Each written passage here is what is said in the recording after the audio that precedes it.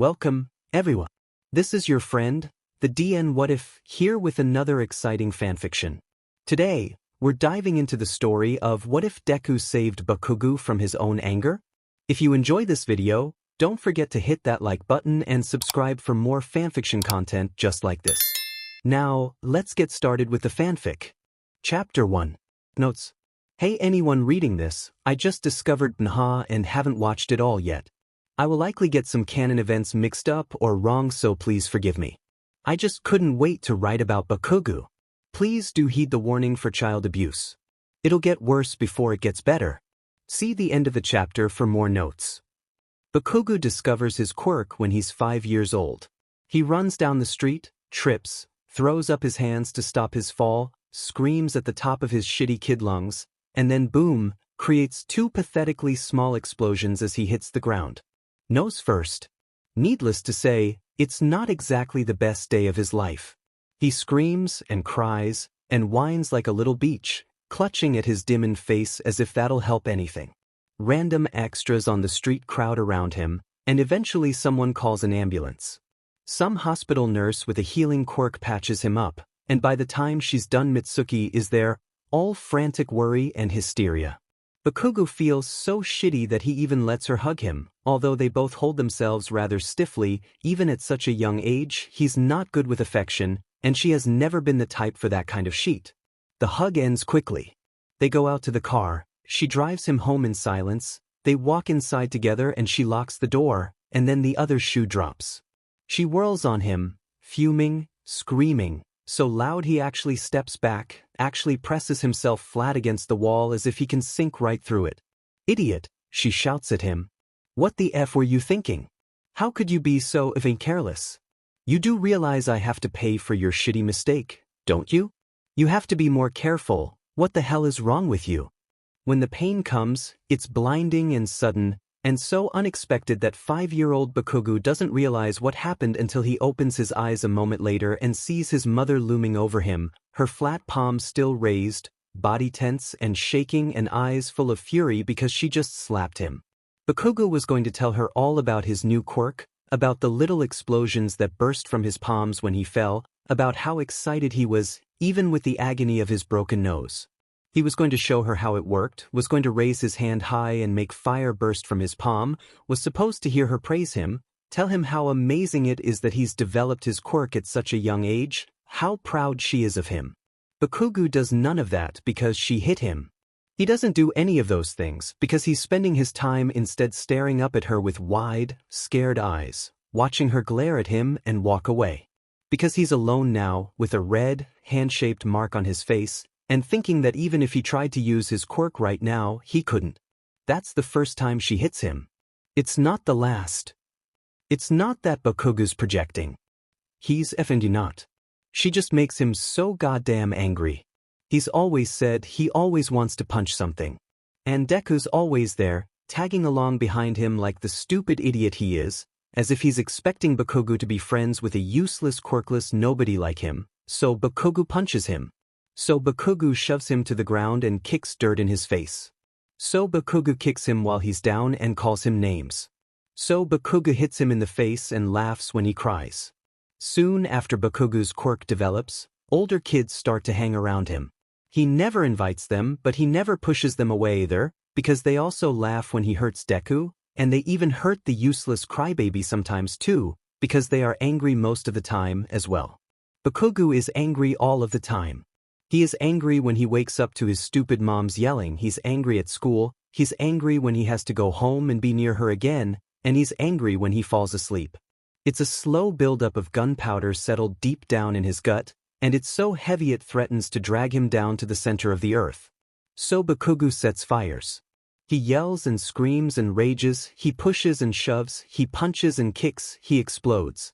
Firecrackers go off on his palms, and within his ribcage, in sharp bursts of fire and heat, and for those brief moments the heaviness is gone and Bakugou can breathe. It's like that every day. It's always been that way. He is a swirling, stormy mass of pent-up potential energy, and he will burst.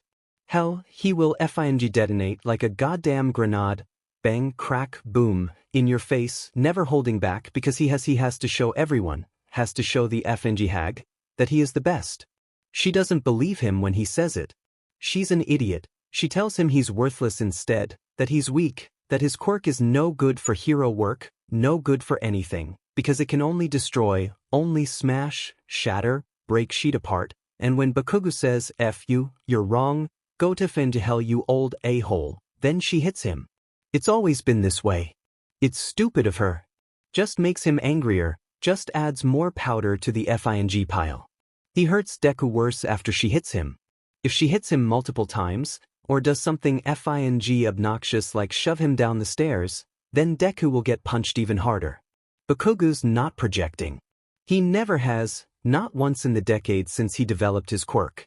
It just feels FING good to punch something. It just feels effing good to see Deku cry, his weak little sniveling tears running down his stupid cheeks. Bakugou's only regret is that he never killed the BSTRD. But now, instead of arguing with his stupid mom, or punching shitty Deku, Bakugou is lying in bed on the night before he begins school at UA. Now, it is approaching midnight, and Bakugou is breathing, his CST rising and falling as he creates mini explosions on the palms of his hands, little blasts of color and light that make small pops. They're like lightning, in the way that they light up everything for a split second, in the way that they so briefly illuminate the ceiling and his skin and the deep dark blue-black bruise on his forearm, looking like some a-hole spilled paint on him. It's so inconvenient, Bakugou thinks to himself, gritting his teeth. It's so FING inconvenient, because his new classmates will either think he's weak for having somehow acquired a bruise by not defending himself well enough to keep away blows, or he'll have to wear long sleeves for a FING week and everyone will wonder why. And the questions. The motherfucking questions, the people with wide, concerned eyes, and sometimes even stupid FING brimming tears like his 4th grade teacher, opening their stupid mouths and asking, "Are you all right there, Katsuki? Who did this, Katsuki? Who did this to you?" Good God, they're all so effing annoying, underestimating him like that, as if he can't handle a few FNG bruises. So infuriating, with their soft voices and soft touches. Soft hands on his shoulders in the instant before he shoves them away, so FNG soft as if he's fragile or some sheet, as if he's about to break apart. But it won't be like that at UA. At UA, people will finally respect him. He'll prove himself there, he'll prove that he's the best, and no one will dare tell him that he's weak or worthless, because they'll be too busy standing in awe of him, or cowering in FNG fear. Bakugou lets loose a violent explosion. A borderline dangerous one that makes the room shake, flames liking at the ceiling. If it had been any bigger, the bed sheets would have caught fire, and the flames would have traveled quickly to the floor and overtaken the whole house, reducing it to bare wooden bones and rubble and dust and nothing. So what? Bakugou thinks. Let it burn to the FNG ground. It's not like he'll be staying here much longer anyway. Notes. Sorry for the short first chapter. I wanted to post this right away to see if anyone liked this idea. I haven't started on the second chapter yet, so if you'd like to leave any suggestions or theories for future chapters, one will definitely take those into account. And as for pairings, I'll probably go with Bakushima, but it's not set in stone yet, so if you have any pairings you'd like to see, then do go ahead and tell me. Smiley face. Chapter 2. Notes. 2 tiny alterations to canon in this one, aside from the obvious. Bakugou doesn't know that Izuku made it into UA until he walks into the 1A classroom, and the ball throw is the last of the quirk apprehension tests. Some dialogue will be different too, and whatever, but we're still gonna arrive at roughly the same place. We'll derive more drastically from canon later, but for now I'm loosely following canon events. See the end of the chapter for more notes. Bakugou is fearless. Bakugou is tough. Bakugou is strong. He's not FING wuss like Gravity Beach or Deku, not a shitty nerd like Rocket Legs, Icy Hot, or Deku, not a pathetic loser like all the useless cretins in his class, and especially Deku. How he got stuck with such a weakling class he doesn't know, but the instant he steps into a room with those losers it's obvious that he's miles ahead of them all, and he's embarrassed to be breathing the same air with them. After all, he came first in the entrance exam. That sheet was FANG child's play for him, kindergarten sheet. And after all, his quirk is wildly superior to any of these weakling quirks. Invisibility? Pissage head grapes? Laughable. Headphone jack ears? Firstly, what the F dash, and secondly, that quirk doesn't even compare to his. The FING useless quirk Deku somehow kept secret for years? The quirk that shitty Deku never used against Bakugou even when Bakugou was punching him into the FING ground? The quirk Deku kept silent about because he thought he was better than Bakugou, somehow, so much better than he didn't even bother defending himself, didn't even bother putting up a FING fight? Shitty a-hole broke himself using it. Can't control his own FANG quirk. It's hilarious, it's pathetic, and Bakugou laughs and laughs and laughs. On the inside, of course. He's not FING sissy. So when Bakugou walks into the 1A classroom on his first day at the shitty school, he expects the room to be completely Deku-less. Completely deprived of stupid shitty nerds with broccoli hair. No one there to call him Kakin. Bakugou freezes in the doorway. The nerd is sitting in the back row, hands clasped tight on his desk. His big butt eyes are open wide, ankles crossed like a FING schoolgirl. Like a shitty butt Deku. What the F dash? What the F dash? Why the F dash? Where the F dash? How the motherfucking F? Deku looks at him. Deku blinks once, big, green, nerdy butt eyes closing and opening as his brain takes its sweet butt time processing what he's seeing.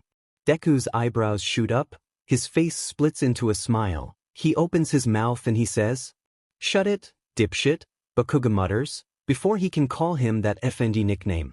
God forbid. Deku's smile slips away. Good, he frowns, good, he looks back down, thank F dash. Bakugou slouches over to his assigned desk, which is thankfully far FING away from Deku, sits down, and immediately puts his feet up on the empty desk in front of him. For the first time, he realizes that there are other people in the room.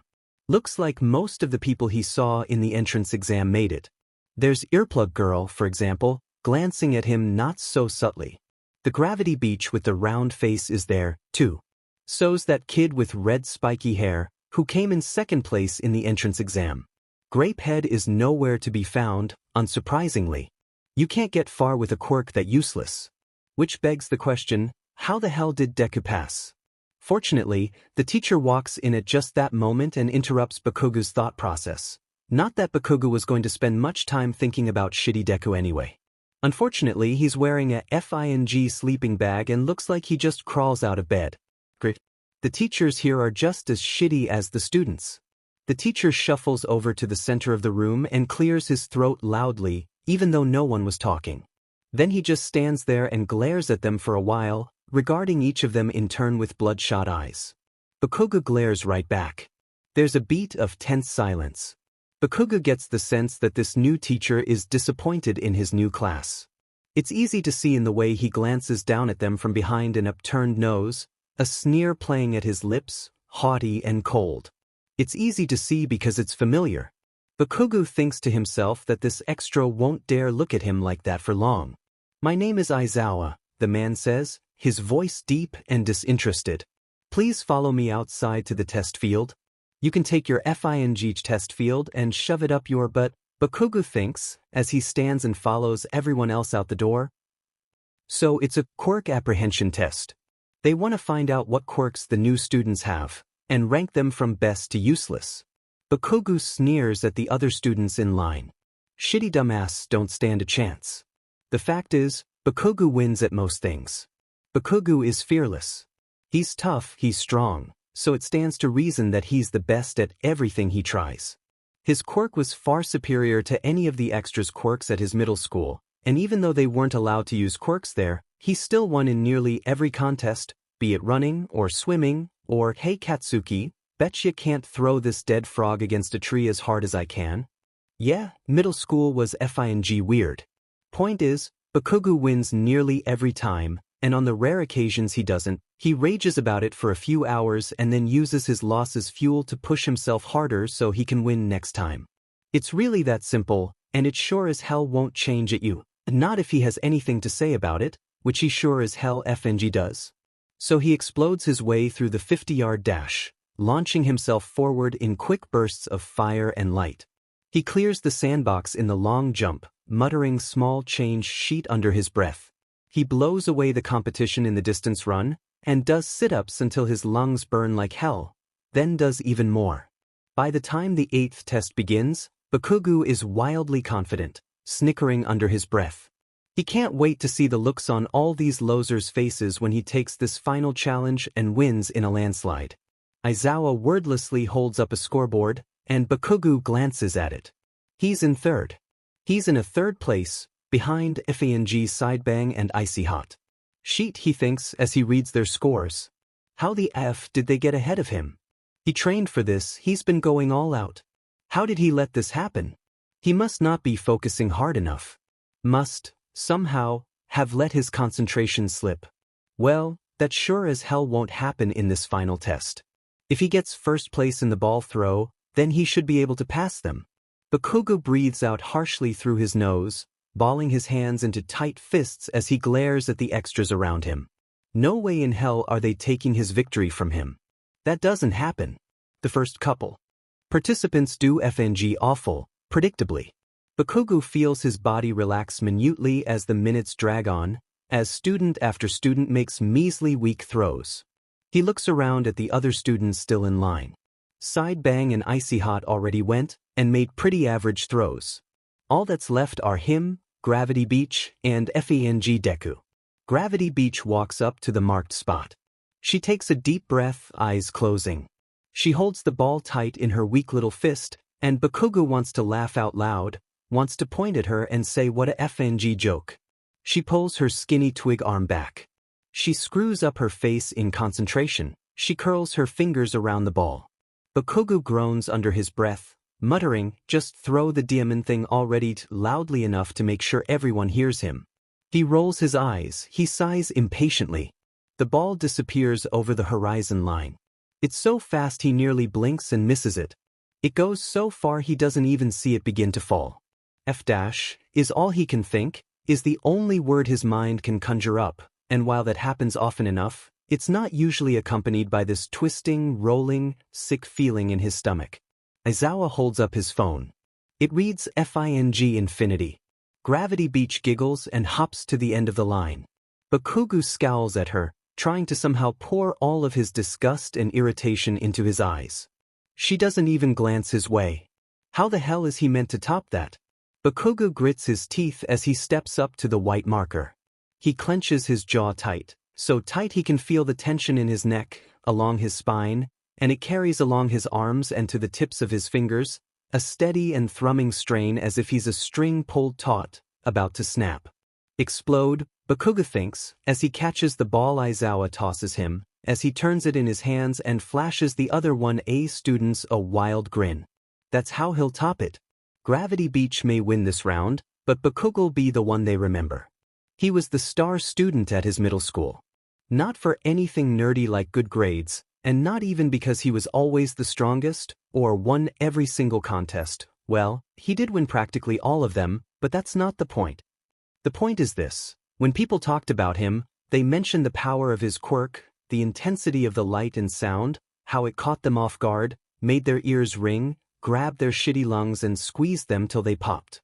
The winner of a contest might make the top of a leaderboard, get a flashy trophy or some sheet, but the true winner is the one who plants themselves permanently in the audience's heads, who intimidates them, scares them, and never lets them forget what they saw him do. Bakugou does not close his eyes, does not draw in a deep breath. He doesn't pause to collect his thoughts, to prepare himself. He is more than prepared already. He knows what he has to do. He draws on the gunpowder in his gut. He sifts through it with his hands, thinking of Deku's secret quirk and the shitty new teacher with bloodshot eyes. He thinks of his class and how much they annoy him. He thinks of Mitsuki, telling him he'll never make it into UA, that he may appear strong but deep down at his core, on the inside where it matters, he's devastatingly weak. The match is lit. Flames catch and burn at the still air, vivid and angry. Bakugou holds the match tight in his fist, curling his fingers around it. He lifts it high over the pile of gunpowder, which is so tall that it presses against his lungs, and so heavy that it restricts his breathing, leaves him to suffocate and gasp for air every minute of every goddamn day. Bakugou drops the match. The flames spread instantly, radiating white-hot energy and blinding light. He burns. He surges with a torrent of noise. He explodes. And finally, breathes. Notes. I know this chapter was a bit short as well, but hey, at least I got it out pretty quickly after the first one. I have a clearer idea of where I want the story to go now, and I'm pretty excited. I apologize if anything was confusing or if I messed up canon events. I am still pretty new to this fandom, so, uneasy face. Please leave a comment if you enjoyed, smiley face. Chapter 3. Notes. Kiri's in this chapter. See the end of the chapter for more notes. 705.2 meters. It's not great. It's not awful. It's not much of anything really. Hopefully, Bakugou thinks, my quirk was at least memorable, but as he's left standing in the aftermath, surrounded by the billowing cloud of smoke that stings his eyes like acid, he can't help but think that it was somehow underwhelming. It didn't feel underwhelming. It felt amazing for a single second. The sheer volume of noise was impressive, pressing against his eardrums. He could feel heat on his face and wind throwing back his hair. But in the aftermath, there is a silence more deafening than any of Bakugou's explosions have ever been. The line of students watch him with unimpressed, almost bored eyes, even as the last tendrils of smoke float up towards the sun. Next, Aizawa says. And that, Bakugou realizes, is that. He simply shuffles his way to the end of the line, and no one claps for him, and there are no resounding cheers. Stupid, this is a training exercise, not a shitty middle school contest. Get FING grip. And really, it's not that surprising. After all, the beach who went before him threw her ball so far that it will never stop FNG falling. Maybe, somehow, these shitty but students just think that she was better. In the back of Bakugou's head, from some cursed cold corner, the old hag laughs. The churning feeling in his stomach is back, like his intestines have been pulled into tight knots. Is he sick now, on top of all this? Great, the universe FNG has it out for me. He takes his spot as far from Gravity Beach as he can get without being too obvious, and watches sullenly as Deku falters up to the white mark, the last student who hasn't taken a turn yet. Bakugou smirks. Thank God Deku is last.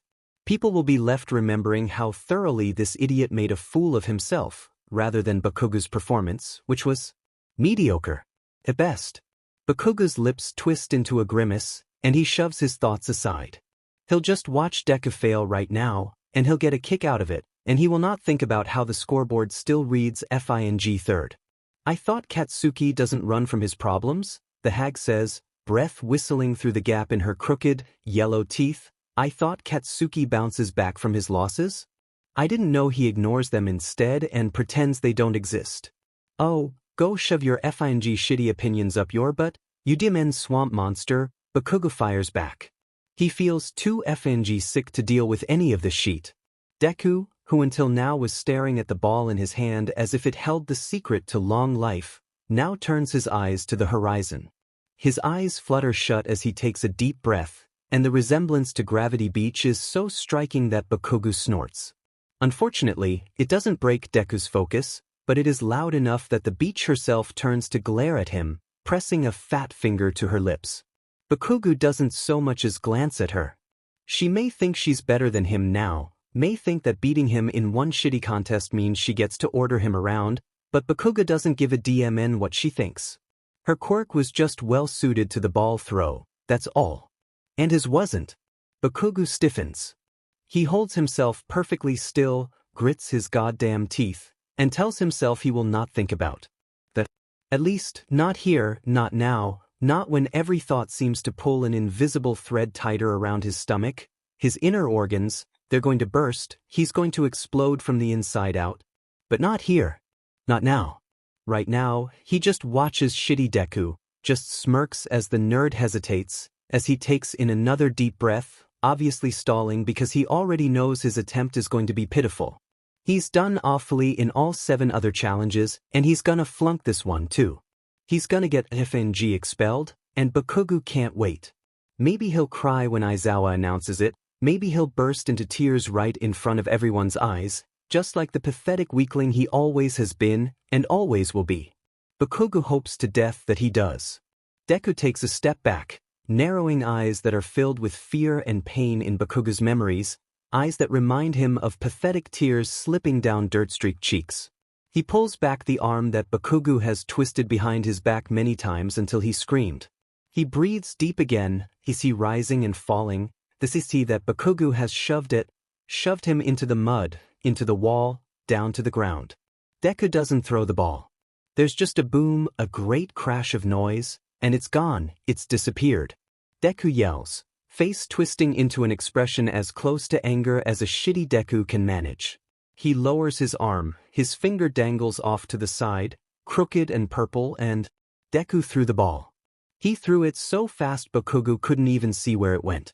He threw it, and now he turns to grin manically at Aizawa, curling all 5 fingers into a fist, is heaving and heaving. The class inhales sharply, a collective gasp. Impressed. The sick feeling multiplies tenfold.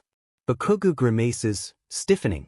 His insides are tangled together, his heart is racing and so heavy in his He doesn't know how to describe this feeling, doesn't know what it means, has never felt it before. He wants it gone. These are the final results, Aizawa says in a dead monotone. He holds up the scoreboard. Nothing's changed. He's still in third. His photo is still stuck beneath Cleavage and Icy Hot's ugly mugs. In the picture he's smirking like he won, eyes flashing with the euphoria of victory before the competitions even started, but it means nothing. He's still in third FING place. And Deku, with his mysterious new quirk, somehow beat him in this challenge, by point FING 1. Deku beat Bakugou. Deku did better, and Bakugou lost to a shitty quirkless loser. Seeing red is by no means an uncommon occurrence for Bakugou, but it still means incredible danger for everyone around him. It still means his body sometimes runs on autopilot, pure adrenaline-fueled rage taking over as his muscles quiver and spasm with the effort of keeping himself still, as he takes in quick, short breaths, breathing as if he's been running. It means he sees nothing but shitty Deku, and imagines himself breaking Deku's arms like skinny twigs. He opens his mouth and yells at the top of his lungs, "What the F are you playing at, Deku? Where the hell did you get that shitty quirk?" Roaring, practically, there's something guttural in his voice, something animal, when his rage takes over, when he finds himself shaking, trembling with the effort of keeping himself in check, heart pulsing and racing, and he launches himself at Deku, fire building in the palms of his hands, screaming his FNG head off, probably not that he could hear it over the pounding of BLD in his ears, or the racing of his own pulse. His vision blurs over as the red curtain falls completely, and he thinks yeah, this feels right, this feels good, and he thinks I'll tear shitty Deku limb from limb. Bakugou gets to enjoy one split second of Deku's eyes filling with fear as he flinches back, before his body is snatched back and away, something grabbing and stopping him fast enough to give whiplash, and he finds himself thrashing uselessly in midair, the fire on his palms snuffed out. "What the hell?" he cries, fighting uselessly against the thing that's holding him, that's got him pinned. "How even dare they? What the hell is it? They let go of me." Shitty Deku can't get off that easily. "Calm yourself, Bugwa," someone says, and oh, it's Aizawa's scarf. Bakugou lets out a yell, an angry one. After that he goes quiet, and spends a minute or so just hovering there, all wrapped up in the scarf as the red curtain slowly lifts from his vision and his breathing evens out.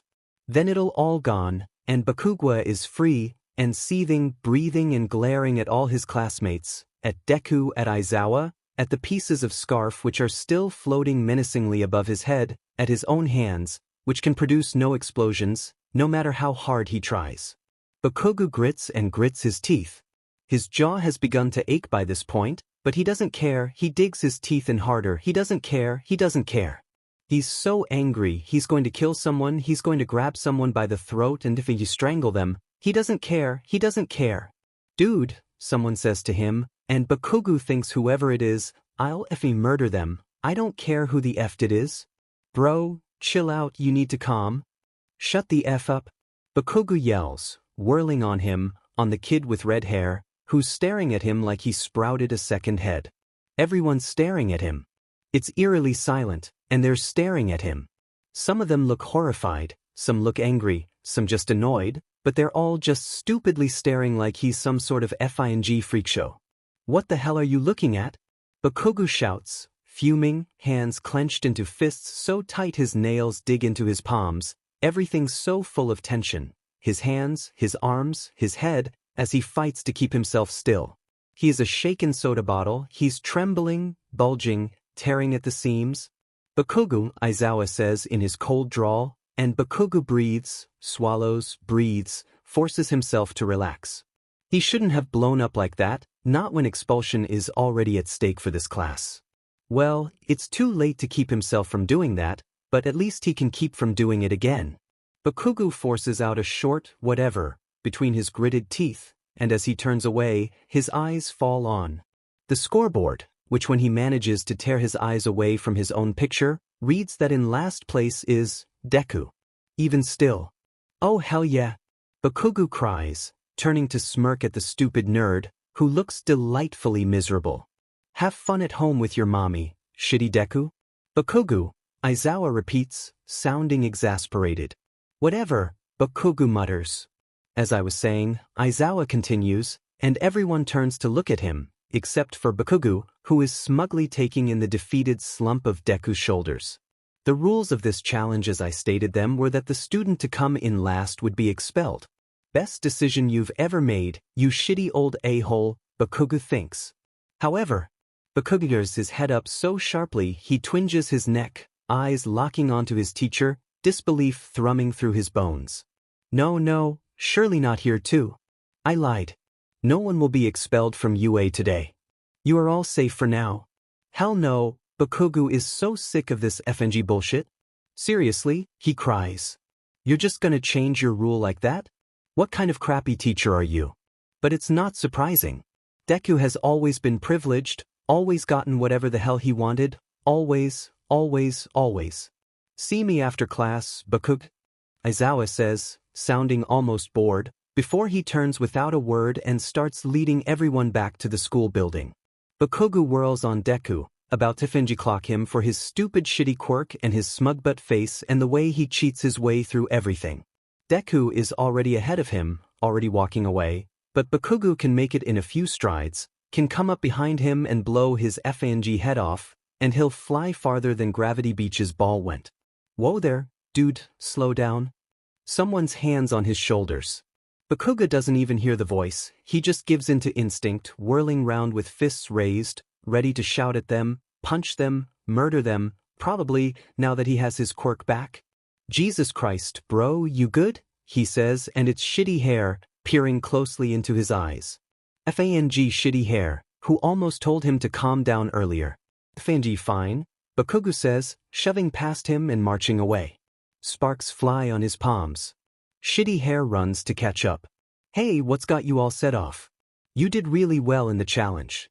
Third place is sweet, he cries, infuriatingly enthusiastic as he slows down to walk right beside Bakugou, despite the extremely obvious glare he's sending his way. FING shut up, Bakugou grumbles. He glares at the empty field before them. Everyone else already made it inside. There's no one else here for shitty hair to waste his shitty time talking with. No, I'm serious. It's really impressive. Everyone's quirks are so strong here. It's amazing that you ranked so high. Bakugou turns to glare at him suspiciously. The hell is this freak on about? It dawns on him embarrassingly slowly, but once he realizes what's up, he knows it could never be anything else. Shitty hair here is taking the PSs. I said shove off, Bakugou says, punctuating it with an actual shove at shitty hair's shoulder. It doesn't affect him in the slightest. Instead, it feels like Bakugou's trying to push over a brick wall. He rebounds with a withering scowl sent shitty hair's way, hunching down as he continues to walk, hands in his pockets, glaring at the ground. Bakugou has never been made fun of before. No one ever makes jokes at his expense. No one laughs or points at him, no one whispers about him as he walks down the halls. At least, not until now. Bakugou doesn't like this feeling. It's like bugs are crawling up his spine. It makes him feel even sicker, and he thinks if he doesn't make it to a bathroom soon, he might end up vomiting all over shitty hair. Okay, fine, I'm sorry, I'll get out of your hair, the a-hole says. I just thought you looked really mad, so I wanted to. Then, Bakugou mutters without looking at him. There's a beat of silence, during which the shitty a-hole lets out a long, low breath, matching his strides step for step. Grass crunches beneath their feet, the UA doors loom closer, the silence is awkward and pressing. Sorry for annoying you, the biggisses, and with that he's running off ahead. He's wearing a white headband, and because of it several pieces of red hair have come out of their spikes and begun to flap around in the wind as he runs. What's the point in hair spraying it to death, then? Bakugou grumbles under his breath as the biggis slips through the door. Motherfucker, he adds for good measure, and continues the rest of his walk in silence. It's not a long one. A couple of moments of peace and quiet, and then he's reluctantly pushing open the door, ducking his head as he walks through it. Maybe if he keeps his head down, no one will approach him. Bakugou. Already? Bakugou looks up. It's Aizawa, of course, standing here eventually waiting for him. There's no one else in the hallway. Fine, Bakugou grumbles. Let's get this over with. Aizawa leads him to an empty office in an empty hallway, plain label on the door and a few folding chairs stacked in the corner. This is not my office, Aizawa says, extremely unnecessarily as they walk in, and Bakugou has to fight the urge to mutter no sheet, Deku. He's in deep enough sheet as it is, no point cussing out his teacher on top of everything. Lay it on me, Bakugou says, throwing his arms wide. I'm ready for the lecture. Lecture? Aizawa repeats, incredulously, as he closes the door and drapes himself against the wall, arms crossed and scarf stacked up almost to his nose. Did they give you lectures for pulling stunts like this in middle school? I can promise you, Katsuki, you won't get off that easily here. Bakugou grimaces at the use of his given name. What gives him the offender right? Then what is it? You gonna give me detention? Do I have to write an essay about teamwork and Fenji friendship? Oops. So much for not cursing. Aizawa doesn't bat an eye. No, he says, slowly as if Bakugou's hard of hearing. You are going to spend your Saturday picking gum off all the desks? Wah. In the whole school? For a moment, Bakugou can only splutter, but once he finds his voice, he immediately blurts out, you shitty a-hole. Well, so much for not cursing. Your behavior in class today was extremely out of line. If you knew anything about UA, you would know that behavior like this is never tolerated, and we will not hesitate to dish out punishments extreme enough to enforce that. This means that while your classmates are at home, you will be scraping gum from desks, and will be calling your parents today and telling them what happened, so they can chew you out when you get home today. Bakugou's heart falls down to his feet. You tried to attack Midoriya, Aizawa says, giving Bakugou a long cold look. I had to erase your quirk to keep you from seriously injuring him.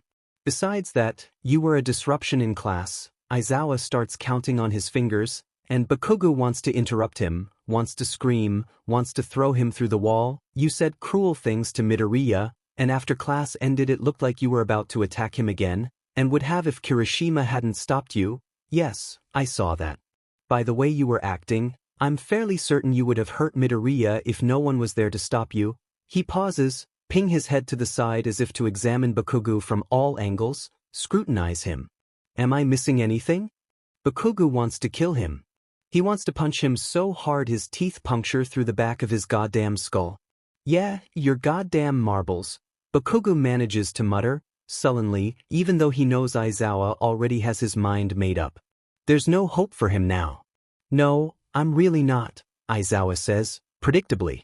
I've dealt with kids like you before, explosive types, bullies, and Katsuki. This kind of behavior cannot be tolerated, not even on the very first day of school.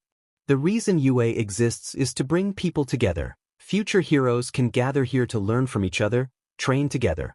Yeah, cut it with the soppy bullshit, Bakugou mutters. Very well, head off to class. I'll be expecting you at 9 o'clock sharp Saturday morning. Don't be late, or you'll be scrubbing toilets too. Jesus Christ, Bakugou mutters, feigning simple annoyance as he huffs and storms out the door. Pretending that the irritation he's showing isn't a convenient way of covering his rage, how dare they call his FANG parents? How dare they tell Mitsuki everything, as if they have any FING right, as if they know at all how she'll react, what she'll do. Bakugou finds himself rubbing at the hidden bruise on his forearm, pressing down just hard enough to make it ache, just. enough to send his stomach twisting into tight knots. Only his insides were already all tangled together, so now it just hurts. Bakugou is completely screwed. Notes: I'm finding this story super easy and fun to write, which is awesome. Ideas keep coming to me, and now there are a bunch of scenes I have in mind that I can't wait to write. Sadly, I'm super behind in my classes and really need to catch up, so the next chapter may be a bit delayed. Hopefully not too badly, though. Reading this chapter back, I couldn't help but feel it moved a bit fast. However, I'm not sure if that's just because I might have ended up reading it quicker because I wrote it. But well, these are just canon events anyway, so I guess it's not that important. You guys have already seen all this in canon, no need for me to draw it out. However, please do tell me if you felt there were any issues with pacing or with anything else. For that matter, I'm always eager for feedback. Thanks for reading. Chapter 4. Summary. This is me making good on that poor Midoriya Izuku tag. Poor guy. Notes: sorry for the super short chapter. This was originally gonna be part of a longer chapter, but the two parts were really different from each other, and this part is already done whereas the second part isn't, so I figured I'd post this part first and the next one hopefully tomorrow. Anyway, warning for bullying, Bakugou is a real a-hole in this one, and also for I guess a flashback? I'm not sure what to call it exactly. I'll describe it in the endnotes so you can know exactly what happens if you want to. Also, i.e. this story reached 69 subscriptions, thanks guys. See the end of the chapter for more notes. Hey, shitty Deku. Deku half turns as Bakugou runs up to him, half flinches from the hand Bakugou clamps down on his shoulder. Bakugou wrenches him round fully so that they're facing each other, and leers down on him from above. That extra half foot is always extremely advantageous in situations like this one. School ended 10 minutes ago, and now Deku's walking home. Good thing Bakugou knows exactly which route he always takes to get back to his shitty apartment. Good thing Bakugou managed to catch him here, far from any teachers, where he can get answers, and take out his anger. It's been building all day, ever since the stupid quirk test earlier, and Bakugou needs to let it out. What do you want, Kaken? Deku mutters, and even as Bakugou bristles at the nickname, he's opening his mouth, ready to spit fire at the little worthless runt, get right in his face and yell every insult he can think at him. The shouts are building on his tongue. He sneers at him and says, "What are you doing to Deku?" Bakugou gears his head up, startled by the high-pitched, whiny voice. He looks around wildly until his eyes finally land on the speaker. Gravity Beach, who is standing a ways down the sidewalk with her weak fists balled and her face all screwed up in indignation. Her hair falls around her face all flowy and sheet, and her eyes are big and round and glossy. In short, she looks ridiculous and about as threatening as a mouse. She did beat you in the test. Or did you forget? What's it to you? He yells at her, mind your own goddamn business. He tightens his grip on shitty Deku and yanks him away from her, dragging him down the sidewalk so fast that he staggers. Hey, Deku whines once he regains his balance, his timid voice barely audible over Bakugou's heavy breaths. Don't talk to her like that. I'm not here to talk to her, Bakugou says between harshly gritted teeth, digging his nails into Deku's arm, which isn't skinny anymore. What the F dash? Deku has actual build now. Bakugou can feel tightly corded muscles through his sleeve. Bakugou drags Deku off the sidewalk and slams him up against a tree. He towers over him, leaning close so they're mere inches away, and when he shouts at him, spit lands on Deku's forehead. How the F did you get that quirk, you piece of sheet? Yay, Kaken, let go. Tell me. Deku swallows hard, struggling in Bakugou's grip, wincing as the tree bark scrapes against his back. Deku's eyes dart around wildly as if he's searching for a way out, and he looks panicked, which gives Bakugou endless satisfaction. Eventually, Deku's eyes wander back to Bakugou's face, and he gives up on his futile struggling, going still instead, setting his jaw. I can't tell you, he finally says. You what? Bakugou pulls Deku close and then slams him back against the tree, hard enough to make him bite down on a whimper, hard enough to hopefully rattle his brains up a bit. You better rethink that, you piece of scum. It's been months since Bakugou has gotten this physical with Deku. Sheet like death threats and breaking his favorite pencils or whatever is safer since Bakugou won't get in as much trouble if he's found out.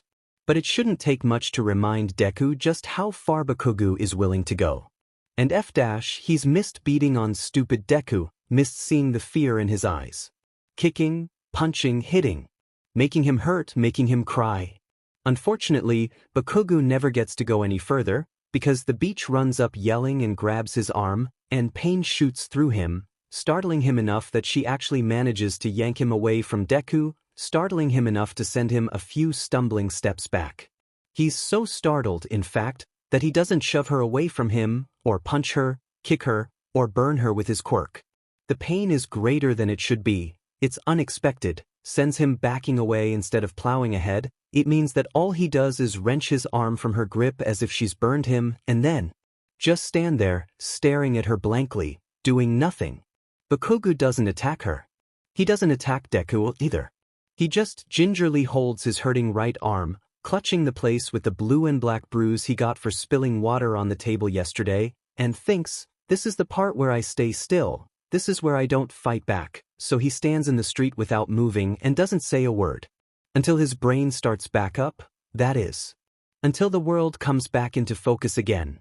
The dingy sidewalk and the shadowed trees, the rustling of wind in the leaves and the cool breeze on his skin, and the sound of someone softly speaking in the distance, murmuring hasty words of comfort from somewhere in his peripheral.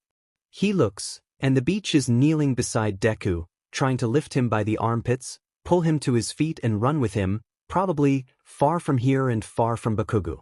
Bakugou wants to just let them go. He doesn't want to try to get any more answers from Deku. It's clear the nerd wasn't going to tell him anything, and he doesn't want to go over there and give him a proper thrashing either. Bakugou doesn't even feel angry anymore, he just feels sick. But after that, after what he just did, what he let happen, he has to save face. Even if it's just for shitty Deku. He can't let word of this get out. Don't you losers go telling anyone about this, he shouts as he walks by, hands in his pockets. Or I'll wring your effing necks. It's unnecessary. Deku never tells anyone about what Bakugou does to him, and if there are witnesses, he makes sure they stay quiet. Bakugou has no idea why he does it. It just makes it even easier to do whatever the hell he wants to him. But he can't think of anything else to yell at him, so he yells that, and then he hurries away with his head bowed because he can't stand to look at them a moment longer. Still holding tight to his bruised arm, the aftershocks of his freak-out running through him like fed-up electricity, making him shudder. He doesn't know why it happens. It's not like it happens often or anything, not like he freezes up anytime someone yells at him, or touches him, or hits him. He's not that pathetic, not about to cower at every raised voice, or shrink back from every balled fist. It's just, sometimes people turn into Mitsuki. Well, Bakugou doesn't fight back against Mitsuki. But it's over now, anyway, so it doesn't matter. It hasn't happened in so long after all, it's been months and months, which means he can keep it from ever happening again.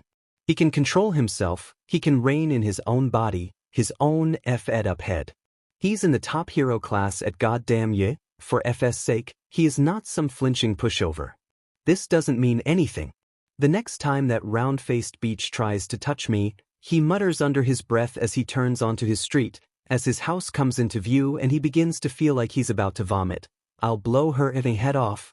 And it'll fly so high that no one will ever see it fall. Notes.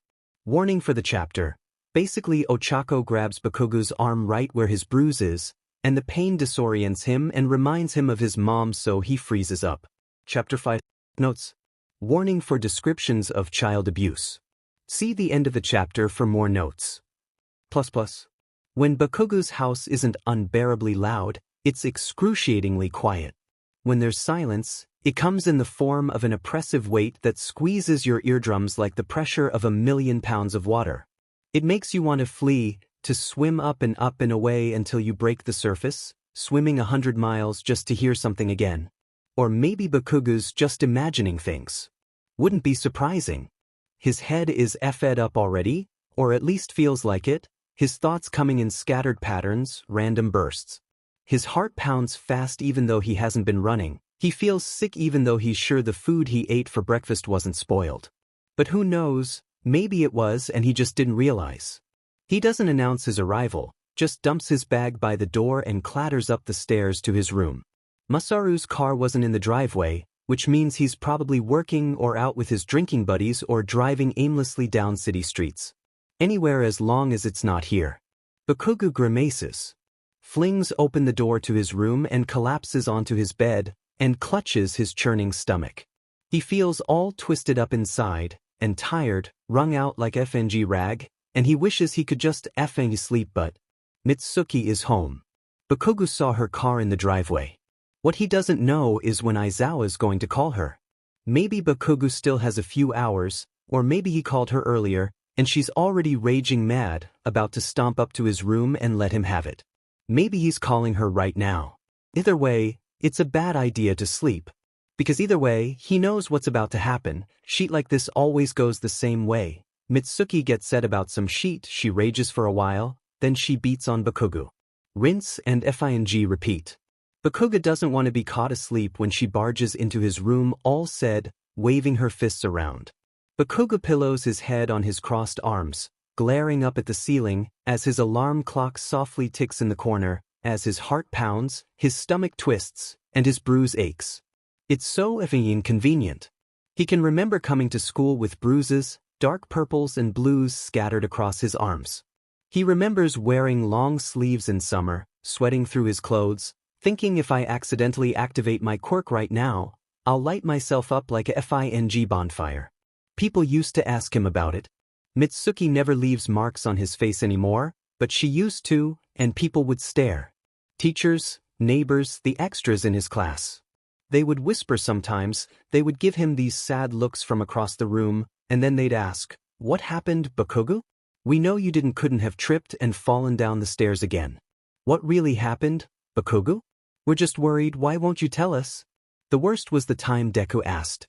The worst was the time Deku cornered him in the hallway, scuffed his feet against the tile, swayed his arms back and forth, and said, Kaken, you know I normally wouldn't ask, but you've got a black eye and I know Mitsuki was really mad you failed that test, so I was wondering, maybe, did she? Bakugou punched him.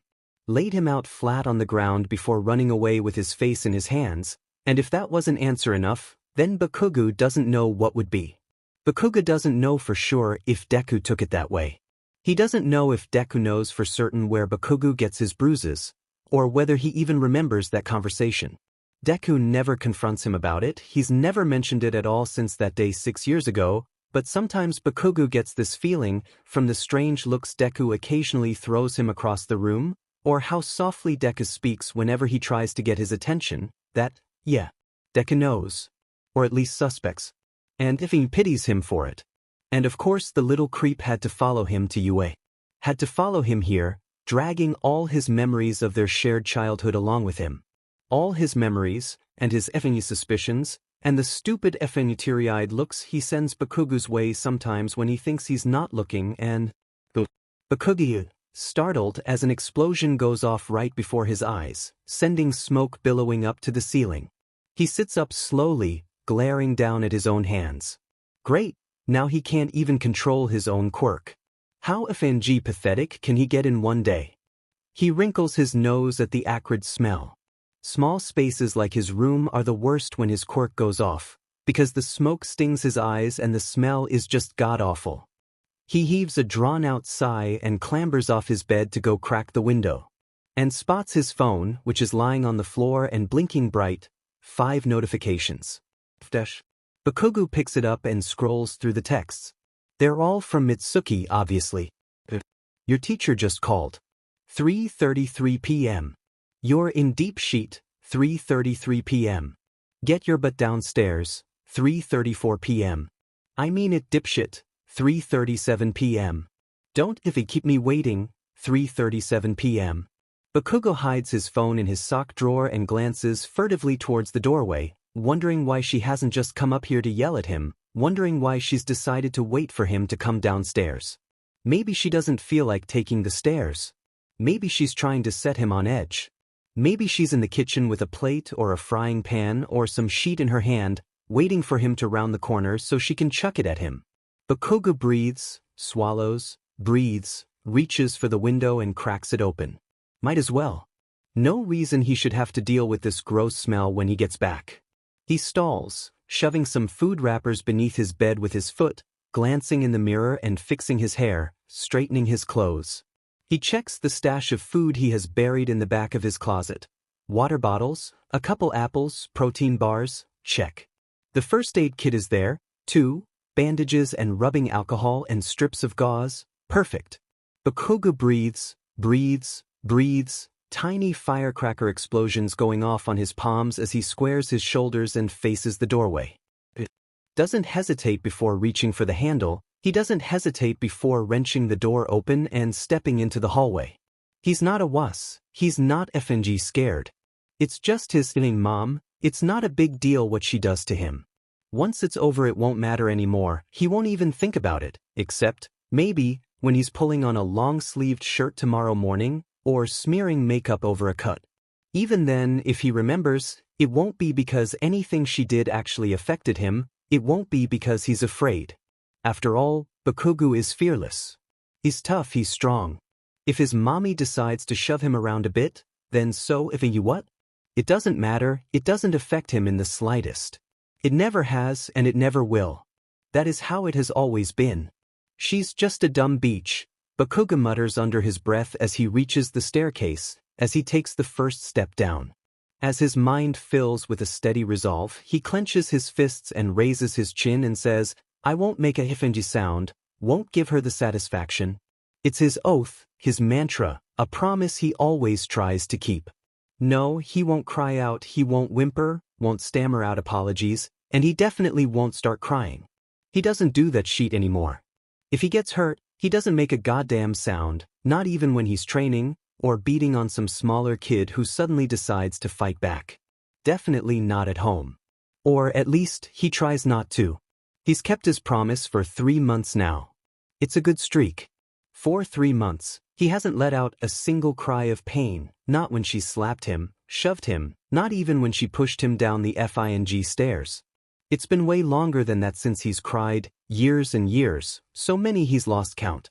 He doesn't plan on losing either of those streaks anytime soon. Bakugou breathes, stubborn anger pressing his lungs up against his spine, guiding his feet, as he reaches the bottom of the staircase and sees her there in the hallway, eyes blazing, ceramic coffee mug raised high in her trembling hand. She used to pitch back in high school, so she knows how to throw things, baseballs and TV remotes, cups and glasses, forks and vases and plates. She's shaking with repressed rage, her lips forming a thin line, hair a mess, probably because she's been dragging her fingers through it. Bakugou would check for empty booze bottles on the table behind her if he wasn't so focused on the mug in her hand. The F do you want, you old cow? He says, serving her a death glare, letting sparks fly from his palms as he approaches her. You're so effing impatient, Jesus, I was trying to put my sheet away. The mug shatters against the wall behind him, and the sound rings in his ears like one of his own explosions, making his heart romp in his ear, so fast he can feel it beating against his ribcage, like it's trapped in there and trying to break out. Your aim is effing shit. Bakugou yells as he straightens from the position he had fallen into, ducking down with his arms covering his head. What the F is wrong with you? If you're gonna ruin a perfectly good coffee cup, at least hit me with it. What the F is wrong with you? She screams back as she grabs a water glass from the table behind her, pulling her arm back so far it reminds Bakugou of Gravity Beach during the ball throw test from earlier. Even after all these years, you're still just a FING bully. You make me effing ashamed to be your goddamn mother. Bakugou ducks again as the glass flies over his head, shatters against the wall, and sends glass shards raining over his back. As he glares at the ground, he grimaces, fuming, raging, thinking, if only she effing understood. If only she understood that he needs to beat on Deku, that he needs to punch him and push him and yell at him, that it's the only thing that lessens this weight in his sadisty and, he's just so goddamn angry all the time. He needs to take it out on something. He would die otherwise. The anger, the gunpowder in his sissy would build up and up, so heavy he couldn't walk, couldn't move, and when it finally caught fire it would incinerate him. Doesn't she understand that this is all he can do? That hurting people, scaring them, intimidating them, is the only way he can let his anger out? That there is nothing else to ease this weight, and there never will be? I've dealt with kids like you before, explosive types, bullies. Aizawa's voice is laden with disappointment in Bakugou's memory, dripping with it as he called him that word. Just like Mitsuki did. You're just a FNG bully, she said. But really? It's not as if he can help it. Bakugou straightens up again, about to scream at her again, yell at her at the top of his lungs. He wants to shout at her, it's not my fault, I just get so angry and I don't know why, again and again until she FNG listens to him, but he pauses when he sees the heavy rise and fall of her how she's breathing, how she's gone still, her eyes having lost their fire. She's calming down. She still grabs his collar and shakes him, making his teeth rattle, his shitty heart rate skyrocketing as his arms dangle at his sides. They're so close that he knows if she were drunk right now he'd smell booze on her breath, but he doesn't, and that's almost worse. She stops shaking him, but her grip on his shoulders never lessens, and her fingers are digging in so tightly that he knows he'll get bruises. You'll get pulled from that school if you can't stop doing this, she says, looming over him. He's pressed up against the wall now, and some crazy part of him thinks this is exactly how you were holding Deku earlier, and his stomach churns again and again and again.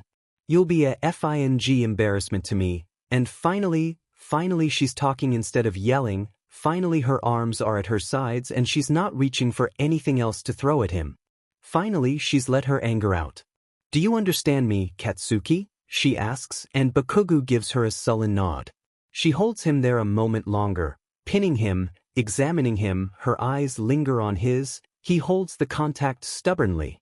His stomach, he thinks, is being squeezed impossibly tight by an invisible hand, and soon it's going to burst, it's going to pop, and it's going to hurt so much that he'll pass out, but before he does that he'll scream. She lets go. Bakugou runs to the bathroom and vomits into the toilet. Notes. Sad face. Thanks for reading, I'd love it if you left a comment. And BTW, I haven't started the next chapter yet, so if there's anything you'd like to see definitely tell me, I might write it in. Chapter 6. Notes. OMG, I got so many nice comments on the last chapter. Thanks guys, This chapter took way longer than it should have, and it's not even that long, I just SCK at transition chapters, uneasy face. More Kuribaku interaction in this one. So that's good. See the end of the chapter for more notes. Bakugou comes to school said. Not that that's anything new. But it's not as simple as it would normally be, because now he has eyes on him, everyone watching to see if he'll explode again, and especially Aizawa with his unblinking eyes. One wrong move and he's gone, just like Mitsuki said. Bakugou can't let that happen. If he's pulled from UA, not only will Mitsuki be proved right, but he'll also lose his best chance at becoming a great hero. So he tries to rein himself in. When the shitty redhead BSTRD and pink girl walk into class all chatty and sheet, laughing as if they're in FNG sunshiny rom-com instead of at FANG Hero Academy, Bakugou doesn't snap at them, just sends them his most withering glare until shitty hair notices and goes quiet. When the other students trickle in and fill the room once again with noise, Bakugou manages to keep himself from shouting at them all to be quiet, instead just slouching down in his seat and gritting his teeth as he imagines himself exploding them all to smithereens. When shitty Deku accidentally bumps him on the way to his desk, Bakugou doesn't even shove him, or stick out a foot and trip him. Instead he snaps, "Watch where you're going, dumbass," which apparently is not enough of an improvement. Everyone still turns to stare at him, and he earns more than a few dirty looks. But what the F do they want from him? He has his limits. They should definitely know that by now. Then Aizawa walks into the classroom, and the second day at UA begins. It's rather underwhelming so far. Instead of a quirk test, they have English. The rest of the classes are the same: math, history, science, quirk science, and then training. The day drags by. Bakugou doesn't talk to anyone. He's not sure what the point of that would be, what he could possibly gain other than lost time. But no one else seems to share the same sentiment. The idiots in his class talk seemingly whenever they get a chance, in the halls in between classes as they walk to their seats, and even whenever Aizawa turns his back, asking each other basic questions like it's a FNG interrogation. Oh, what's your name? Where are you from? Who's your favorite pro hero? intermingling with each other in every possible way, every person trying to speak at least once with every single other. Stupid. If Bakugou were to strike up a conversation with one of these idiots, it would go something like, "What's your quirk? What are its weaknesses? What strategy should I use to beat you?" But he doesn't think anyone would cooperate with that, so he doesn't waste his time trying to talk to anyone. Bakugou's always been a bit of a loner. Well, maybe that's not the right word. The word loner implies that he's lonely, which he certainly isn't. It's not as if he's some loser eating alone at lunch, or sitting quietly at the back of the class with no one to talk to. That's Deku. Bakugou was always surrounded by people back in middle school. They trailed after him wherever he went, bombarding him with fing flattery. "Bakugou, you're so strong. Your quirk is so cool. Bakugou, you're such a good fighter. Can you teach me? Bakugou, Bakugou, Bakugou." After all, he was the top student there, and was known to beat the sheet out of anyone he didn't like, so it makes sense they tried to get on his good side. He even had a small group of duncehead cronies that he let follow him around virtually wherever he went. Doesn't mean he enjoyed being around them. Every casual insult, every forced conversation, every single moment of small talk he endured to get someone off his back was wasted time he could have spent studying, or training, or punching Deku. They wouldn't listen when he told them to F off. In fact, telling them to go away only made them swarm around him worse. Eventually Bakugou resigned himself to simply enduring it, and once he stopped yelling at people they actually backed off a bit, but it still made almost every day of middle school an irritating hellhole. Bakugou won't make that mistake here. He won't give anyone a chance to even get close to him, much less strike up a fing conversation. All he's here to do is learn, train, and become the best. Besides, the less he interacts with others, the less likely he is to explode at someone in anger and get fing expelled. So, all around, staying isolated is obviously the way to go. Bakugou will just have to stay quiet even when he's angry, grit his teeth, and shut his DMN mouth instead. He will just stay focused on his classes, giving all his concentration to his schoolwork, and if he looks focused enough, people will leave him alone, and he won't have to talk to anyone at all the whole DMN day. His plan works until lunch. Bakugou doesn't want to sit by anyone, but he also doesn't want to look like a fing loser, so he decides to just park himself at the first table he sees. Current occupants be DMED. Bakugou spots lightning head and duct tape. He marches over to their table, says, "I'm sitting here, you," and sits his butt down a few chairs away from them. Problem solved. And for the first few minutes, it seems like his plan might actually work. The two nerds glance at him oddly but then go back to talking, ignoring him entirely, and it's bliss. Bakugou unwraps his food and takes out his chopsticks and is actually about to get to eat it without being bothered by anyone. He almost can't believe it. Then Shitty Hair sits down across from him. Because of Finji, course he does. At first glance, it's not that big of a problem. They could just ignore each other. Each could pretend not to have seen the other. But of course, the shitty BSTRD can't keep quiet. "Hey," he says, leaning in close, brimming with enthusiasm and sporting an ear-to-ear grin. "I wanted to apologize for annoying you yesterday. I think we got off on the wrong foot. I didn't even introduce myself. I'm Kirishima." He watches Bakugou expectantly. Of all the intimidating things about Bakugou, his glare is perhaps one of the most intimidating. He has become an expert at channeling his constant anger into his eyes, and can scowl so menacingly that it sends everyone around him scurrying away like mice.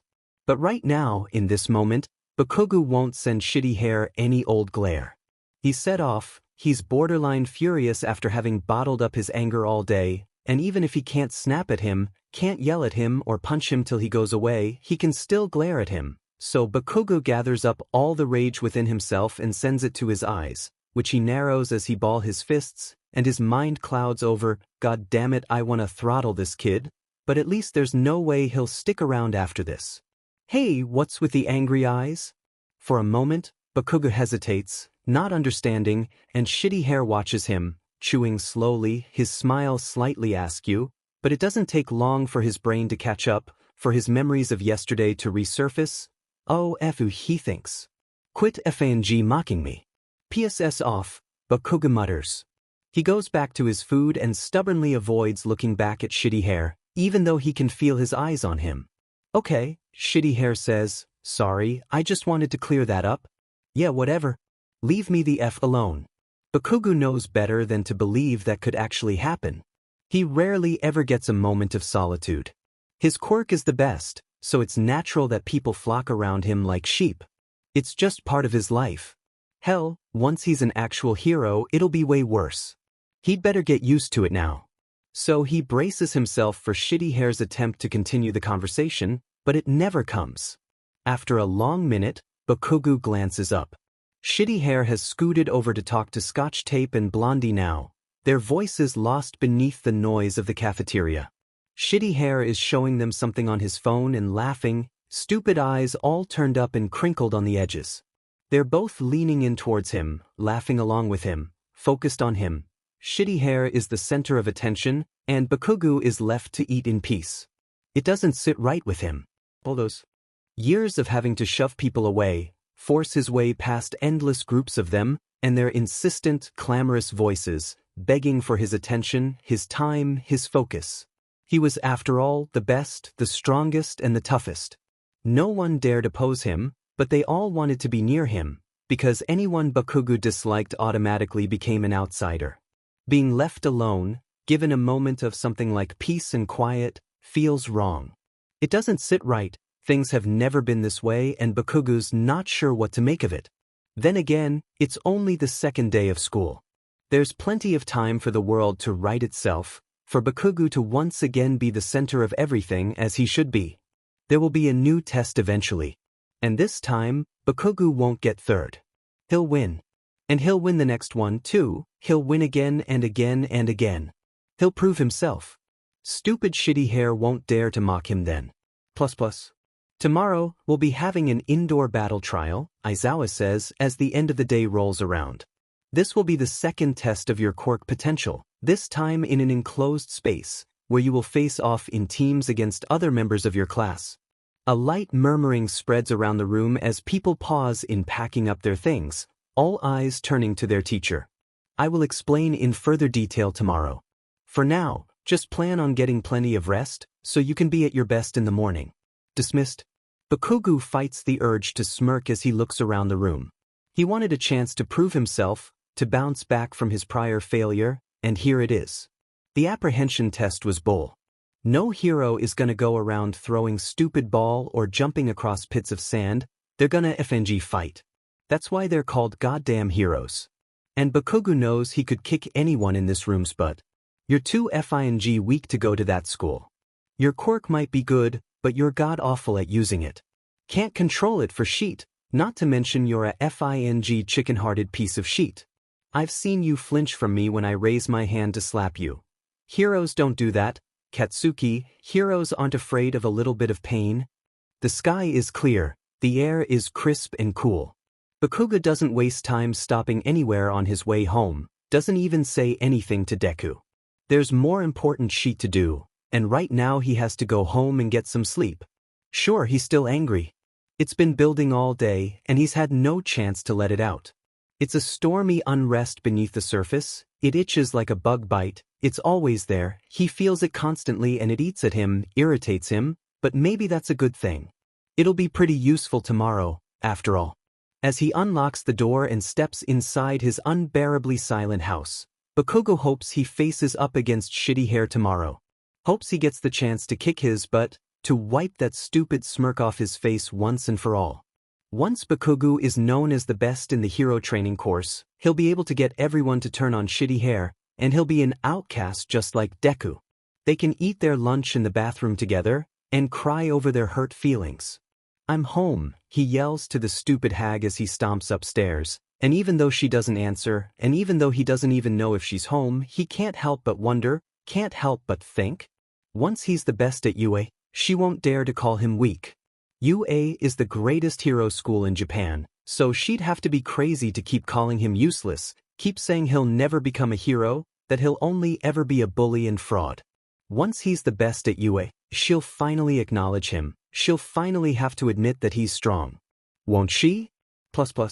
Notes. IE thanks for reading. Comments make me super happy and motivate me to keep writing. Life update, Think my crush might like me back? Smiley face. Chapter 7. Notes. So sorry for the wait on this one, and the shortness. I'm really struggling with the second half of this chapter, so I decided to just post this part to give you guys something. Hopefully I can manage to get the rest finished soon. But I hope you enjoy this chapter. Todoroki's in it quite a bit. See the end of the chapter for more notes. At 7:10 a.m., his alarm goes off. He gets out of bed right away and pulls on his school uniform. He's downstairs at 7:13, which is when he starts making himself a quick breakfast. 7:15 and he scarfs the food down, finishing up just as Mitsuki rounds the corner, hair tied messily above an early morning scowl, and starts complaining that he's in her way, getting in so close that he can smell her gross morning breath. Bakugou doesn't bother yelling back as he packs up his things, he just ignores her as he runs down the hallway, wrenches open the door, and is out by 7. There's a coffee shop near UA that he's been to before. It wouldn't be very practical to go to the one he used to frequent. That one was on the way to his middle school and had long lights hanging from the ceiling and a barista with a face tattoo, so he'll go ahead and try this one. He's pretty sure he liked it when he last went, but that was years ago. He'll have to go a bit out of his way, so Bakugou hops on his bike. Must have rained last night. He finds himself splashing through puddles and water sprays up behind his wheels. It's pooled in cracks in the road, it's running muddy through drains. Water droplets have collected on car windows, street lamps, top-heavy boughs of trees. They reflect crimson sunrise light. Everything smells light and airy and sweet. Bakugou skids to a stop and hops off, feet squishing in the mud as he accidentally steps in the grass. He wrinkles his nose, glancing down at his poor shoes. Whatever. The place is small, built of crooked, aging wood boards, and boasts a big white sign with a picture of a woman holding a teacup. Her smile is cheesy. The place seems awkward and run down on purpose, probably to appear more charming. It's warm inside and smells like bagels when he opens the door, and Bakugou supposes that's what really matters. He normally wouldn't drink coffee, it's bad for his sleep schedule. But he has to perform well today no matter what, so just one black coffee please. Yes, that's all. This barista doesn't have a face tattoo. He's college-aged, stringy and hunched, blasting loud music through an earbud. Bakugou takes his drink when he's handed it and makes a beeline for the door. He huffs as he storms away, flings out angry elbows and, "Oh," some infuriating person says as he crashes into them. "Watch where you're going," he snaps, barely sparing them a glance as he shoves them away and regains his balance, but that slight glance is enough to see red hair, so he whirls back around with fists raised to fly, thinking how dare shitty hair ambush here, torment him with his annoying smile and ugly mug full of mockery at 7:30 in the effing morning. Wait, shitty hair doesn't have bangs. Bakugou stops, blinking. He freezes in place with his angry fists raised, and finds himself staring directly at Icy Hot, the winner of the quirk apprehension test. The freak PPS his head slightly to the side, eyes his raised fists, then meets his eyes. "I'm sorry." "Ha!" Bakugou snaps, anger coursing through him in a shockwave. "What? Don't effing talk to me, shithead." "Okay. I said not a word." Bakugou shouts, and Icy Hot's lack of a reaction only makes him angrier. "You better watch yourself around me, or I'll crush you to a pulp." Once he stops shouting, there's just a ringing silence. Bakugou falters, looking up. Everyone in the coffee shop is staring at him. "You should all mind your goddamn business," he cries, throwing up his hands and stomping out the door.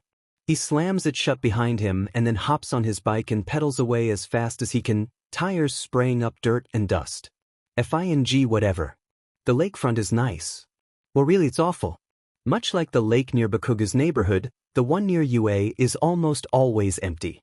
The one difference is that this isn't caused by trash, it's caused by the sand, which is full of sharp rocks, and the big beetles that live in the sand, and the fact that the water is grimy and full of algae. There's a variety of factors that dissuade people from coming here, and that's why Bakugou loves it. As always, there are a few asshats out tackling each other in the water, and a couple determined women laying out on towels in the sun. It is a nice day after all, but Bakugou easily finds a secluded spot and manages to sit without being noticed. He can't stay long. He has to get to school, should probably show up early. He has to be absolutely prepared for the contest, has to do everything possible to give himself the highest chance of winning. But it's still nice here. Fing whatever. At 7:40, Bakugou gets back on his bike and sets off for UA. At 7:43 he arrives, dumping his bike in a bush and taking the steps 2 at a time. By 7:45 he's flinging open the door to the 1A classroom, with 15 minutes left before the start of class. Bakugou sets his plastic coffee cup on his desk and watches as steam filters up through the little hole in the top. He waves a hand through it and it slips between his fingers. He's tired. Didn't sleep much last night. Kept waking up, kept spending time staring at the ceiling. Doesn't matter, he can fight perfectly well even after such little rest, and the coffee will pick up any slack. Still he's tired. Lucky he got out of the house so early. Mitsuki doesn't like it when he wakes up late, doesn't like checking his room in the morning and seeing him still there.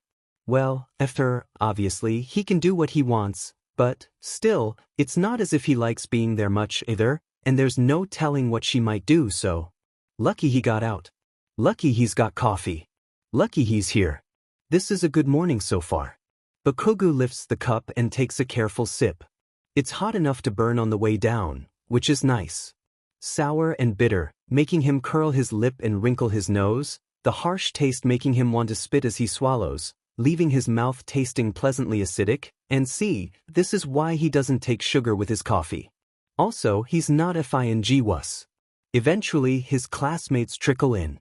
Some alone, some in pairs or groups, but everyone's quiet this time, and there is a tense energy filling the room, eager and restless and anxious.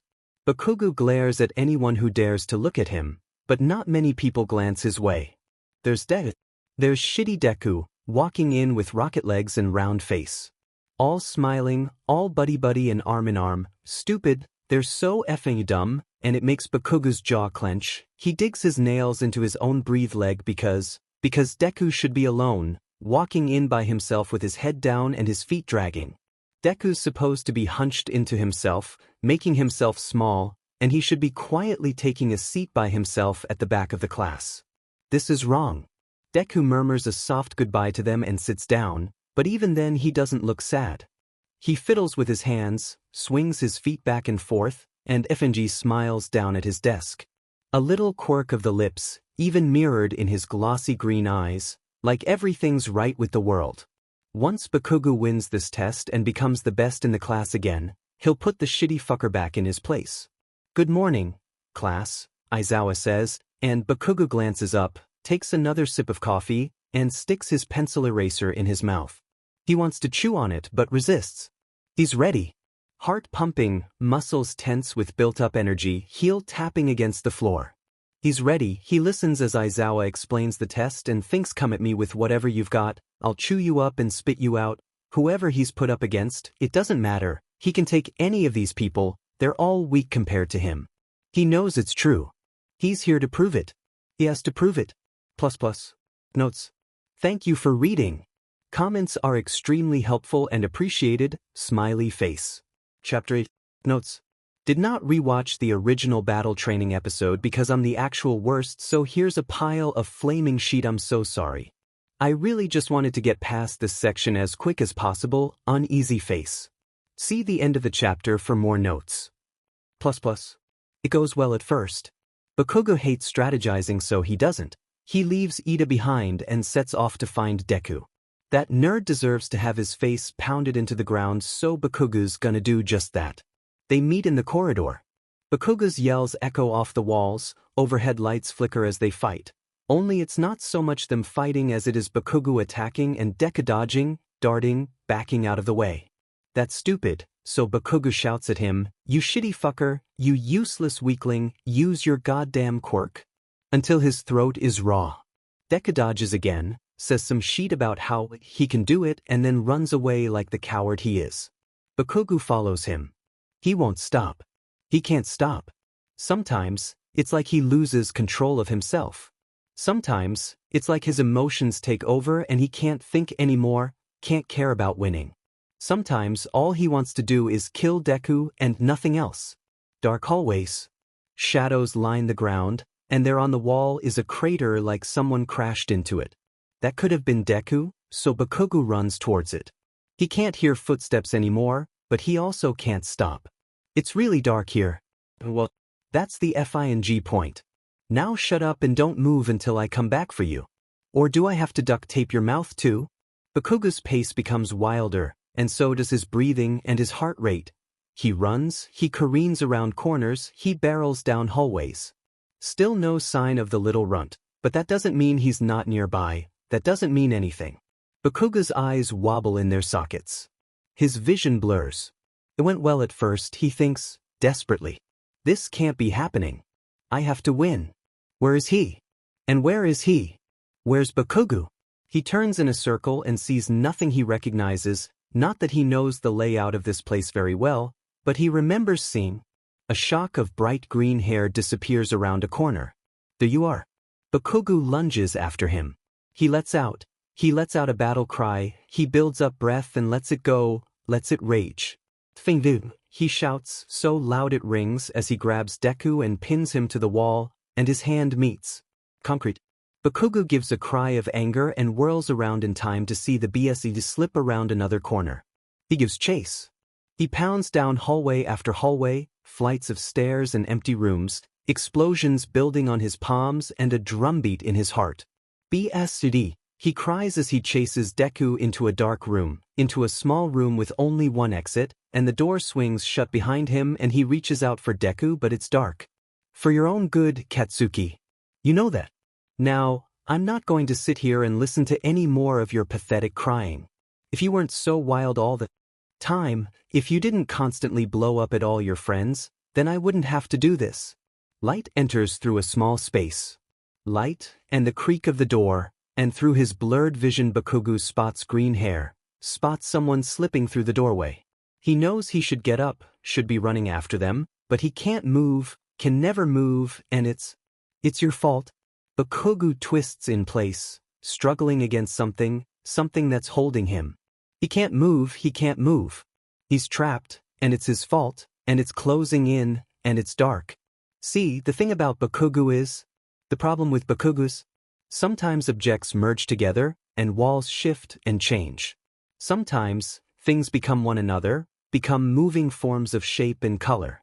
Sometimes, people turn into Mitsuki, and sometimes nightmares feel real, and sometimes memories happen now. But only some of the time. Often, too, although Bakugou would never admit it, he finds himself completely submerged in these things, these memories, and he can't hear or see or feel what's really happening. Sometimes he's completely alone, seated beneath a deep dark sea, but that's not what's happening today, because Kaken, the trial's over, come on. Because get the F away from me. Bakugou cries, shoving away Deku's hand, before he changes his mind and says, who won? Deku backs away and gives him a look that makes Bakugou shudder. It feels, somehow, like Deku is looking straight through him. We did, he says, almost apologetically. Bakugou stares at him dumbly. Bakugou stares, and his heart races, BLD pumps fast through every vein, too fast, he might explode, maybe he might burn the whole place right down to the ground. But he might strangle Deku first. What? He asks, and it comes to him. Oh, you stupid, worthless piece of shit. You lost. .. Notes. Deeply considering changing my username. I'm not a fan of the whole people having a name they can call me thing, and also I find my name slightly, extremely, cringy. I'm considering changing it to So Much Moonlight, because I was writing a scene and describing the moon and realized that I described the moon a lot. If that'll be it though. Obs, once I change it you all can still know me as Katie, smiley face. Chapter 9. Notes. Compared to the last chapter, I managed to write this one much faster. I think I wrote this all today. Figured I'd post it now, since it's 3:30 a.m. and I'm still awake with nothing better to do. Posted this on my tablet, so I apologize for any wonkiness, I'll fix it in the morning. Thank you all for your lovely comments on the last chapter. I can't stress enough how motivating they are, and how nice they make me feel, smiley face. See the end of the chapter for more notes. The day is warm outside, the sky full of wispy gray clouds. Trees bend and blow beneath the wind, a light breeze that ruffles the leaves. The sun is high and shining golden overhead, saturating everything in bright light. Bakugou hears voices. You're useless, Katsuki. You're a failure, see? I told you this would happen. Explosive types, bullies. Calm down. Kaken? He's walking away, he's going home. He's done, he can't be here anymore, not for another FNG moment. It's too dim and much. Going home will be worse, he knows. Mitsuki will have heard the news, they'll have told her what happened, and she'll laugh at him, put her hands on her hips and leer down and say, well, everything the voices in his head are saying, all the fire the memories spit at him. But that's fine. He doesn't care anymore. He just can't stay here. Kaken, wait. Wait. Where's he going? He's leaving? He's just leaving in the middle of the day. What a drama queen. He's running away. He's running crying to his mom like a coward. He's too ashamed of himself to stay here. He sees the pavement rush by beneath his feet and wonders when he dropped his head to look at the ground. His heart pounds fast in his hollow city and he feels so heavy and so weighed down, but he's never felt less like using his quirk. Never felt less like himself, really. Kaken. Deku's hand catches his shoulder. Bakugou feels too tired to flinch, but it happens anyway. He finds himself tensing up and jerking away from Deku's hand. It's fine, it could be passive as him simply not wanting the stupid nerd to touch him. Deku's too FNG stupid to understand what it means anyway. F off, Bakugou says, his exhaustion bone deep. Kaken, Deku says, for the FING fourth time. He's pulled his hand away, but it's still hovering awkwardly above Bakugou's shoulder. He stepped back, but not far enough. They're still uncomfortably close and Bakugou backs up a step to increase the space. Where are you going? Home, Bakugou says. Where else would I go, idiot? Oh. Deku shuffles his feet. Kaken, are you okay? It's always that. With Deku, it's never good morning, Kaken, or how are you today? It's always are you okay and are you all right and where'd you get that FNG bruise, Kaken? What the hell is wrong with you? Why are you so goddamn pathetic, Kaken, FNG hell? F off, Bakugou says. The weights tied to his wrists and ankles sway as he turns his back on Deku and starts walking again. There's another tied to his ribcage, and it swings back and forth like a pendulum as he walks. It bumps up against his lungs and his heart. It makes him feel dead on his feet. I wasn't born with this quirk. Bakugou stops. Someone gave it to me. Someone who thought I deserved to have it. I have to prove them right. I have to do right by this gift they gave me. It's a huge task. It feels impossible. Bakugou's head spins. He's too tired to think about this, too tired to understand it. He knows what Deku's saying makes no sense. Maybe he's trapped in some freaky fever dream. Maybe he's hallucinating. Or maybe it's somehow true. Maybe Deku's just that goddamn lucky. Things are so different here, he says out loud, for no reason other than he thinks if he keeps these thoughts to himself a moment longer he'll explode. Icy Hot and Ponytail are so much stronger than me. No one was stronger than me back in middle school. You didn't have a FING quirk for one thing. What the hell? He swallows and continues. And Shitty Hair gets a kick out of mocking me, and Aizawa thinks I'm a F-up, and just a useless a bully. The weight drops. His stomach plummets, his heart hits the ground and his eyes start to burn. Someone's talking, but Bakugou doesn't hear them, because the only voice he can hear is, I always knew you were useless, Katsuki. You'll never be more than a bully.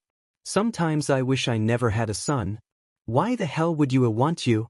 Tears spring to Bakugou's eyes. Genuine, burning, saltwater tears. His vision blurs, he can't see. That's fine, he can't hear either, so now it's just like he's floating, entirely alone, and he wants it that way. He wants to be alone. Unfortunately, that's when someone puts their hands on his shoulders. Awareness comes back to him in an instant, spurred on by his instinctual fear of touch, and the fact that he has no idea who's standing behind him. He wants to whirl around with fists raised or maybe duck and scuttle away, but then they speak and he would recognize that voice anywhere.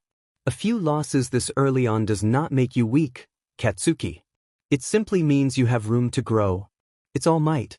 All Might, the man Bakugou grew up watching on TV screens, pressing his face to the glass outside.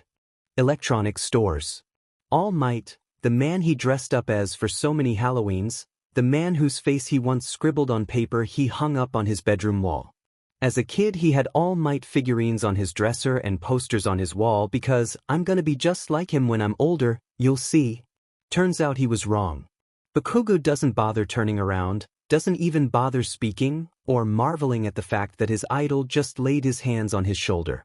All he does is tuck his face into the crook of his elbow to hide his watering eyes, and stand completely still, hoping he'll go away before Bakugou drowns in his own embarrassment. Shame isn't a feeling he's used to. Shame isn't something he ever feels.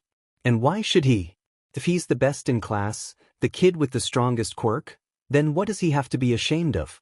He's not any of those things anymore, and it's catching up to him, in the form of a pit in his stomach, and the feeling that he'd like nothing more than to disappear. All might have kept talking, Bakugou's not sure. He feels so detached from everything. But he knows the moment All Might lets go, he knows the painful length of time he spends just standing there, unsure what to do. He knows when he starts to walk. He knows when he makes it home. And as he climbs the steps, feet dragging, he knows that all he wants in that moment is to collapse onto his bed and immediately fall asleep, but the hag's car is here, he'll have to deal with her first. His eyes are still burning. He wipes at them but there aren't any tears. None of them fell, so did it count as crying? Probably. Before today, Bakugou hadn't cried in years. But a lot of things had been different before today. Hag, I'm home, he calls reluctantly as he dumps his bag by the door and makes a beeline for the stairs. Nearly there, he thinks as his feet pound against the ground, I'm almost to my bed. So, you didn't do too well in school today, did you?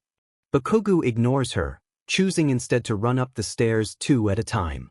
He nearly slips in the hallway and skids to a halt outside his door, his shoes squeaking across the floor. He's not sure if she's yelling at him, he doesn't care.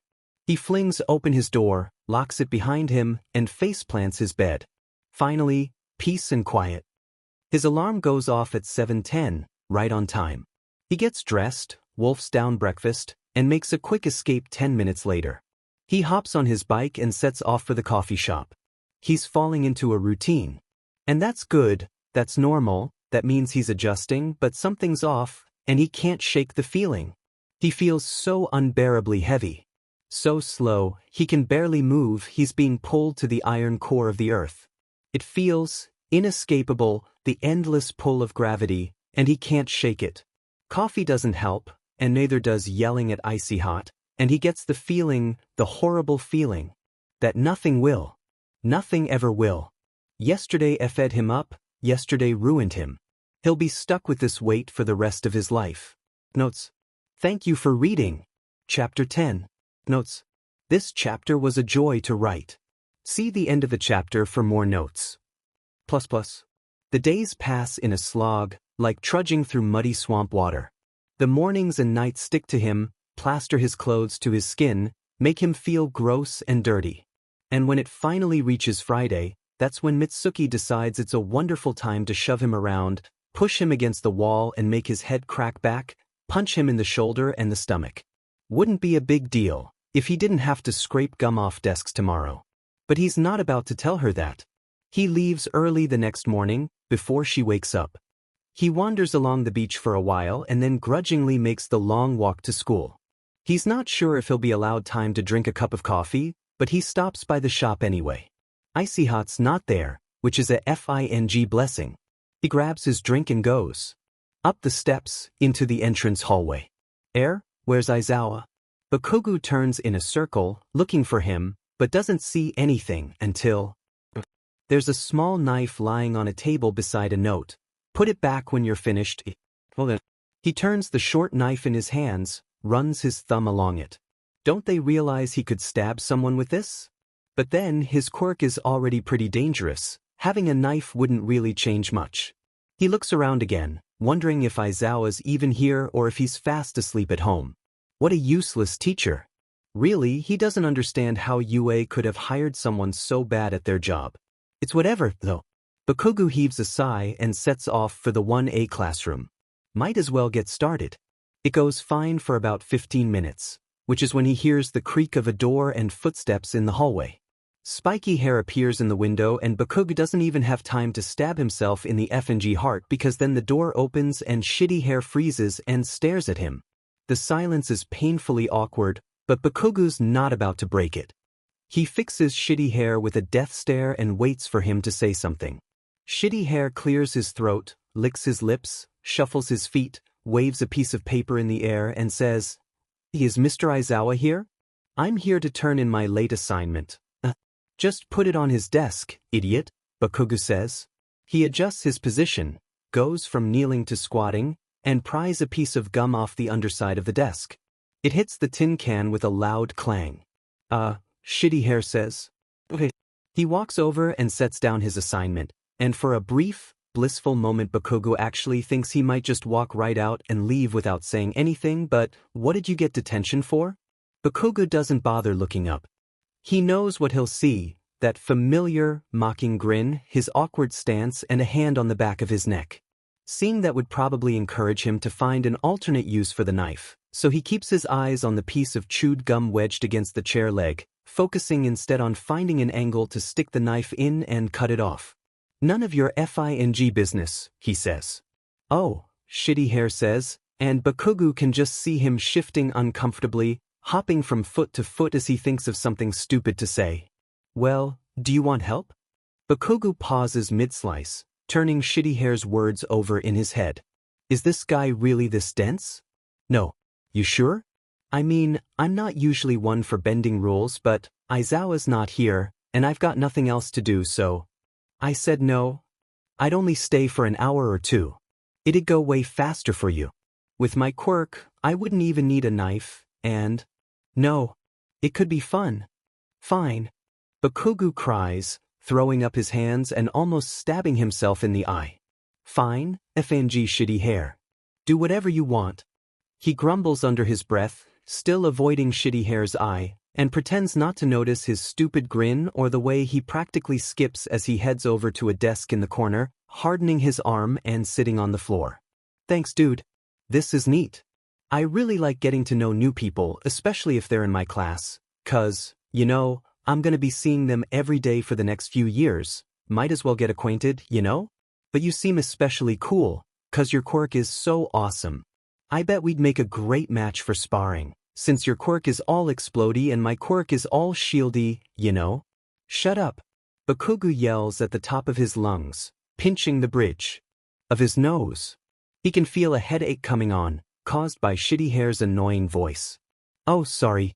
Sometimes I tend to ramble a bit, especially when I'm really excited, which I am right now because I'm talking to you. I know I can be kind of annoying though, so please tell me if it gets irritating." "God, just..." "Yes, it's effing irritating." "Shut up." A blissful silence falls after that, interrupted only by the sounds of hard gum hitting tin and the occasional shriek of metal on metal. Slowly, Bakugou manages to calm down, to ease his body's tension and stop feeling quite so much like strangling shitty hair right then and there. He can do it later, but a UA classroom probably isn't the best place. "I'll ambush him outside the school," Bakugou thinks, smirking at the thought. "I'll catch him by surprise and beat him to a pulp, hardening quirk or not." This thought in mind, he manages to endure the following 20 minutes, during which shitty hair drops his bucket, nearly slices through the leg of a chair, and makes such insightful comments as, "Oh, this is a stubborn one, and wow, did someone chew this while they were eating their breakfast?" Inevitably, though, shitty hair just has to ask, "So, why'd you leave class early on Wednesday?" Bakugou stiffens.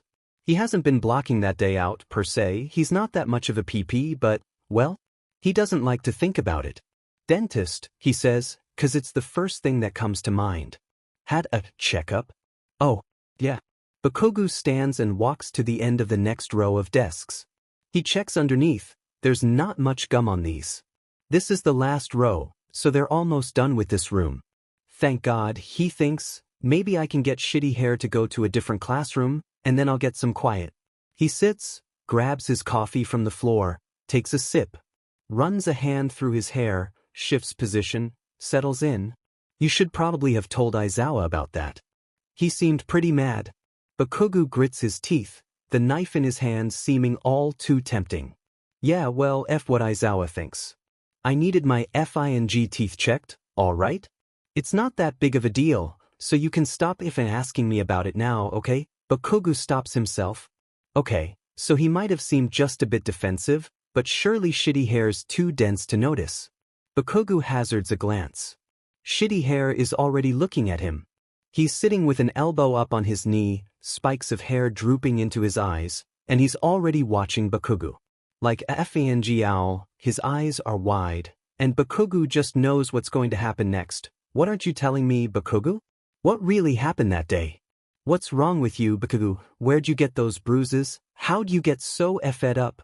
Okay, Shitty Hair says, shrugging and glancing back to the desk he's sitting next to, prying off a piece of gum with the edge of his hardened hand.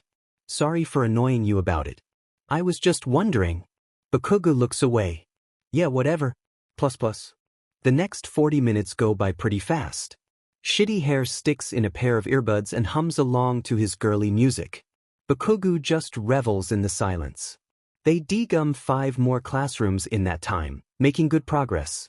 When Shitty Hair stands and announces he has to go, Bakugou almost feels regretful, if only because his pace will be a lot slower from here. See you on Monday, bro, Shitty Hair says, making air guns at him as he makes for the door. Yeah, see you, Bakugou mutters under his breath, not bothering to look at him. He hears the door open, hears it close. Then complete silence. Well, that wasn't as bad as it could have been. Shitty Hair didn't mock him once. By now, Bakugou's body is aching. Especially his shoulder, where Mitsuki punched him, but both his arms hurt like hell, and it's no fun squatting all day. So when Bakugou finally pries the last piece of gum off an hour later, he's more than ready to hightail it out of here, but, well, looks like you've made good progress.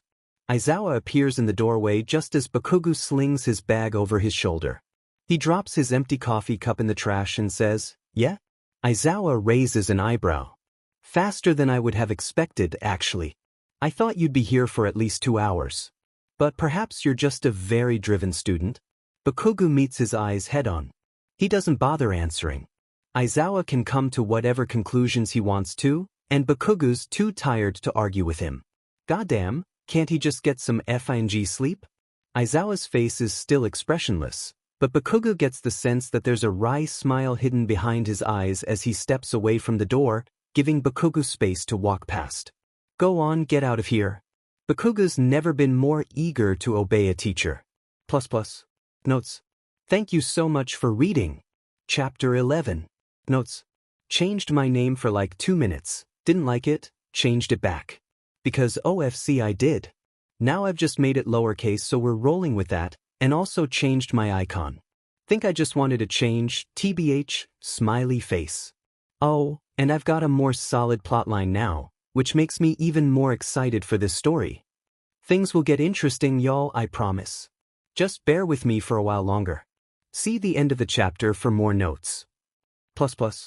Monday rolls around faster than expected.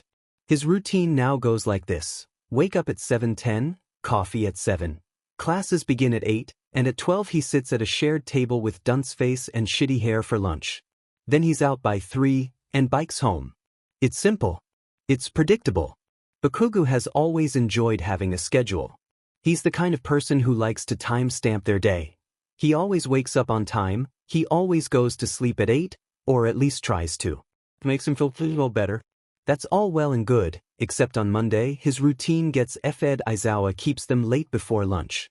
Don't go yet, I need to tell you all about the upcoming event we're having, he says, so everyone sinks back down into their seats, and puts their things back on their desks, casting each other confused glances.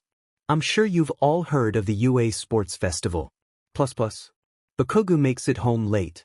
And he's FING exhausted.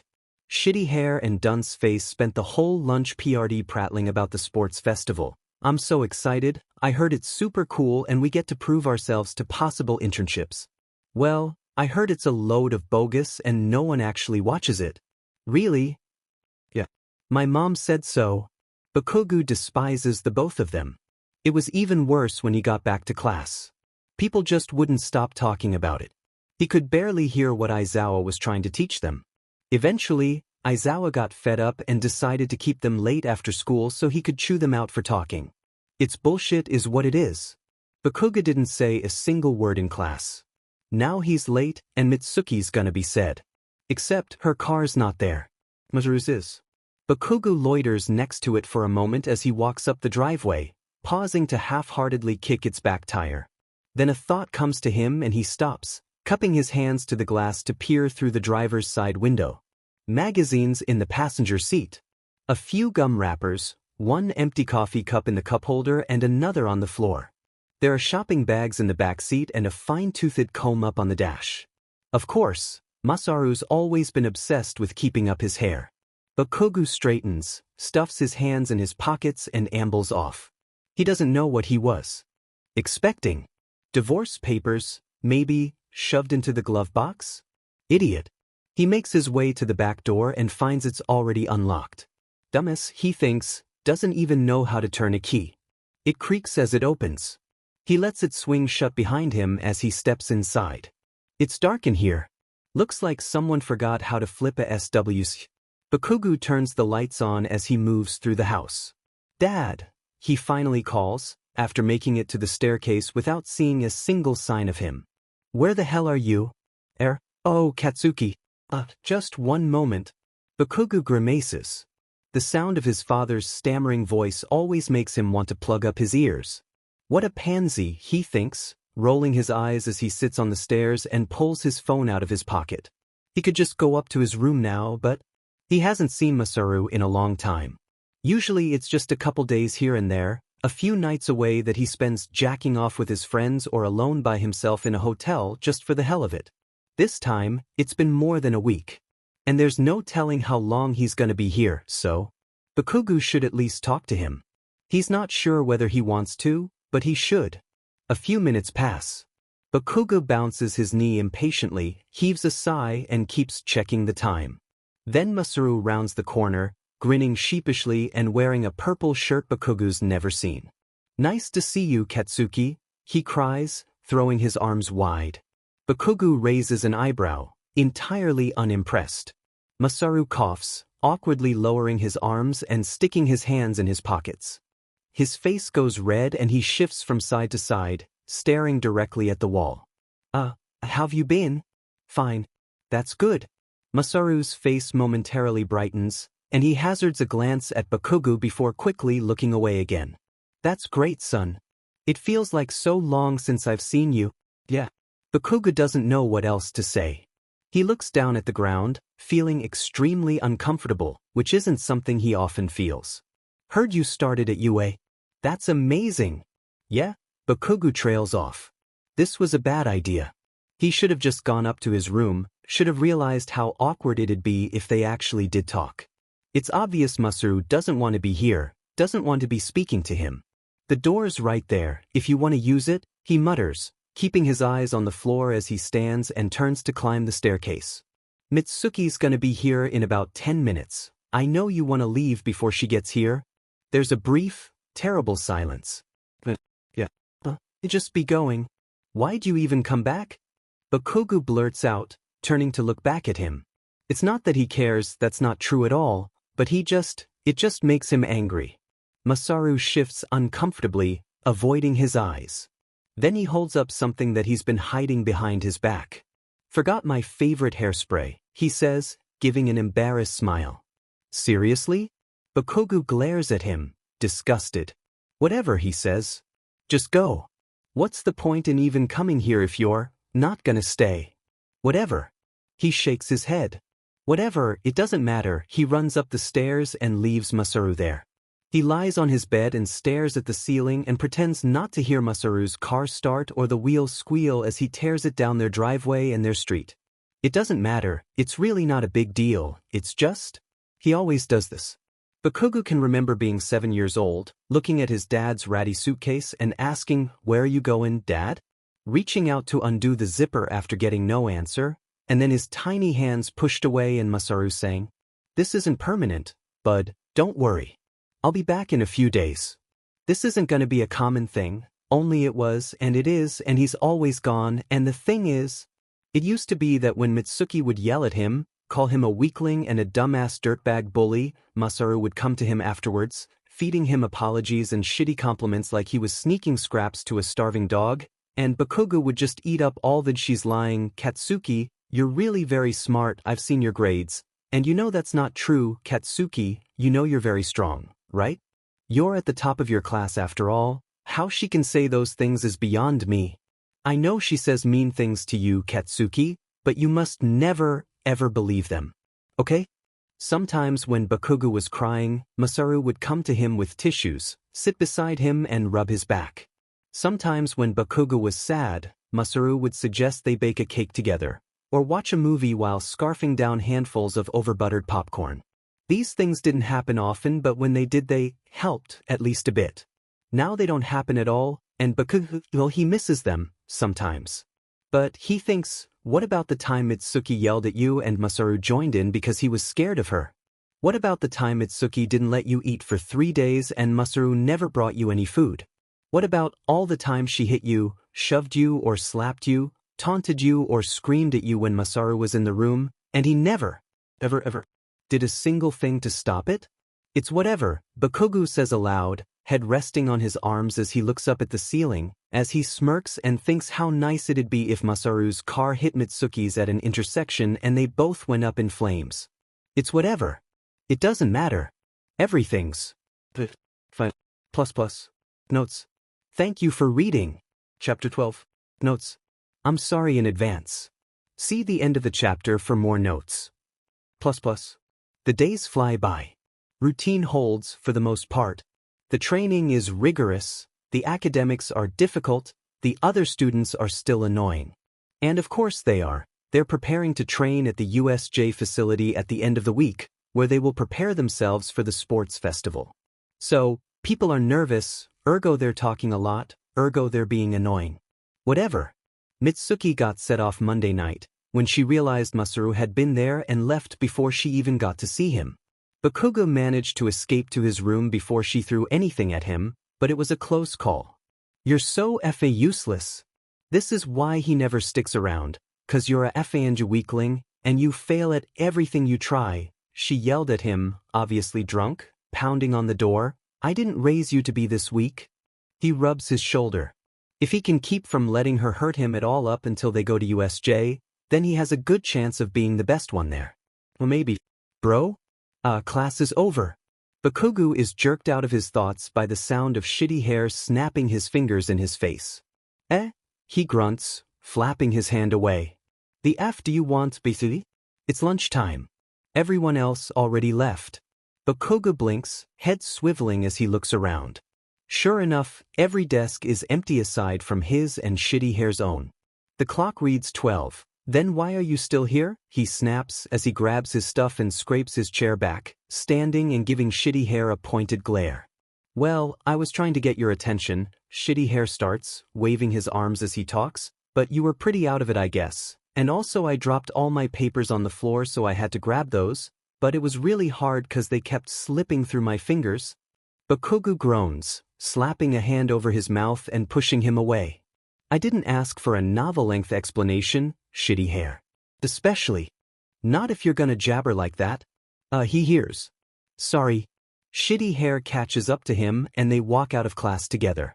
They put their stuff away and then end up walking together to the cafeteria, much to Bakugou's displeasure. This guy is like a leech now, stuck to him. They get their food, head over to Dunceface's table and then, can I sit by you? Bakugou stops, heaves a sigh, and fixes shitty hair his most withering glare. No, he says. You sure? Yes. But then Kaminari wouldn't have to be lonely. Dunceface looks up at them, tilts his head and laughs, then turns back to the pink girl, who he's been talking to. Duncehead is alright talking to Pinky. You don't know that. Maybe he's really sad. Dunceface up a hand up for Pinky to watch, then puts another hand above his head, activates his quirk, and cackles as his hair is run through with electricity and starts sticking up. I think Dunceface is fine. Bakugou snaps, then sits down and puts a leg up on the chair next to him, digging into his lunch in a way that obviously signals the end of the conversation. Shitty hair slumps down in the chair opposite him, obviously pouting. That only lasts for a few moments, though, because soon he's laughing at Dunceface's next stupid trick, and slurping down his own noodles happily, as if without a care. And maybe he really doesn't have any. Bakugou spends a minute or so glaring daggers at him, then stops once he can't be bothered anymore. He glances around the cafeteria, people grouped together at separate tables, Ponytail and Earbuds and Tail Guy, Gravity Beach and Frogget and Deku, and then Icy Hot on a bench by himself in the back. Bakugou finds himself feeling strangely jealous of the guy. Sitting alone sounds like heaven right now, but unfortunately he has a reputation to uphold. Or does he? Bakugou tenses and glowers down at his food. He wonders, suddenly, if it'd be possible to grit his teeth so hard they crack. He should be careful, but he doesn't have that much self-control. You good there, bro? You look like you're about to pop a vein. Don't call me that, Bakugou mutters, wondering, if he glares hard enough at Shitty Hair, maybe his quirk will work through his eyes and burn him straight through the heart. Oh, sorry, Shitty Hair says, but he doesn't sound very sorry, because that's just what I call all my friends, so. Bakugou almost chokes on his own spit. We're not friends, you idiot. Don't you see I want nothing to do with you? He yells, slamming his fists on the table as he lurches to his feet, heaving short breaths, sparks flying from his hands. He hasn't exploded in days, he's been too absent for that, only feeling a dull anger, a dead weight in his tea, but in this moment he swears he's going to kill someone. Bakugou stomps over to Shitty Hair and grabs his collar, forcing him to meet his eyes. It sounds, somehow, like the entire cafeteria is holding its breath, but he can't have been loud enough to make everyone turn his way, right? He looks up and meets Aizawa's eyes, and he knows the instant his quirk melts away. He clenches his jaw, shuddering as he fights to control himself, to keep from strangling FNG Shitty Hair then and there, and all these FNG extras who dare to look at him, who dare to underestimate him, who don't treat him like they should, because he can't win anymore. Well, they're wrong. He's strong, he can stand on his own, and he doesn't need friends, he doesn't need anyone. Leave me the hell alone, Bakugou says, his voice coming through gritted teeth, his body just barely shaking as he bunches Shitty Hair's shirt in his hand. Shitty Hair throws up his hands in surrender, his eyes locked straight onto Bakugou's. His voice, normally light and casual, comes out deep and serious now, as if SWH has been flipped. All right dude, all right, he says. I'll stay away, okay? Okay. Bakugou doesn't know if anyone watches him storm off. He certainly doesn't care. He just marches away and into the hallway, and idles by the 1A classroom on his phone waiting for the next class to start. He finds himself breathing hard, repeatedly clenching his fists as his head spins, heart pounding with adrenaline. He finds himself feeling, not lighter as he usually would after letting out anger, but dizzy and exhausted and tired, and he wants to slump down to the floor, but he's not weak, so he stays standing. Shitty Hair's gonna come by soon, and Bakugou can't be seen slouching, can't be proven weak. He can't lose anymore. Bakugou resolves himself to this. And so when class starts and Shitty Hair sits down a few desks over, they don't look at each other. When they walk out at the same time and brush past each other in the hall, each pretends not to notice. Finally, peace and quiet, Bakugou thinks, only. Dunceface glares at him in the hall, and murmurs something to Pinky. Earbuds and Ponytail start giving him side-eye after that, and he's certain that everyone's watching him as he makes his way out at the end of school. It's fine, obviously, it's not like it matters to him. He's never been an outcast, sure, but it's not like he cares what people think of him, and when he proves himself at the sports festival, they'll all fall in line. So none of this is the reason he corners Deku after school. None of it is the reason he slams Deku up against the wall and sneers at him, taunts him and calls him a weakling. Obviously not. It's all going fine until Gravity Beach, Rocket Legs and Frogget run up to him. It's all peachy until they attack him with their quirks, demanding he let Deku go, and he does, because he can't hold them all off at once, and he knows they'd tell Aizawa if he tried, so he gives up. He lets himself lose. He glares at the ground as he shuffles his feet home, and he tries not to, but he can't help but think. All those things Mitsuki called you. Weakling and pointless, pathetic loser. Looks like she was right. ++. Notes. I have a plan, I have a plan, I have a planipromise hides. Chapter 13. Notes. Thank you all for your comments on the last chapter. I really enjoyed hearing you all freak out. This one might do the same for you. We'll see though, smiley face. See the end of the chapter for more notes. Bakugou's nothing if not a fighter. He'll bounce back from this, he knows he will, so the next day he comes to school with renewed confidence. He saunters down the hall with his head held high and doesn't spare anyone a glance. He doesn't know where Shitty Hair is and he doesn't care. He resolves himself not to think about him. Contrary to yesterday, he no longer feels any eyes on him, he no longer hears any whispers as he walks. Or maybe he's just not hearing them. Maybe his eyes are going a bit blurry and his thoughts are moving like molasses and he feels so incredibly warm, like he could just lay his head on his arms and close his eyes. Bakugou didn't sleep well last night. Bad call. They'll be going to USJ soon, and then the sports festival after that. But it's not like he wanted to lie awake most of the night, creating sparks that cast orange light on the ceiling, idly twisting his hands to form small explosions that blew back the curtains. It wasn't his fault, it was the cars that loudly drove past and the sound of Mitsuki moving downstairs and his stupid brain that refused to turn off. So now he's tired. Whatever, he's got coffee. And at no small price. He had to stand in line while Icy Hot pretended not to look at him, pretended that he wasn't glancing over at him every time he turned his back. That's probably what's happening now. People are probably looking at him from their desks, from the corner of their eyes. People are probably texting each other and saying, "Look at that angry kid. He looks tired, I bet he felt so guilty he couldn't sleep. He looks awful, I bet his mom hits him, I bet he's fed up." Bakugou snaps his pencil into the facility, and Aizawa stops, glancing unimpressed at Bakugou from above the sheet he's reading from. It goes quiet, and now Bakugou feels the eyes, the collective glance of every student in class. "The F you looking at me for?" he mutters, putting the ruined pencil into his pocket and gritting his teeth once he realizes there's no way he can ask any of these assholes for another one. Luckily class is almost over, so he hopefully will be able to remember anything important and write it down later. Aizawa carries on as if uninterrupted. From there you will find 6 sections, each emulating a particular disaster scenario. The first of these is the ruins zone, simulating a destroyed urban environment, with buildings found in precarious situations.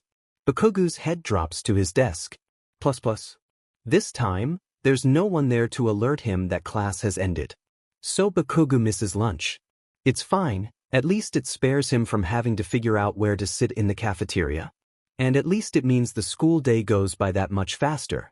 He's hungry, sure, but he's no stranger to hunger, so it's fine. What's not quite as fine is that he wakes up to see Aizawa still there, sitting at his desk. "Huh," Bakugou says as he blinks himself awake, genuinely confused. "Why didn't you wake me up?" He's cut off by a massive yawn. Aizawa looks up from the papers he's grading. "I know what it's like to want to sleep in class," he says, with his deep, dull voice, as if he's never felt a single emotion. "Just make sure it doesn't happen often." "Okay," Bakugou says as he leans to each side to crack his back. He's too groggy and out of it to take any offense to this statement, so instead he just quietly packs up his things and goes to walk out of class. "I'll allow you a few extra minutes to eat, if you'd like," Aizawa says, eyes glued to his page. "But I don't have any. I have a stash of Lunchables just for situations like this," he says, and holds up a bright package for Bakugou to take. Then he just waves him away. Well, Bakugou's not about to thank him. It's not like Aizawa had to give him the food, and it's not like Bakugou needs anyone's charity. But still, he feels like he should do something, however small, just to acknowledge it, so he lowers his eyes and murmurs goodbye, at a reasonable volume, without any anger infused into his voice. He doesn't expect a reply, doesn't expect anything, but as he turns to go he hears Aizawa say, "You have a lot of promise. But remember, no one can become a great hero without equally great allies." Bakugou grits his teeth as he walks out the door. Oh yeah, the man's an idiot. He's not sure how he forgot that. And giving him food was stupid, all things considered. He won't learn not to sleep during class if he gets fed afterwards. Still, Bakugou feels a lot better after his short rest. They have another training exercise that day. Bakugou doesn't get first, he gets fifth. He comes away feeling frustrated, with nowhere to aim his anger. He can't beat on Deku anymore. He can't beat on anyone here because they're all stronger than him, apparently. And Aizawa's watching, anyway, and he can't get expelled. So he just spends the day in a state of perpetual anger, snapping at anyone who dares to come near him, irritable and defensive and set off. Then he arrives home. And the first thing he does is march up to the hag and yell at her. The first thing he calls her is an ugly, old cow, and then a beach and a fat pig, and his brief good mood from earlier has evaporated like mist, replaced with bitterness and animosity and anger, and he wonders, for just a moment, if he even knows how to feel anything else. Obviously she hits him. He expected that. He knew she would do it, that's what she always does, and yet he still antagonized her, still got her set off. He doesn't know why he did it, but it's too late. 5 minutes later and the bruise has already darkened, as well as the other 2 she gave him after, on ribs and shoulder. No, comes his answer when his reaction is to rage as he paces in his room, throwing things, schoolbooks and hairbrushes and his own wallet, at the walls, and to create explosions that nearly burn the place down. No, he doesn't feel anything else. He never feels anything else. Other people would probably feel sad, probably spend the night crying themselves to sleep, but he just wants to strangle something. So he climbs out the window and goes for a run, hoping to burn himself out. He runs until he's sweating enough to incinerate himself, until his muscles ache enough to make him wince, and then more. He runs until he runs into Deku. His first reaction is to just stand there, dumbfounded, heaving. His second reaction is to quickly cover the glaring bruise on his shoulder, and the third is to scream at Deku to get the F away from me, you mangy mutt, what the F are you doing here? He launches himself at Deku, who doesn't have any friends near him, or Aizawa to protect him. He launches himself at pathetic, weakling Deku, who couldn't fight back against a FNG fly, and then Deku dodges him and grabs his arm to pull him past. Bakugou kicks off against the base of a light pole to leap for him again, but this time Deku ducks and grabs him by the arms and slams him to the ground and punches him right in the ribs, with eyes blazing because he's such a worthless freak, and in the shoulder, because I should never have decided to have a kid.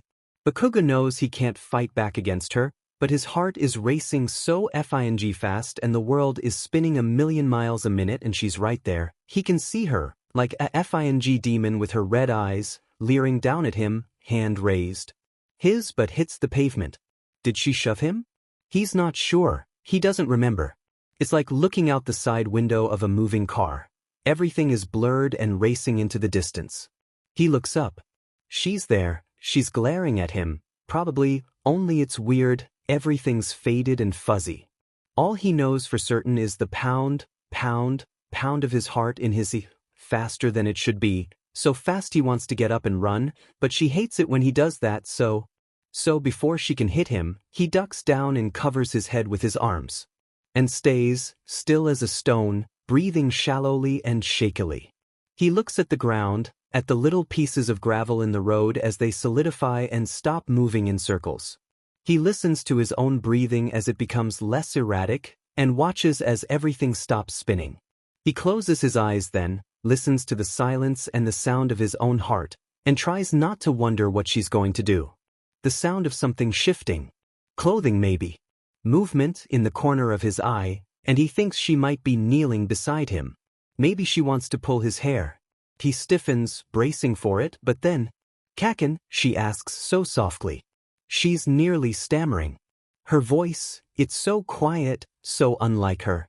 Bakugou thinks, for just a moment, that this makes absolutely no sense, and then he looks up, and it's shitty Deku. "Get the F away from me," he says, before he can process what he's seeing.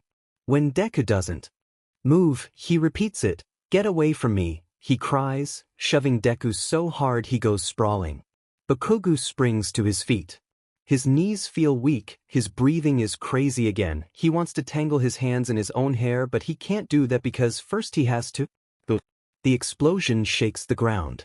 "I said get away," he screams, and flames lick the sky as the second blast envelopes him, a cocoon of energy and heat. He can't see Deku anymore, and that's good, so he explodes a third time, loud enough to make his ears ring, loud enough to cover the deranged sounds he's making, high-pitched noises torn from his throat and wheezing breaths as his lungs seek in shallow air like a broken gallows. When the dust clears, Deku is gone. Plus plus. Plunk. The stone hits the water and sinks, sending away ripples. Plunk goes another, and Bakugou's sitting at the edge of the water at this deserted beach, elbow on his knees and sand in his shoes. The air smells like seaweed and dead fish. Fitting, he thinks, and then nearly laughs aloud. Okay, so, maybe he's a little unhinged. Maybe he's a little fed up. He doesn't know what to think or what to do about it, so he just keeps throwing stones into the water. He picks up a long, smooth one and flicks his wrist to throw it. 3 skips and then it sinks. Bakugou almost smiles, but not quite. His insides are a whirlwind, but the beach is peaceful, and if he doesn't think about what happened then he'll be just fine. Still, when his phone vibrates he flinches, hard enough to nearly topple him over into the sand. And still, when he sees Mitsuki's icon and her text telling him to come home right now or you're dead meat, he rolls his eyes even as his heart starts to pound, and even as he remembers freezing up and seeing her and screaming, and wonders how he's going to come into school tomorrow and meet Deku's eyes.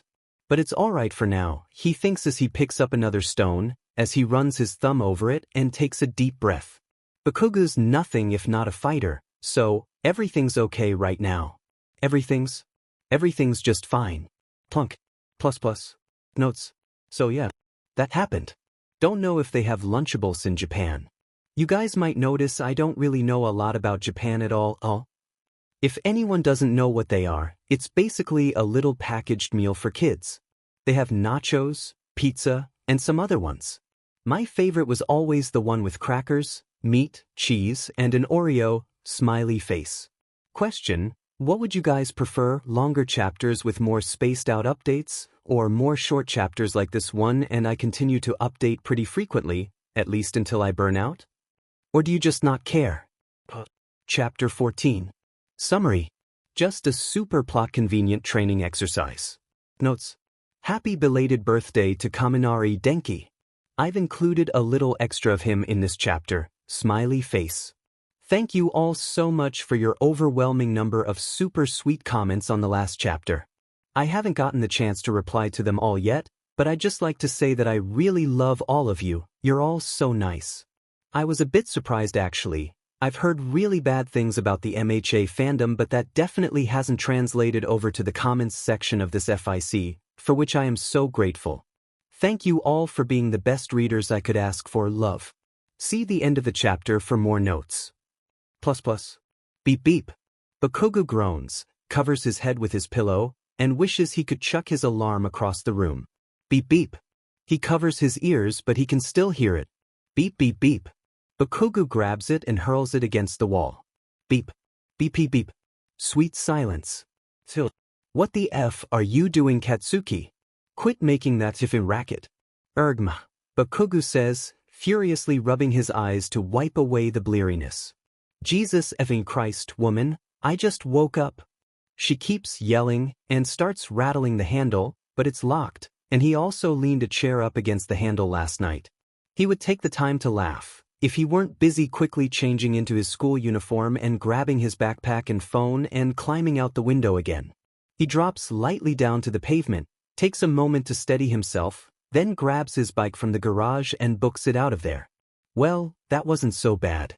His hair is ruffled by the wind as he speeds down the sidewalk one-handed, weaving back and forth between the occasional passerby or mailbox.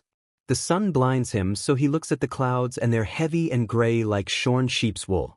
It's probably gonna rain soon. The air feels ominous this morning. Or maybe that's unrelated. He's not going to think about what happened yesterday. At least not yet.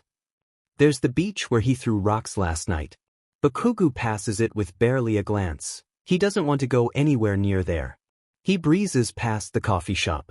He'd probably be early enough to avoid icy hot, but he doesn't want to go there either. He doesn't want to go anywhere. He doesn't want to get off his bike. He likes the wind in his hair, he likes how it lifts his sleeves and how he can just focus on the city as it passes him by and not on anything else. Avoidance is for pussies. Yeah, he knows. Eventually, though, he knows he has to stop. He can't wear himself out yet. USJ is tomorrow, so they'll be training a lot today, and he has to be in top form. He always has to be in top form. He can't let himself fall behind. So Bakugou slows and stops at the apex of a giant silver bridge that curves across a lake. He folds his arms on the railing and watches the sun shimmer off the water, reflections so bright it hurts his eyes. The horizon is a wash of blue, and he can't tell where water meets sky. Spurred on by a sudden, strange impulse, he takes out his phone and snaps a picture, just for the hell of it. Then someone jostles him as they walk past. Watch it. Bakugou snaps, whirling round to face them. His palms sizzle and smoke and his stomach sinks as his anger rises. He casts a glance each way, his eyes darting to each person that passes him by, and he scowls at every one of them. There's the man who bumped into him, dressed in dark breathes and a hoodie. The man doesn't bother glaring back, but he does briefly glance his way, and beneath his long hood Bakugou catches a glimpse of bluish-pale skin, wrinkled like balled-up paper, and a smirk playing about thin lips. He doesn't even see the freak's eyes, but he gets a bad sense, some instinct telling him something's off.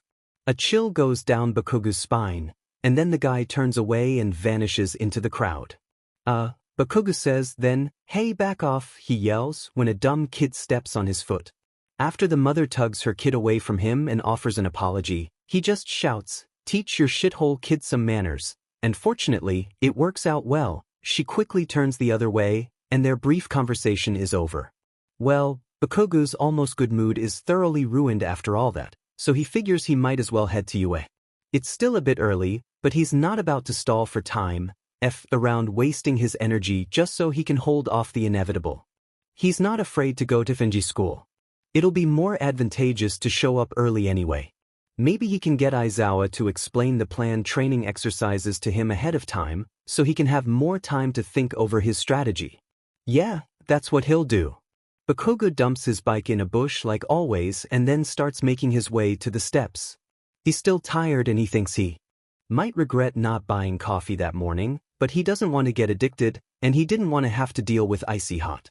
He'll get some tomorrow, though, to give him more energy for USJ. Bakugou yawns on his way to the doorway and then barges into class, 10 minutes early. And the room is so nearly empty. Except, of course, for effing Icy Hot, who's sitting in the back row, and who just glanced up at him. "The F you looking at, fucker?" Bakugou demands as he crashes into his seat and slams his feet down on the desk in front of him. "Sorry," Icy Hot says after a long moment's pause. "Yeah, you better if NGB," Bakugou mutters, pulling his sheet out of his bag. Pencil, notebook, and sheet. He left his English homework in his room. Bakugou takes out his textbook, turns to the page and starts writing down the answers on a separate sheet of paper. Again. Some of them he can sort of remember, but mostly he's just redoing the whole DMN thing from scratch, and these are long but sentences he's translating. Bakugou wants to clench his fists, but then he'll snap his pencil, so instead he starts bouncing his heel. Tap tap tap against the floor. Icy Hot'll just have to deal with it. Translate. The monkey ate the banana and thought it was very delicious. Bakugou grumbles vile words under his breath. English is such a stupid FING language, and what was the word for banana again? Past tense, Icy Hot says. What? Bakugou nearly jumps out of his skin at the sound of Icy Hot's stupid voice so close to his ear. He whirls in his seat and slams his book shut. What the F dash, Icy Hot, get out of my face?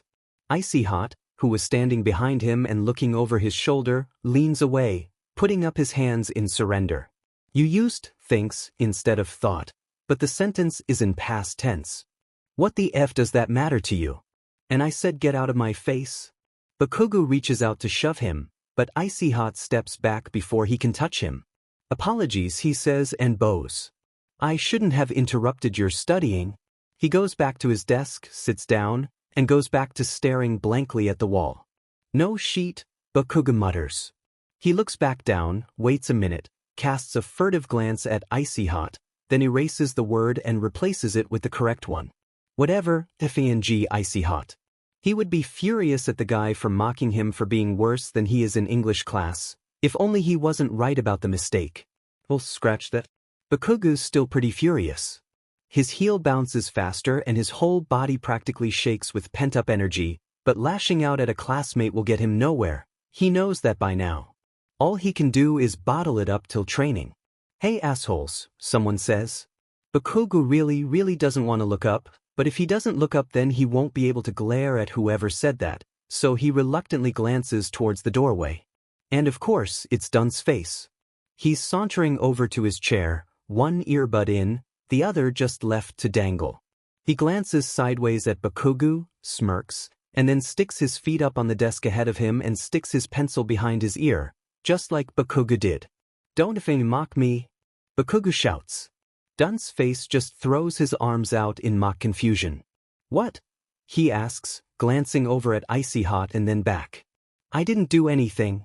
Bakugou actually growls, grinding his teeth together and clenching his fists tight to keep from using them to punch the idiot in his stupid smarmy face. Whatever, he thinks, it's whatever, don't effing try anything, it's not worth it. Deku walks in. He's accompanied by his two cronies, obviously, and his eyes are on them, so he hasn't seen Bakugou yet, but it's still him, and his stomach drops down to the floor just at the sight of his stupid green hair. All thoughts of stupid Dun's face evaporate and Bakugou's just left thinking maybe he'll just act like it never happened. Maybe he even forgot, or didn't really notice. There was a lot of smoke, after all, and he's not the smartest piece of shit in the pile. Deku's eyes immediately latch onto Bakugou. He remains in the doorway for a while, too long, even as his two Dun's face friends walk over to their desks. He remains there, staring wide-eyed at Bakugou, and Bakugou stares right back, his mind running haywire as he digs his heels into the floor in an attempt to fight the sudden urge to run. There's a window to his right, he thinks, he could easily break through it and just fly. The contact breaks, as Deku glances away and goes to join his friends, but the feeling doesn't stop.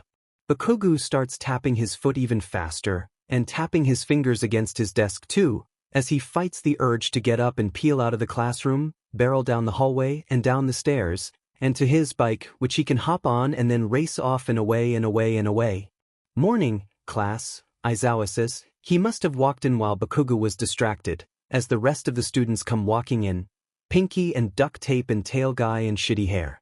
Their eyes meet for a moment before they both quickly look away when Aizawa continues. We'll be doing a lot of training today. I suggest you cease from talking and pay attention while I explain. Bakugou takes a deep breath and forces his foot to stop tapping and his hands to close to fists, which he puts in his lap. He forces himself to stop thinking about the window and about running away, because he's not a PP and he's not afraid of a couple dimwits in his class. He's here to learn, to train, and it doesn't matter who he's doing it with. No one else here matters to him, except Aizawa. Your training partners have already been assigned, Aizawa says, and holds up a sheet of paper. Everyone leans forward to see, and Bakugou searches for his name, and then looks at Deku, who's already staring at him, open-mouthed. Okay, maybe it matters a little bit. Plus. Come at me, Bakugou says, falling back into a fighting stance and putting up his fists. Deku hovers uncertainly a few feet away. Around them come the sounds of a room full of sweaty teenagers sparring with each other, grunts and heavy breathing, the sounds of fists on flesh, and sparking electricity, hissing puddles of acid, yells and taunts and even laughter. Bakugou feels the chill of nearby ice on his skin and sees a blur of motion that's dark shadow flying past in his peripheral. Come at me, he repeats, slamming his fists together. Aizawa is watching them especially closely, he knows. He's not going to beat on Deku any more than he's allowed, they both know that. But that's not why Deku's hesitating, and they both know that as well. Finally, though, Deku moves. He lunges to the right, brings up his fist, and Bakugou blocks it easily. The hell was that? He asks, as he easily ducks another blow and sweeps Deku's legs out from under him. Jesus, you won't get far with a fighting style that atrocious? Deku just glares up at him, eyes narrowed and heaving. Bakugou doesn't offer him a hand, so Deku picks himself up and faces him again, this time raising his own fists too. Now we're getting somewhere, Bakugou says, bouncing on the ball of his feet. Come on, at least land a hit by the end of this. Let's go. Kakin, I really don't. Save it, Bakugou cuts him off. Let's go. Deku chews on his lip, an unfortunate habit that he's maintained since second grade. Okay, he concedes at long last, I guess I'll. Bakugou charges him, dodges his clumsy, panicked attempt at a punch, and pins him to the floor with a knee on his knee. You've got to stop talking, he says. Are you even trying? Deku nods, but Bakugou knows he's lying. He presses harder, digging his knee straight into Deku's ribs. Deku winces, but Bakugou doesn't let off, taking the opportunity to get right in Deku's face. At least try to beat me, half-wit, he yells. You couldn't take me down even if you gave it your all, but don't if I make it easy. Deku flinches from Bakugou's voice. Bakugou finds that incredibly satisfying, and would shout at him even louder if only Aizawa weren't staring straight at him. Get up, Bakugou orders as he stands and sticks his hands in his pockets. Deku scrambles to his feet and throws up his fists. Not for the first time, Bakugou is jarringly reminded that this scrawny piece of sheet actually has muscles now. He doesn't know how to use them, but still. Let's go, Bakugou says. So they spar. For almost 15 minutes, they throw punches back and forth. Bakugou's are the only ones that land, but at least Deku's trying now, and Bakugou prefers that immensely to when the stupid nerd was expecting to win by just standing there goggling at him. Once Bakugou beats him without a shadow of a doubt, it'll even out what happened yesterday, and maybe Deku will just forget about it. Deku aims a clumsy blow at Bakugou's face, and Bakugou chucks him across the room. Time's up, Aizawa says, dully, as Deku hits the wall and slides down with a groan. SWH partners? Everyone scrambles to find a new partner. Deku partners with Round Face, unsurprisingly, and Rocket Legs pairs up with Icy Hot, and Bakugou looks around wildly but everyone's already paired, except for Shitty Hair. Bakugou thinks. He double-checks, but it's unchanged. The only other unpaired student is stupid Shitty Hair with his shitty face, looking around dumbly until his eyes fall on Bakugou, and they both stare. Teach. Bakugou cries, turning to Aizawa. The guy gave him a Lunchable, maybe he'll take some pity. Could I maybe SW? You'll partner with whoever's available, Aizawa says, without sparing him a glance. Alright, start sparring, he yells to the whole class, and the noise starts back up again. Bakugou thinks again, as he sees Shitty Hair walking over to him. Is there no way out of this? No, he's not going to run from this. He's Bakugou Katsuki, he doesn't run from anything, much less a shit-faced shithead of a fellow student. Come at me, he says, like he did with Deku, taking up his fighting stance. He watches as Shitty Hair does the same, and quickly analyzes his stance, looking him right in the eyes. Shitty Hair doesn't say a word, just runs at him, throwing up a forearm to block Bakugou's punch, ducking down to throw an uppercut, aimed right for the stomach. Bakugou grins and blocks it with a fist and a burst of flame that explodes right in Shitty Hair's face. His eyes go wide and he backs up, coughing, which gives Bakugou the perfect opportunity to lunge for him. On and on they go, blocking and attacking in turn. The air around them becomes full of acrid smoke, stinging their eyes, and ringing explosions. Shitty Hair, Bakugou finds, is an excellent defensive fighter, blocking nearly every hit, and the ones that do land barely manage to sway him. The fight is exhausting and painful and exhilarating, the adrenaline rush going straight to his head. Shitty Hair punches him in the stomach and Bakugou laughs out loud. He grabs Shitty Hair's arm but he twists away just as Bakugou's about to explode him. Flames lick at Shitty Hair's face but he turns to the side, takes hold of Bakugou's shoulder, and throws him across the room despite it. See, Bakugou wants to yell to Shitty Deku, I'm not weak, I don't freeze up during every fight. That's not true but he's too busy ducking Shitty Hair's next attack, too busy smirking as he builds up explosions in his hands, too busy feeling happier than he has in weeks. Time's up, Aizawa shouts, and Bakugou reluctantly steps away, heaving as he fights to catch his breath. Shitty Hair seems equally winded, bent over with his hands on his knees, but he still somehow finds the energy to grin wickedly at Bakugou, and then walk to him and say, told you, we'd be good sparring partners. Bakugou feels almost inclined to agree. Instead, he just punches him in the shoulder and walks away. The rest of the school day goes by fast, and then they're left with 3 minutes left and Aizawa pointing to a map of USJ and telling them what's going to happen tomorrow. You'll be spending the day training in disaster rescue, obviously, but there'll also be some time for sparring at the end. Due to the unique nature of the facility, I think this will be a great opportunity for you. You may spar with whichever partner you want tomorrow, just like you did today. Despite himself, Bakugou can't help but glance over at Shitty Hair. He's already looking back. As long as he understands that we're not FING friends, Bakugou thinks, then, this could be okay. He was a good sparring partner, after all. Bakugou give him that much. Shitty Hair has the audacity to grin at him. Bakugou grimaces and looks away. He's still FNG annoying. You can be dismissed early, Aizawa says, and if he meant to add anything on to that, it's completely lost by the ruckus as every scoops up their sheet and runs for the door. Bakugou means to join them, but Deku grabs his wrist. The hell do you want, you little freak? Bakugou rips his hand away and shoulders past him, slinging his bag over his shoulder, heart pounding. All he has to do is make it to his bike and then he can get away from him, but everyone's blocking the door. I just want to talk to you, Kaken. Outside maybe, Deku says. F off, nerd, Bakugou says, trying his best to sound unconcerned, as he attempts to shove past Dun's face and just earns a "Hey, stop pushing or I'll knock my teeth out on Mina's head." Please, it won't be a long conversation, Deku says, grabbing his sleeve as if he thinks he can hold him back. I just need to ask you something. Bakugou looks around.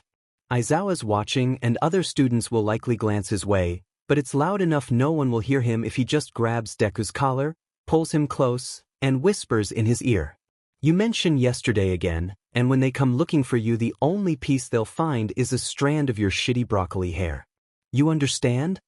He's so close he can hear Deku's hard swallow. He pulls back to see him biting his lip again, clearly thinking over his answer, but as he opens his mouth to speak Bakugou just turns away and strolls through the now open doorway. When he goes to hop on his bike, Deku doesn't try to stop him. There's that problem averted. Now on to the next. Notes. Thank you for reading. Life update. I dyed my hair again. It's like a dark purple, smiley face. Chapter 15. Notes. Sorry, ISCK at writing fight scenes, but y'all know how this goes anyway. See the end of the chapter for more notes. Early morning, Bakugou sneaks out the window again. He can't risk getting shoved around today. Mitsuki might hurt his leg or something and then he'd be sheet at USJ. He hits a fast food place on the way to the coffee shop to pick up some breakfast.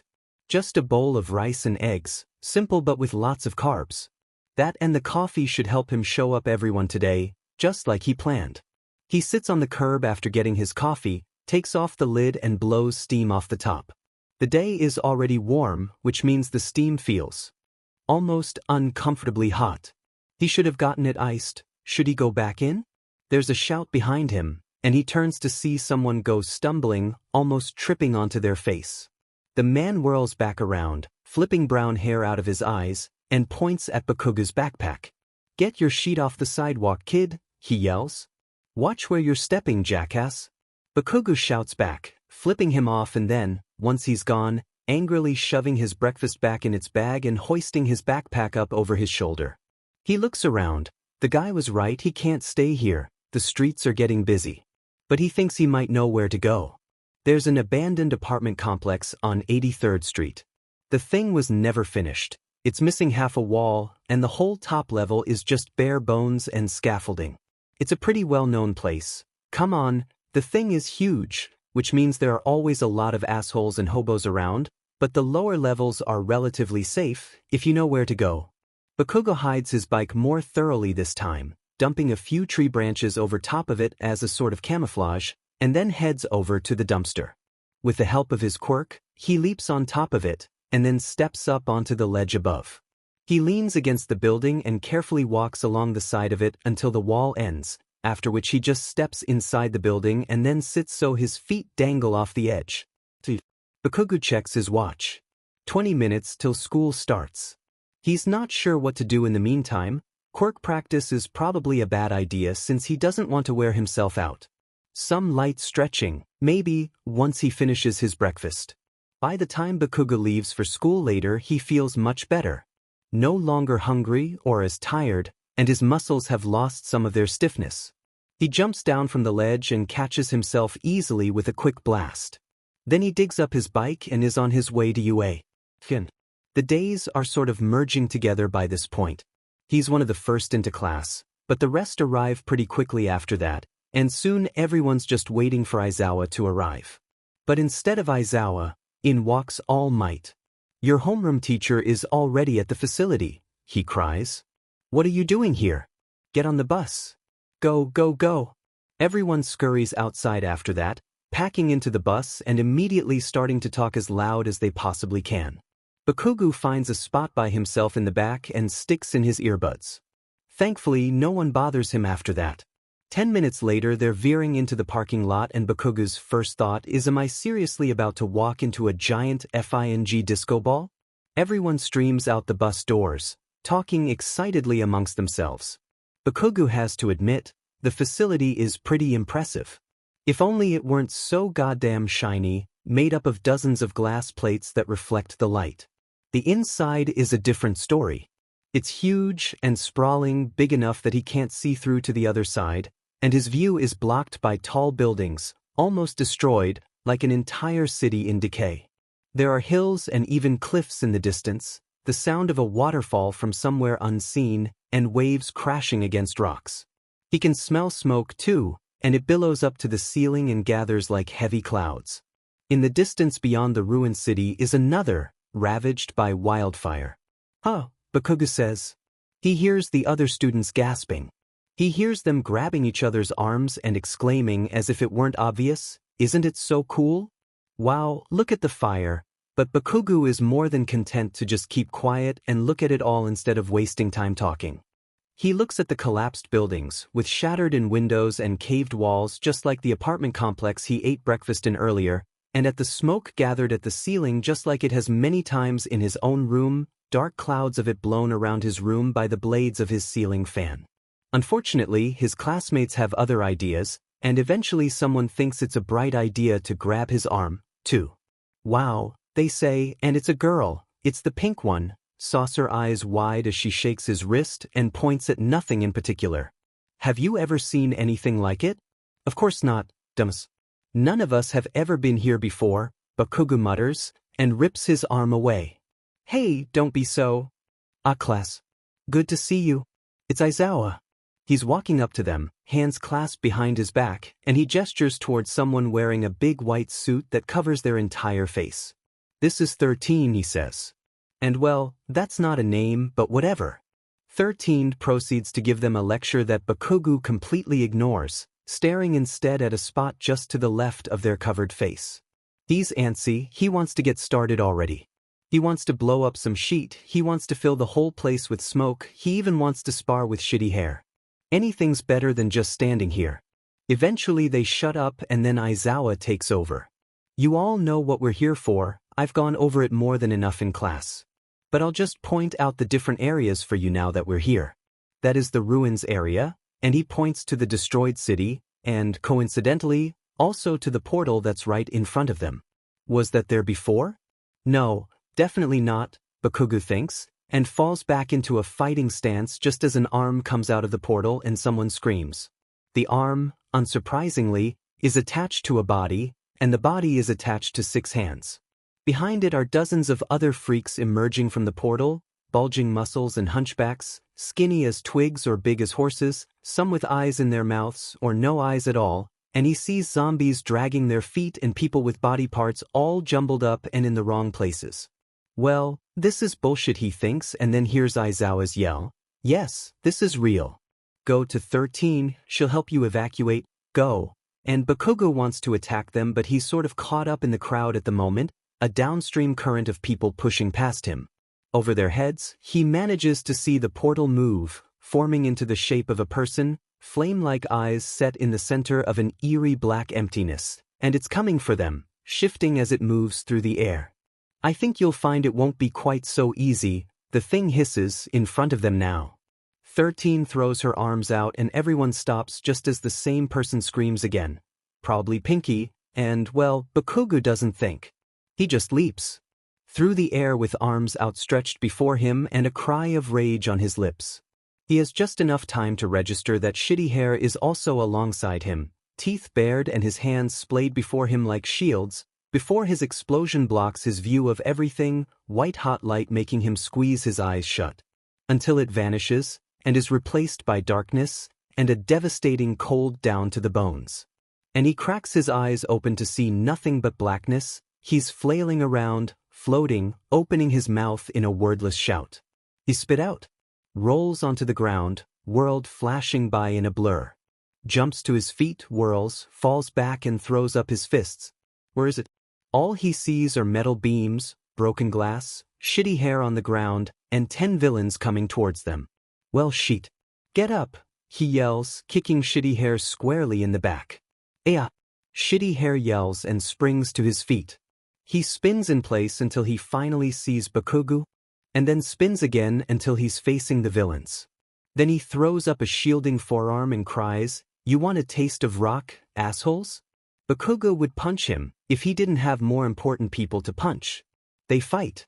Bakugou's explosions manage to take out most of them, but any that get past are taken down by Shitty Hair. They eventually start moving in circles once villains approach from all sides, and Bakugou takes down most of them by grabbing their faces and blowing out their brains. On your left, Shitty Hair cries because there's a meathead with a cleaver about to bash in his skull, but Bakugou kicks him in the stomach, rips the knife out of his hand, and sticks him through with it, right through the belly button. He finds himself grinning. "Take that, half-wit," he cries, and a villain ends up splattered all over a half-deconstructed wall. A piece of rubble comes down, then a lot more, and the building's collapsing. "Watch out!" Bakugou yells, but Shitty Hair's ducking, rolling out of the way, so he must have already seen it. What's unfortunate is Bakugou's behind him, so he doesn't have quite as much time to get away.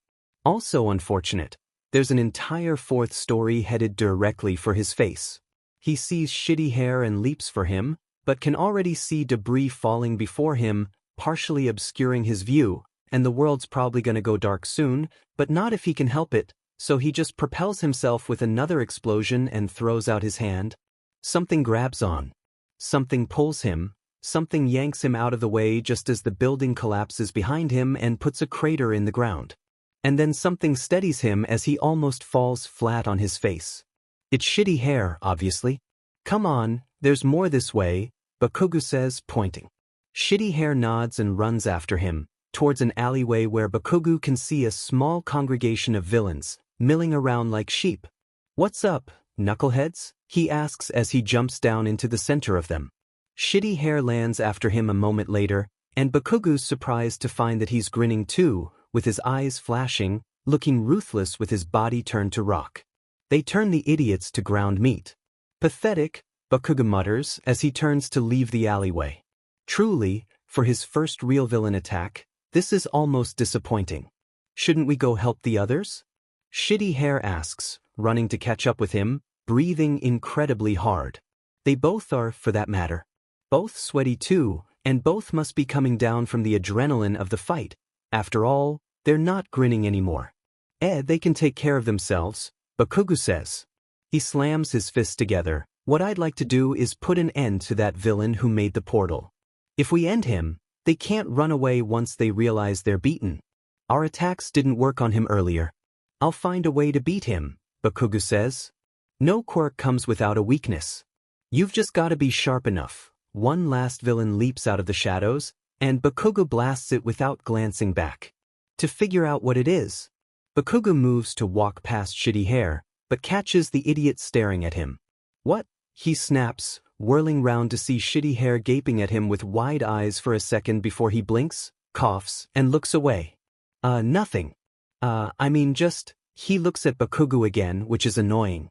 "You're so calm right now." "Well, mostly. You seem really collected." Whatever," Bakugou turns away. "Well, I'm coming with you to look for that portal villain. Do what you want." So Shitty Hair tags along. They pick their way past the ruin of fallen buildings, past the bodies of villains and a few places where the flood area overflowed into other sections. They step over fallen tree branches, some burnt and some dripping water. There's more smoke in the distance, but unfortunately, Bakugou won't get to add to it, unless it's in the process of destroying more low-life villains. There's shouting in the distance, so they head that way. Eventually, the central plaza comes into view. It's not a pretty sight. All Might is trapped halfway through the portal, and it's not hard to figure out where this is going. Bakugou doesn't stop running, but he also doesn't stop thinking, because if he can just figure that villain's weakness, the portal moves, taking a step to the side, and it's very clearly a step. The thing is moving like a human. Bakugou leaps for it and yells as he does so, a cry that has everyone's head swiveling his way as he reaches through the mist and grabs hold of metal neck armor. He lands on top of it, pinning it to the ground. Shitty Hair leaps after him and comes up behind the guy with all the hands, throwing up a rock fist to bash in his skull, but the guy dodges him and Shitty Hair just goes sprawling. Bakugou almost wants to wince, until he's distracted by the realization that the hand guy is the same guy he met yesterday. He opens his mouth to yell any number of vile words at him, but sadly is cut off by, "You're pitiful, Kurogiri. Letting a student pin you?" The guy beneath him, Kurogiri, tries to move, and Bakugou tightens his hold, "I'll blow you sky high." Motion to the side of him, something growling in his ear. Bakugou wp's his head round and it's huge, with a snarling beak-like mouth and an exposed brain, and he doesn't have time to get out of the way, but that's fine. All Might intercepts it. They go rolling away into the distance, a ball of teeth and claws and lots of muscle. Punches are immediately thrown, and the sound of them is almost deafening, but all the yelling definitely is, and Bakugou grits his teeth as he looks away from them and back down as Kurogiri starts struggling again, almost throwing him off while he was distracted, and then, Kurogiri throws him off. Bakugou goes flying, hitting the ground a distance away and coughing at the dust in his lungs. He's about to struggle to his feet when he sees a hand in front of his face. It's Shitty Hair, of course, but he's got the whole class behind him, all looking ready to fight. "Come on," Shitty Hair says, grinning. "Let's blow these idiots sky high." And Bakugou's never had an easier decision. He grabs Shitty Hair's hand. The ensuing battle is chaotic, dramatic, and surprisingly easy. Bakugou blasts villains left and right, and joined by Shitty Hair they make an unstoppable team. The other students hold their own fine as well. Bakugou doesn't spot any damsels in distress that need saving, not that he'd do anything to help them even if he did, but instead finds himself actually surprised by the number of villains that his classmates are able to take down. Icy Hot and Ponytail are no surprise, but people like Frogget and Four Arms do decently as well. Deku is complete shit, but that's to be expected. The battle finally ends with the sound of All Might's 300 punches and the creature he's fighting giving a final squeak of defiance and then finally erupting into a pile of gross creature pieces. The other villains hightail it pretty quick after that. Aizawa is carried away by a few students. 13 tells the rest of them to get back on the bus. They're going back to UA and Bakugou has zero complaints with that plan. The facility looks like an wasteland and there's BLD everywhere, much of it on his clothes. So all in all, an average Friday afternoon. Until they get on the bus. Bakugou sits by himself in the back again. It's a million times quieter than before and people actually manage to find a spot. Quickly this time around, well, everyone except for Shitty Hair, who's standing and looking at Bakugou, seeming a bit clueless, like perhaps he thinks he got on the wrong bus or something, until he breathes deep and squares his shoulders and asks, "Can I sit by you?" Bakugou looks at him. Shitty Hair is drenched in sweat and smells like absolute trash. His hair is plastered to his forehead, he's got sweat stains as wide as Bakugou's forearms and bloodstains even bigger. What's more, the last time Shitty Hair asked that Bakugou grabbed his collar and told him to F off, but, "Do whatever you want," he says. He grimaces when Shitty Hair plops down beside him and starts saying, "Hey, that was really cool back there, I think we made a great team. Especially in the alleyway, I mean, did you see how coordinated we were? And we've only sparred together once.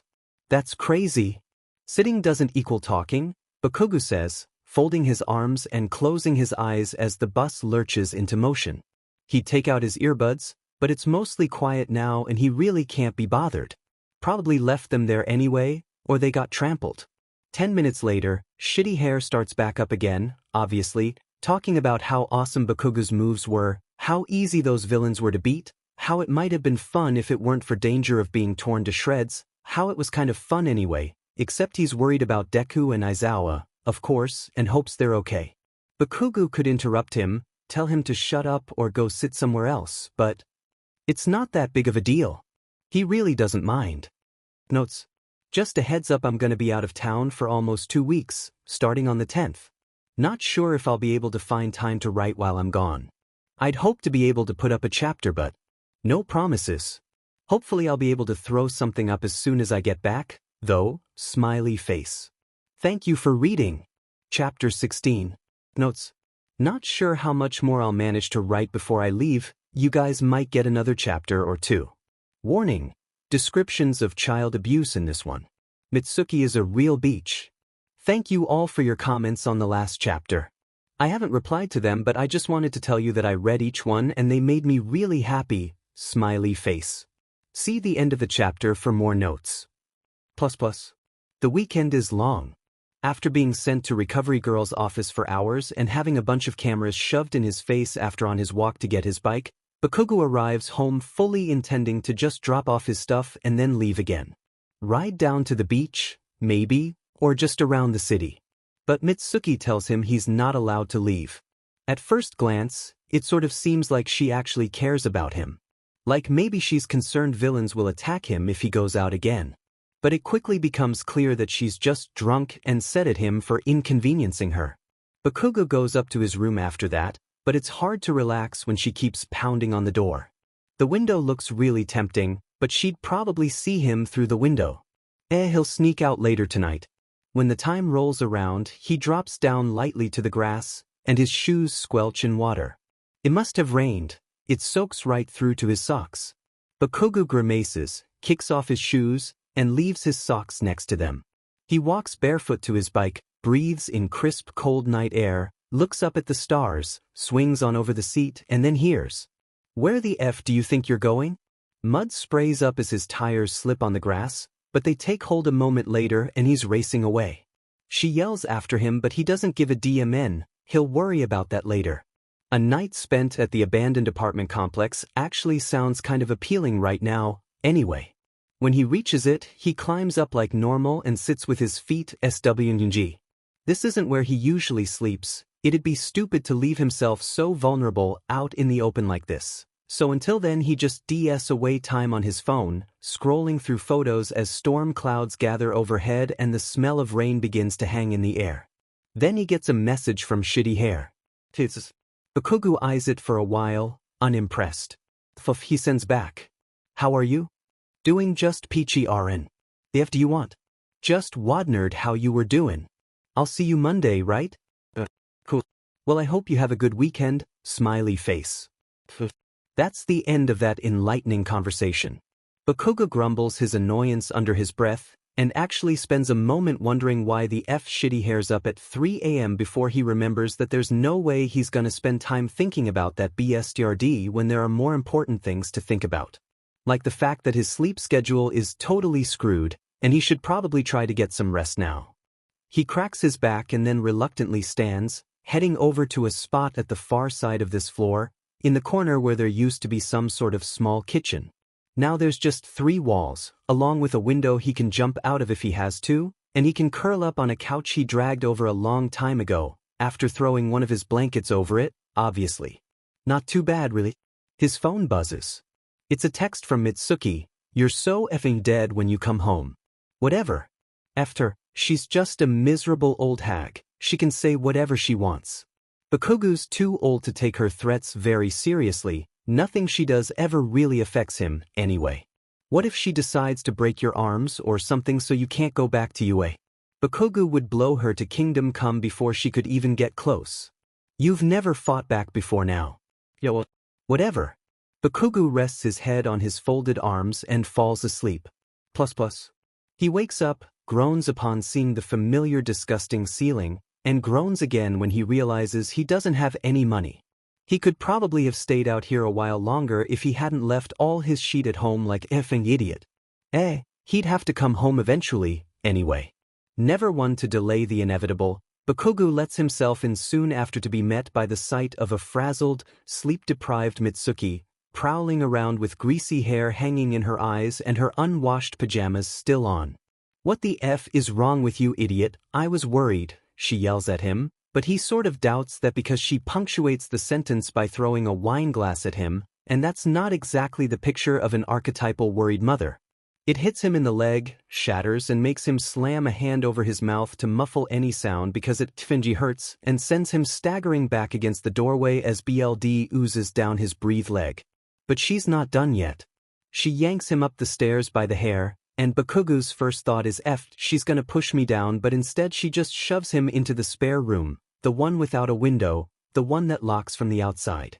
Well, at least it's not the closet, Bakugou thinks, and stumbles halfway to the ground, feeling sick and dizzy and watching blood splatter to the floor.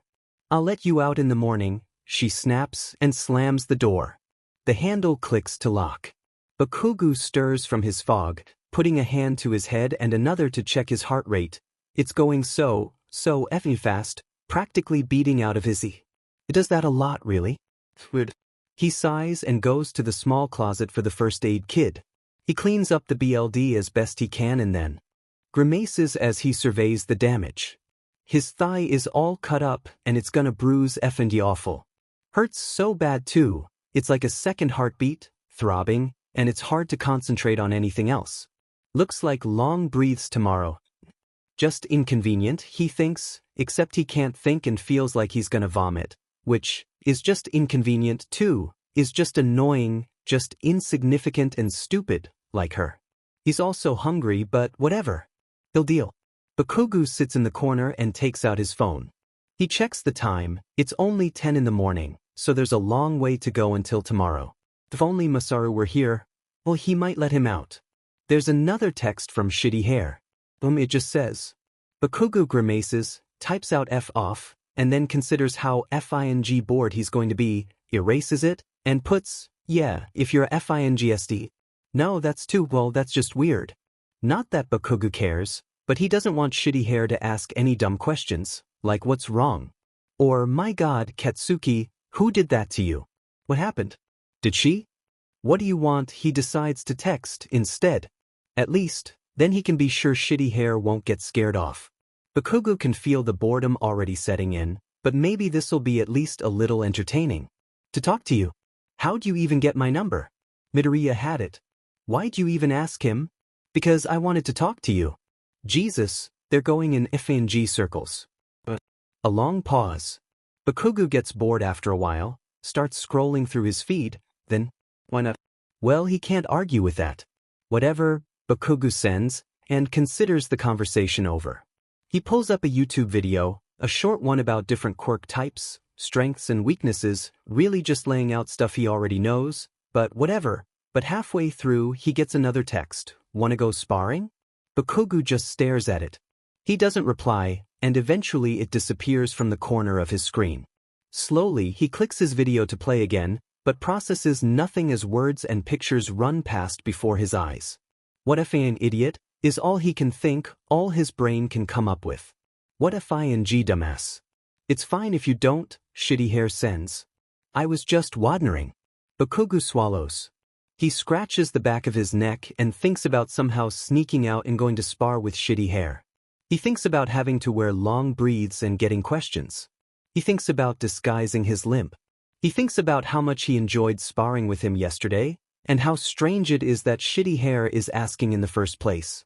Maybe he thinks he's luring me there to kill me, and that doesn't make any sense, but he still thinks about it. Doesn't matter. Bakugou couldn't go even if he wanted to. Can't. On house arrest. Holy shit, what happened? No, dumbass, I mean my mom won't let me leave BC of us. Oh, sorry, haha, greater than over equal to less than over equal to. Hope she lets you out soon. Bakugou rolls his eyes as he sets down his phone, leans back and closes his eyes. He doubts he's gonna be able to sleep, but honestly he'd rather just sit in silence than text Shitty Hair any longer. He wants to wash his eyes out after looking at those stupid emojis. But now that he's put his phone down, there's nothing to focus on other than the throbbing pain in his leg. Bakugou's not a wuss when it comes to pain, But this sheet is pretty hard to ignore when he's just sitting there and he finds himself grimacing. Maybe there are some painkillers in his first aid kit. Bakugou opens his eyes again, digs around through the little box until he finds some. He takes them dry and then settles back to wait for them to kick in. His leg looks like sheet. The bandages are bleeding through. He can see hints of dark bruising. He's got no clue how he's going to hide this. What a beach, Bakugou says, and then it's like an eruption. The anger pours out like hot lava, so sudden it catches even him by surprise. She's such a effing beach, he cries and pounds his fists against the ground. That pain is a welcome distraction.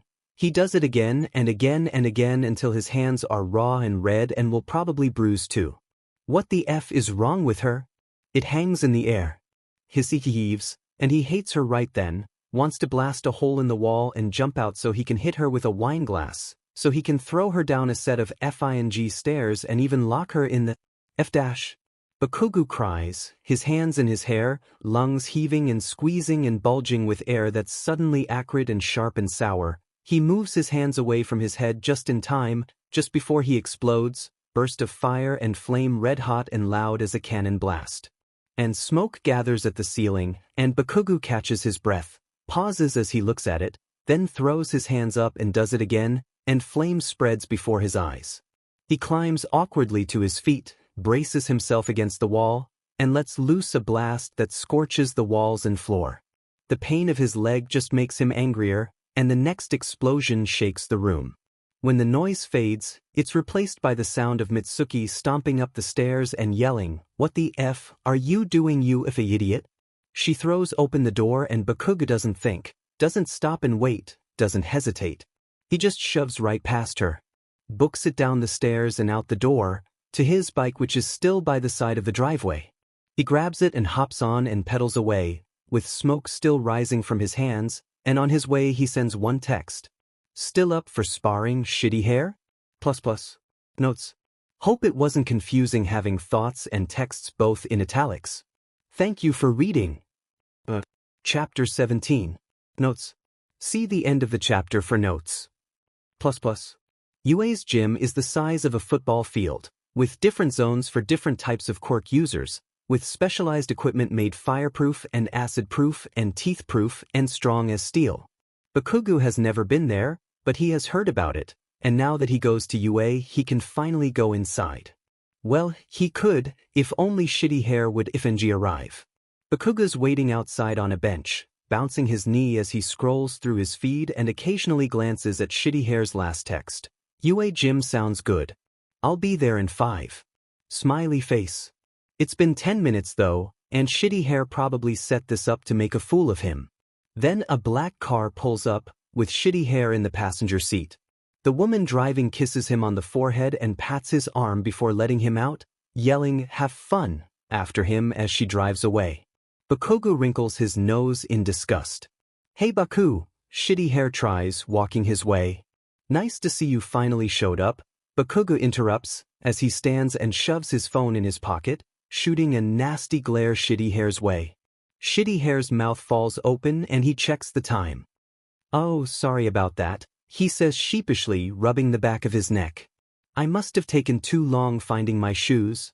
Or something like that, Bakugou grumbles, but now he's overreacting and it's not a good look. "Come on, let's just go in." And the gym is even bigger than Bakugou expected, the equipment is even more impressive and the people even more sweaty. There are about 30 other students here this morning, but most of them are centered around the treadmills and there's no one Bakugou recognizes. "This way," Bakugou says, picking a random direction and heading for an empty space.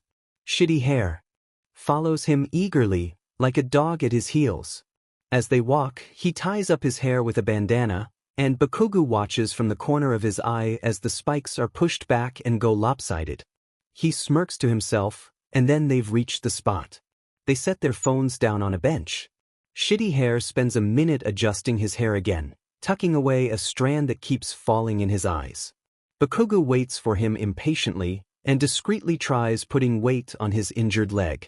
It doesn't go well, he certainly can't stand on it, that's for sure. But it's fine, this'll actually be good practice. Heroes don't get to pause a fight to wait for an injury to heal, after all. And Bakugou is good at hiding pain when he feels it. There's no way Shitty Hair will notice. Right, I'm ready, Shitty Hair says. Sorry about that. Bakugou leaps at him. Shitty Hair falls back, bracing himself with a heel to the ground, throwing up his arms to hold Bakugou back. Bakugou twists and attempts to sweep his feet out from beneath him, but Shitty Hair grabs him by the arm and flings him away. Bakugou bounces on his heels, sizing him up. He leaps again, he jumps over and behind him and wraps an arm round his neck. A small explosion before his eyes to blind him. Perfect, he's feeling around like a blind man in an alleyway. Bakugou jams a knee into his back and Shitty Hair falls to the ground with Bakugou pinning him. Ha! He cries, punching the air in triumph, and the accidental blast rings in his ears. Oops. People are staring annoyed but Bakugou really doesn't give a damn. Beat your butt, he says, smirking as he stands. Shitty Hair clambers to his feet, looking a bit dazed but certainly smiling. You sure did. He fixes his hair and then falls back again, grinning devilishly. But how will you do against this? Shitty Hair lunges for him, Bakugou dodges. Spins round and deals Shitty Hair a kick that sends him stumbling back, and the explosion after nearly makes him fall, but he doesn't and throws Bakugou back instead. Bakugou catches himself and propels himself upward, over Shitty Hair's head, but there's a hand round his ankle and suddenly he's pulled back to the ground. Then they throw punches, blows that are mostly blocked. A few explosions crackle through the air but it's mainly just hits on shoulders and arms, dodged or blocked to the side. Shitty Hair aims a kick for Bakugou's thigh but Bakugou jumps out of the way just in time, landing on his good leg and spinning to kick Shitty Hair with his bad one. It hurts but it's not a big deal. Say, Shitty Hair starts as he finally throws Bakugou to the ground and pins him with a hand around both his wrists. You've got really good control of your quirk? Shove it, hair for brains, Bakugou says, pushing Shitty Hair off him and ignoring the offered hand. Let's go again. The next few rounds are shorter, as they start going for more dramatic attacks, stronger ones that end up with their opponent completely defeated. Soon they're tied, both at 3 wins, and Bakugou wipes sweat from his forehead and rubs it between his palms. Tiebreaker, Shitty Hair says. I've got to get some water after this one. You're on, Bakugou says, and neither of them waste any more time. Shitty Hair leaps for him. Bakugou grabs him by the forearms and throws him, but Shitty Hair just lands lightly and launches himself again. Bakugou ducks beneath him, watches him grin as he goes sailing by, then runs up to blast an explosion in his face as soon as he lands. Shitty Hair blocks it and they spar back and forth, trading blows with little to no effect. Bakugou is nearly running on autopilot, only thinking about his next big move, so he almost doesn't notice the kick Shitty Hair aims for his leg. He notices but that doesn't mean he dodges it in time. Right where the wine glass hit him. Bakugou staggers back, falling to one knee and just barely catching himself from going sprawling. He turns to hide the twist of pain his face must surely be knotted up in, and bites his wrist to keep down a cry of pain. Oh shit, are you okay? Bakugou whirls around with a yell and grabs Shitty Hair's ankle, pulling his feet out from under him. Shitty Hair crashes straight to the ground and before he can move Bakugou's over him, is he heaving hard, holding him there with a hand on his tea and the other raised right over his face, still smoking.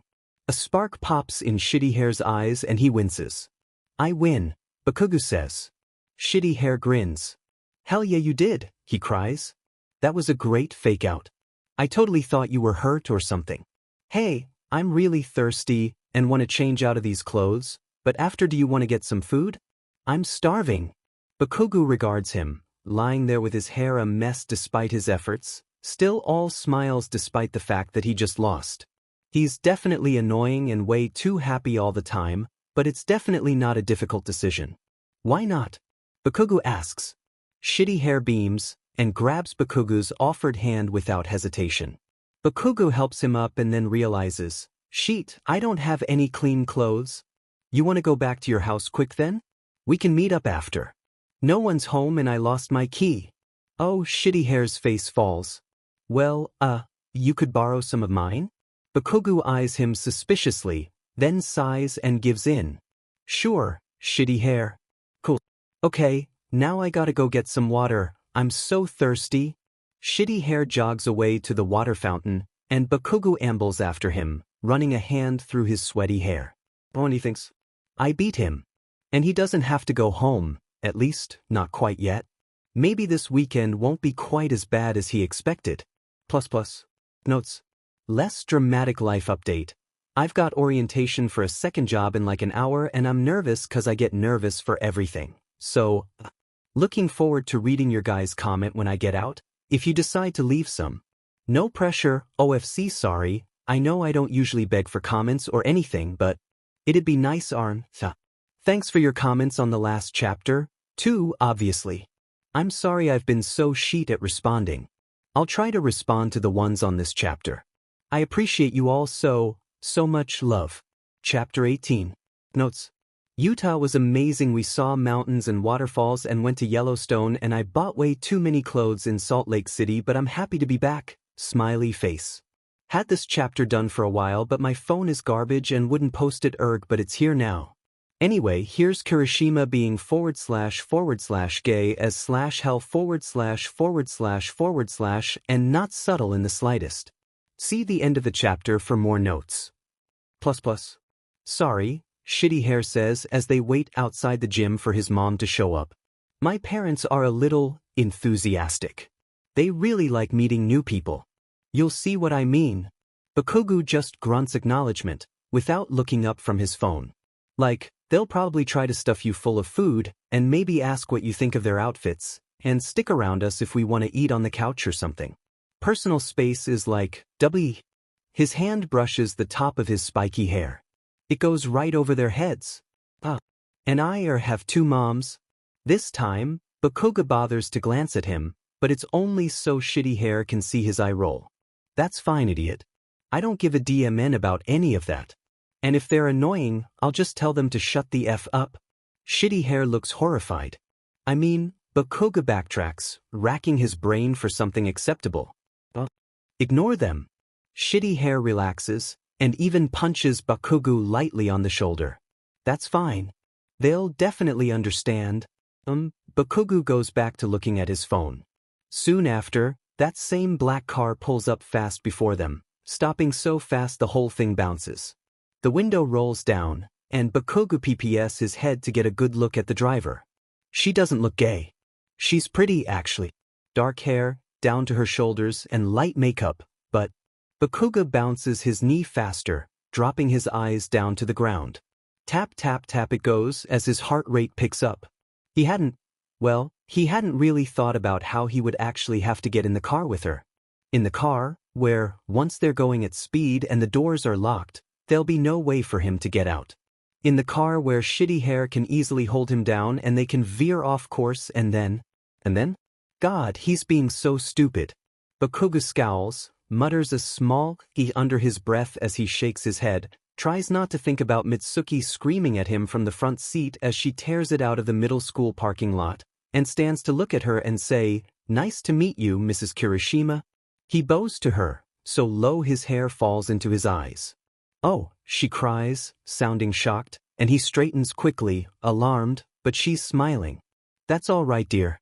I mean, thank you, obviously." She waves her arms apologetically as she corrects herself. "But there's no need to be so formal, you know." Bakugou says. "Okay," and he glares as Shitty Hair runs past him, grinning, to get the door. "Come on, slowpoke," he cries with his ridiculous sunshiny smile, so Bakugou slides into the seat next to him and Mrs. Kirishima #1 takes off with a squeal of the tires. Then begins the inevitable small talk. "Are you gonna introduce me to your friend?" she asks. He spots her smile in the rearview and it's just as obnoxious as Shitty Hair's own. "Oh yeah," Shitty Hair cries from beside him. He gestures to Bakugou. "Mom, this is Bakugou." "Bakugou, my, mom." "Nice to meet you," Bakugou says, trying his very best to sound genuine. "And you," she says, brightly, showing off white teeth as she grins. Bakugou can't help but feel that it's false, and that she'd rather he were anywhere else, but whatever. No helping that now. "You're in Ijiro's class, right?" "Yes," Bakugou says, then decides at the last moment to tack on a "ma'am." That's so nice, she says. I'm glad he's already making friends. Bakugou glances over to see Shitty Hair already looking at him, wide-eyed. He mouths a silent sorry and Bakugou just glares at him before turning away, folding his arms and hunching down in his seat. Does he want out of this car? But then he envisions Mrs. Kirishima noticing his lack of a response, getting said, and deciding to throw him out the window, so he fills the silence with a quick, "Yeah, that's nice," about 5 seconds too late. He can glimpse her smile in the mirror, can see just how fake it is, and any moment he thinks, she'll snap and make Shitty Hair kick him out, but then they pull into a driveway and Shitty Hair's reaching across to open Bakugou's door. "Home sweet home," he cries. It's nothing fancy, just a one-story house with a small yard. Oh, and there's a leaning basketball hoop and a frisbee in the roof gutter and a woman sawing at the branch of a tree. "Huh," Shitty Hair says. "That still didn't come down?" Bakugou goes to snap at him, before he realizes that it's extremely unclear what he's referring to. "No," Mrs. Kirishima laments, pointing to the frisbee and saying, "I'll probably just ask our neighbor with the stretchy arm quirk to come over. You know, I could just climb up on the roof to get it. But what if you fall?" Mrs. Kirishima sounds genuinely horrified, and Bakugou really wants to roll his eyes. "Mom, my quirk is hardening, I'll be fine." "Honey," the tree branch cutter cries, coming down off her ladder as they near her. Any doubts Bakugou had that this was Mrs. Kirishima number 2 vanish as soon as they lean in and plant a fat smacker on each other's lips. Gross, he thinks, but he's strangely entranced. He's never seen 2 women kiss before in real life, and it's certainly a new experience, but he still mostly just wants to look away because apparently seeing 2 women kiss is just as disgusting as seeing anyone else. Thankfully they don't go at it for long, and once Mrs. Kirishima 2 puts down her giant saw they start heading inside. Mrs. Kirishima number 2 is chubbier than number 1, and is more of what Bakugou expected out of a lesbian. Short green hair, buzzed on the sides, and a button-down. Well, that's fing stereotypical, he thinks, but stereotypes exist for a reason, and, anyway, this is all new to him. Maybe all gay women really do dress this way. He's never met any before. "Hey Ma," Shitty Hair says, jogging to catch up to Buzzcut. "Do we have any more leftovers in the fridge? I'm starving and I think Bakugou's hungry too." That would be an understatement. Bakugou's so hungry it hurts, and he feels like doubling over and hugging his stomach, but it's fine as long as he doesn't focus on it. "No. I might have eaten all of it," Buzzcut says, and laughs when the pretty one flicks her on the head. "Hey, you'd be hungry too if you were chopping wood all day. But it's not a big deal, I can cook you boys up something." She glances back at Bakugou as she climbs the porch steps and pulls open the screen door. "What would you like, dear?" Shitty Hair's house is small but bright. No lights are on, but Bakugou can see directly to a set of glass doors in the back, and there are several windows above the couch in the next room, all with pink curtains. The space is open, breathable, fresh air filtering through, and he can see almost the whole house just from this one point. A table with an unfinished game of chess and a small TV and a fluffy white cat on the kitchen island, tail curled in the air. "Anything's fine," Bakugou says as he takes off his shoes and follows them down the hallway. There are pictures on the wall, Shitty Hair as a baby in a back-facing car seat, Shitty Hair slurping soba noodles, a family picture where they're all wearing matching clothes. "That's me on my first day of middle school," Shitty Hair says from beside him. His parents have gone into the kitchen, Bakugou can hear them talking. Shitty Hair smiles, but it's not quite so ridiculous now, and he points to a picture of himself, smaller and with black hair that almost hides his eyes, dressed in a scruffy button-down and clutching the strap of his backpack for dear life. "You good?" Bakugou whirls round, almost popping sparks. "Fang fine, shitface," he snaps. How dare Shitty Hair suggest that Bakugou can't hold his own in a new place, can't meet new people without freaking out, can't do anything right. "Oh, sorry." Shitty Hair throws his hands up. "I didn't mean to, make you mad. Noodles or rice?" Buzzcut taps Shitty Hair on the shoulder and he turns with a gasp. "Oh my, noodles are good? All right, what kind then?" They start talking and Bakugou scowls, taking out his phone so he can ignore them. There are more texts from Mitsuki, but he's not about to look at them. The last one was from about an hour ago, so she must have given up, anyway. Okay, Ma, can we go change out of our gross clothes now? Shitty Hair says, trying desperately to wriggle out of the grip Buzzcut has on her shoulder as she uses her other hand to ruffle his hair. For a moment, Bakugou considers how easy it would be for her to yank him by the hair or shove him around, but something about her seems familiar. He gets the sense she wouldn't hurt a fly. It's really weird. Yes, of course, Butternut, go on, she says at last, and lets him go. Bakugou can't help but snort at the nickname, and Shitty Hair glares at him, but it melts quickly and it's clear he never meant it. What a pansy. This way. Shitty Hair cries, grinning at Bakugou, and he turns to run and lead him down a hallway to a door decorated with crimson riot posters. Shitty Hair flings open the door, throws his arms wide, and announces, "Here's my room." Bakugou blinks, taken aback. It's so colorful. Blue walls, red posters, a crimson riot carpet, and there are drawings too, scribbles and portraits taped to the walls, of pro-heroes and fictional characters, and one just a painting of a sunset. What a nerd, Bakugou thinks, 'cause there are books stacked against the wall, and everything's so fang trashed. The floor is cluttered, clothes shoved into a pile and wrappers strewn around. The sheets hang half off the bed. The closet is a fing disaster. It hurts to even look at. Wow, Bakugou says. I know it's a mess, Shitty Hair says sheepishly. You don't need to pretend you don't see it. Yeah, it's fing disgusting, Bakugou says. Shitty Hair laughs, loud and clear as a bell, and he punches Bakugou on the shoulder. Bakugou just scowls at him, which makes Shitty Hair laugh even more. Sorry, he says when he sees Bakugou glaring, that was just funny. Pissish. I have clothes. Shitty Hair quickly changes the subject, running to his dresser, pulling out a t-shirt and pair of shorts. Here, rather wear sweatpants. If Shitty Hair's smile falters, it doesn't last long enough to notice. Oh, sure thing. Here, and he shoves the clothes into Bakugou's hands. Bathroom's that way, he points. Just down the hall. Bakugou heads out and quickly finds the bathroom, locking the door behind him. Already, it's nice to be away from these freaks, and the bathroom is small but smells like lavender, with seashells laid out on the sink next to the orange blossom soap. So girly, Bakugou thinks, wrinkling his nose as he indulges in a few more seconds of looking, and then he squares his shoulders and faces the mirror. His torso's actually not that bad. All the bruises are pretty much faded at this point, and he quickly pulls on Shitty Hair's shirt, so he doesn't have to look for very long. He's always a bit morbidly curious, but the nearly gone marks aren't that interesting, aren't worth looking at. After he strips to his boxers, it's a different story. He doesn't remember the last time Mitsuki managed to hit him with something she threw.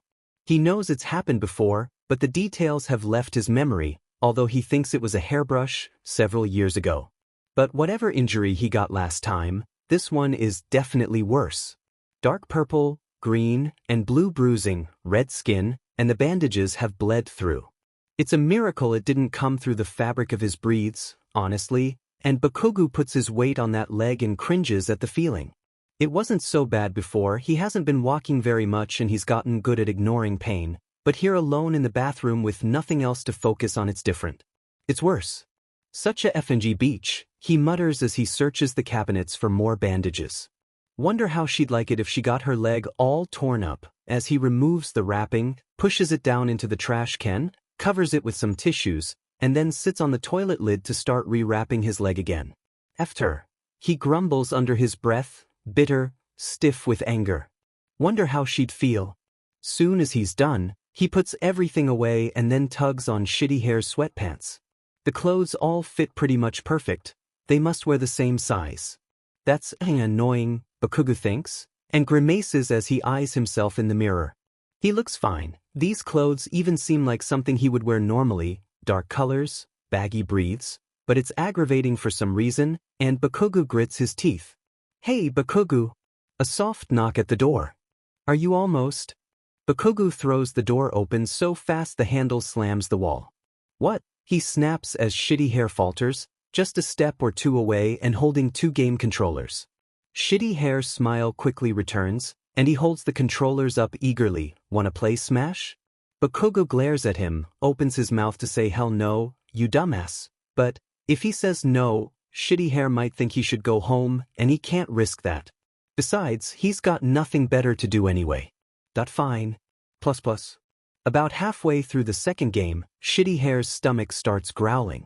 He looks at Bakugou and laughs. See, told you I was starving, and Bakugou, who feels like he's being eaten from the inside out, just glares at him and punches his character off the map. After that, it gets hard to think about anything other than food. It's like his body suddenly got reminded of just how painfully hungry he is, and by the time Buzzcut finally comes in with bowls of noodles for them both, he's practically frothing at the mouth.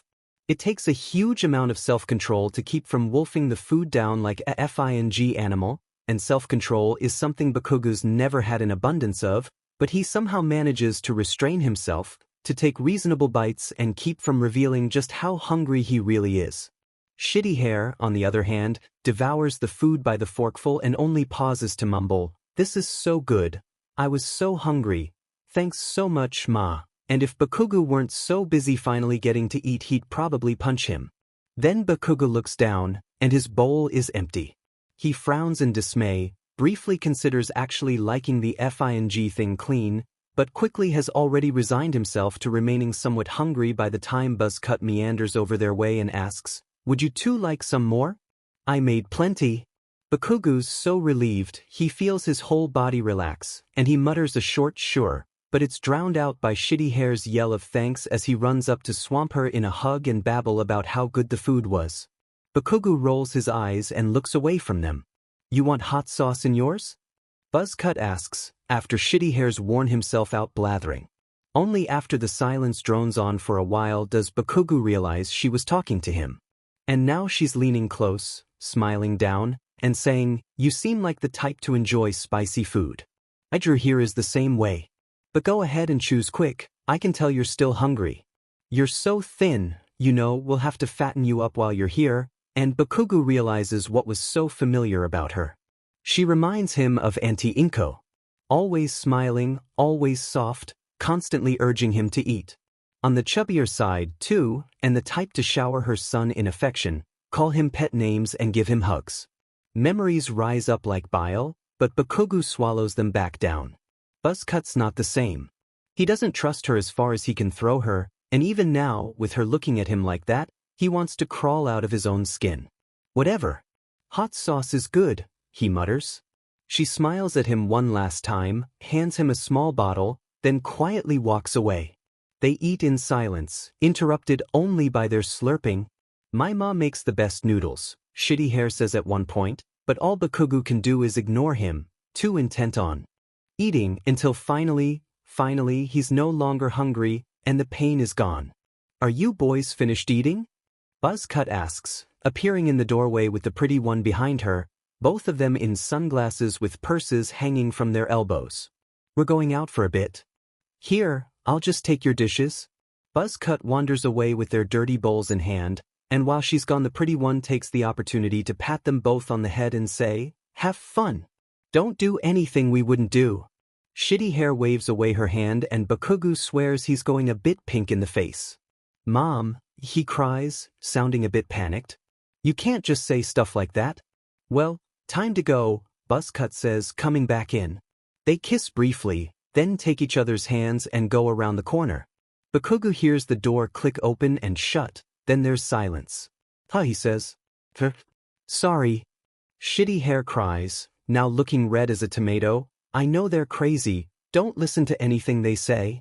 Bakugou just ignores him. "Should we keep playing?" Shitty Hair still looks pretty frazzled, but he manages to calm himself a bit after Bakugou says this, and by the time he's composed himself enough to say, "Yeah, that sounds good," his voice actually comes out sounding pretty normal. They scoot up to the end of the bed, letting their legs dangle off, leaning far forward as they play. It's comfortable here, Bakugou thinks to himself, because the ceiling fan is slowly turning and keeping it cool, the window is cracked and he can feel wind on his face as the curtains fly, the bed is soft and the game is loud and pretty mind-numbing. All the bright colors are pretty abrasive at first, but he's gotten used to it and doesn't mind. Being abrasive is kinda his thing after all. Hell yeah. Bakugou cries as he wins the first round. He sticks a finger in Shitty Hair's face. Eat sheet, shithead. Shitty Hair just laughs good-naturedly and points a finger back, nearly jabbing it in Bakugou's eyes. That was just luck and you know it. Just admit you're not as good as me. Not in a million years. Shitty Hair laughs. Bakugou nearly does, actually, or at least he feels his body's urge to do so. He feels it well up in his throat like he's about to cough up water. He doesn't laugh, but he does crack a wicked smile, jab Shitty Hair in the shoulder, and say, "Guess we'll have to keep playing till you give in." Shitty Hair certainly doesn't argue. It really ends up being like sparring was earlier.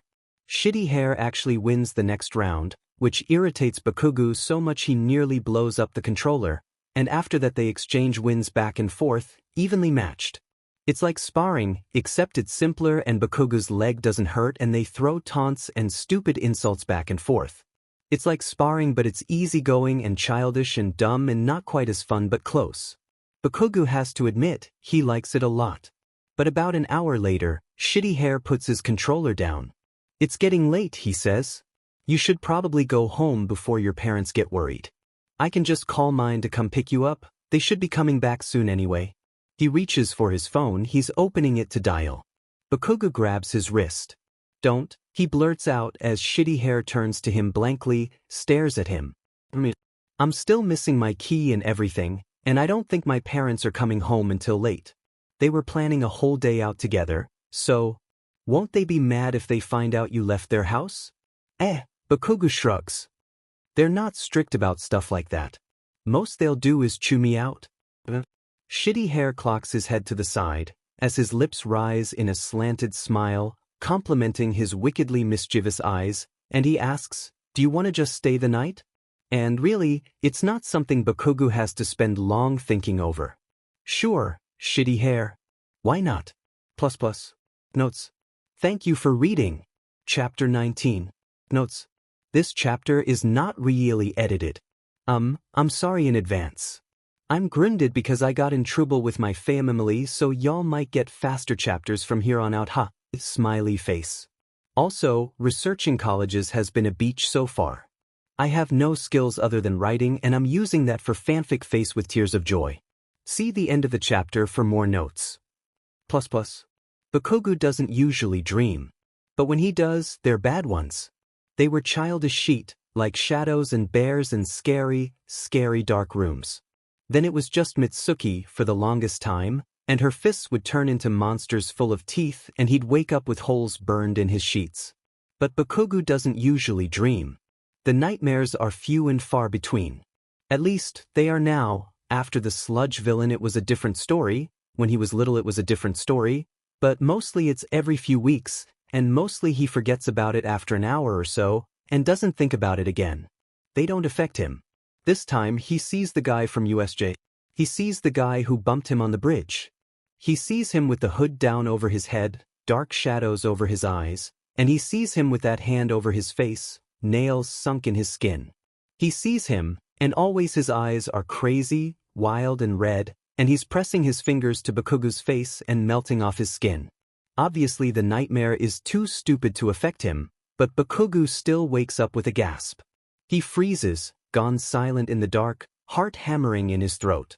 Trained to remain still, just in case, of villains, of Mitsuki, of apartment complex creeps, of anything. He's trained himself to go still and quiet when he wakes up, so he doesn't move a muscle and just barely cracks open his eyes. The walls are blue and green.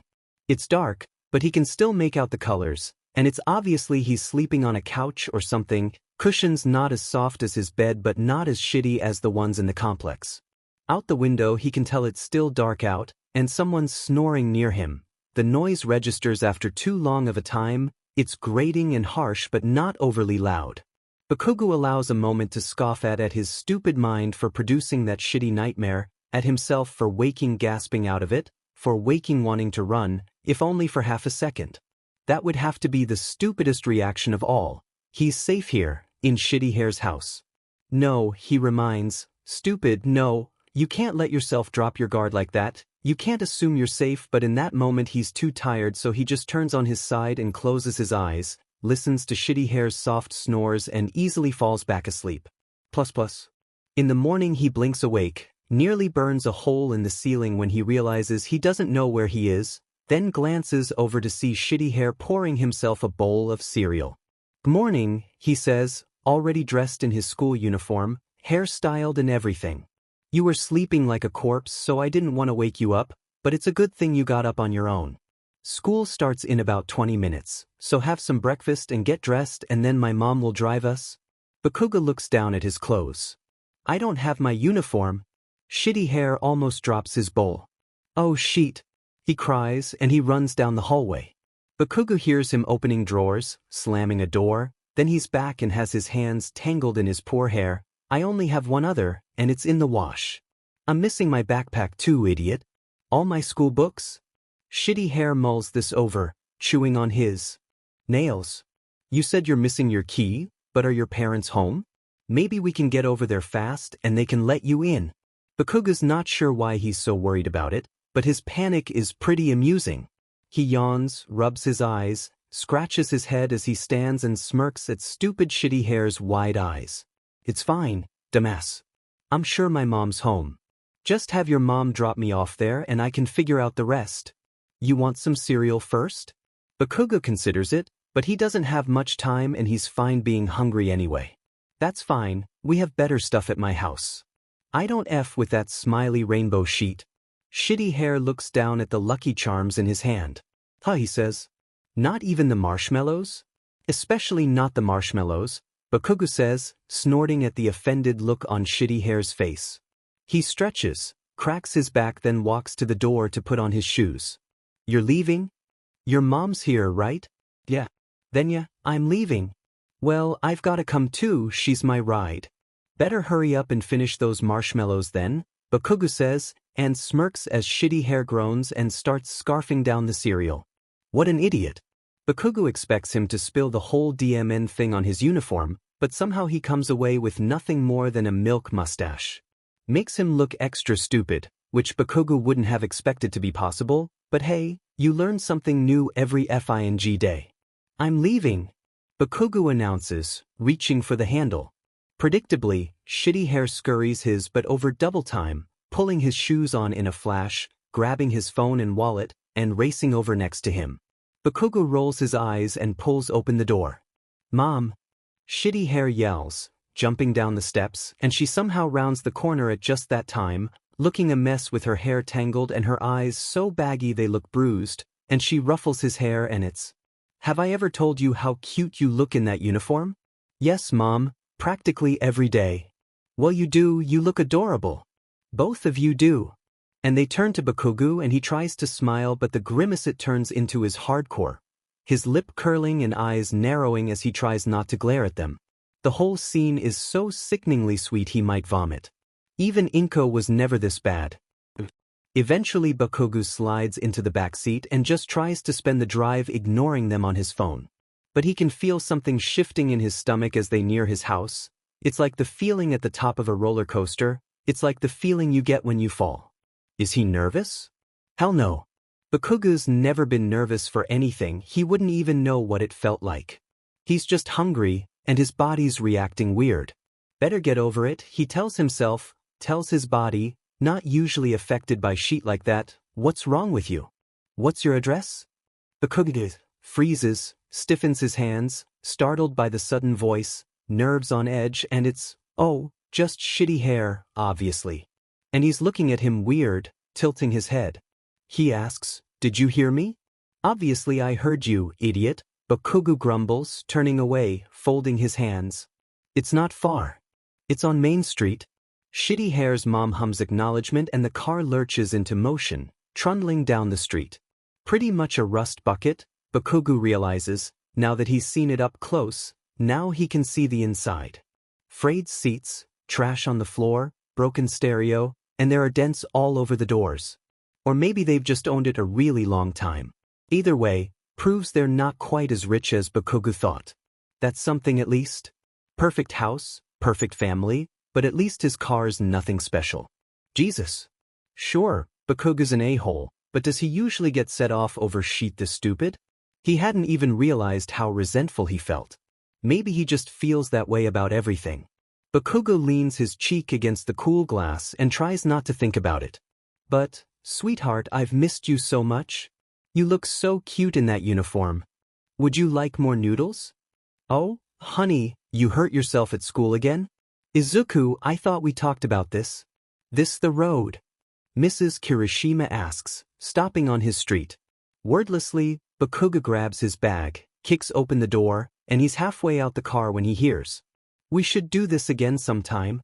Stupid shitty hair. Stupid BSTRD, with his eternal smile. Has he ever even felt anger? Has he ever wanted to break something, to smash something into pieces so small they can't even be seen? Has he ever wanted that thing to be his own skull? Of course not. He's just as bad as Deku. Sure, he's 10 times the fighter, and someone Bakugou can actually tolerate being around, but he still hates him for how happy he is. And he's just a worthless classmate.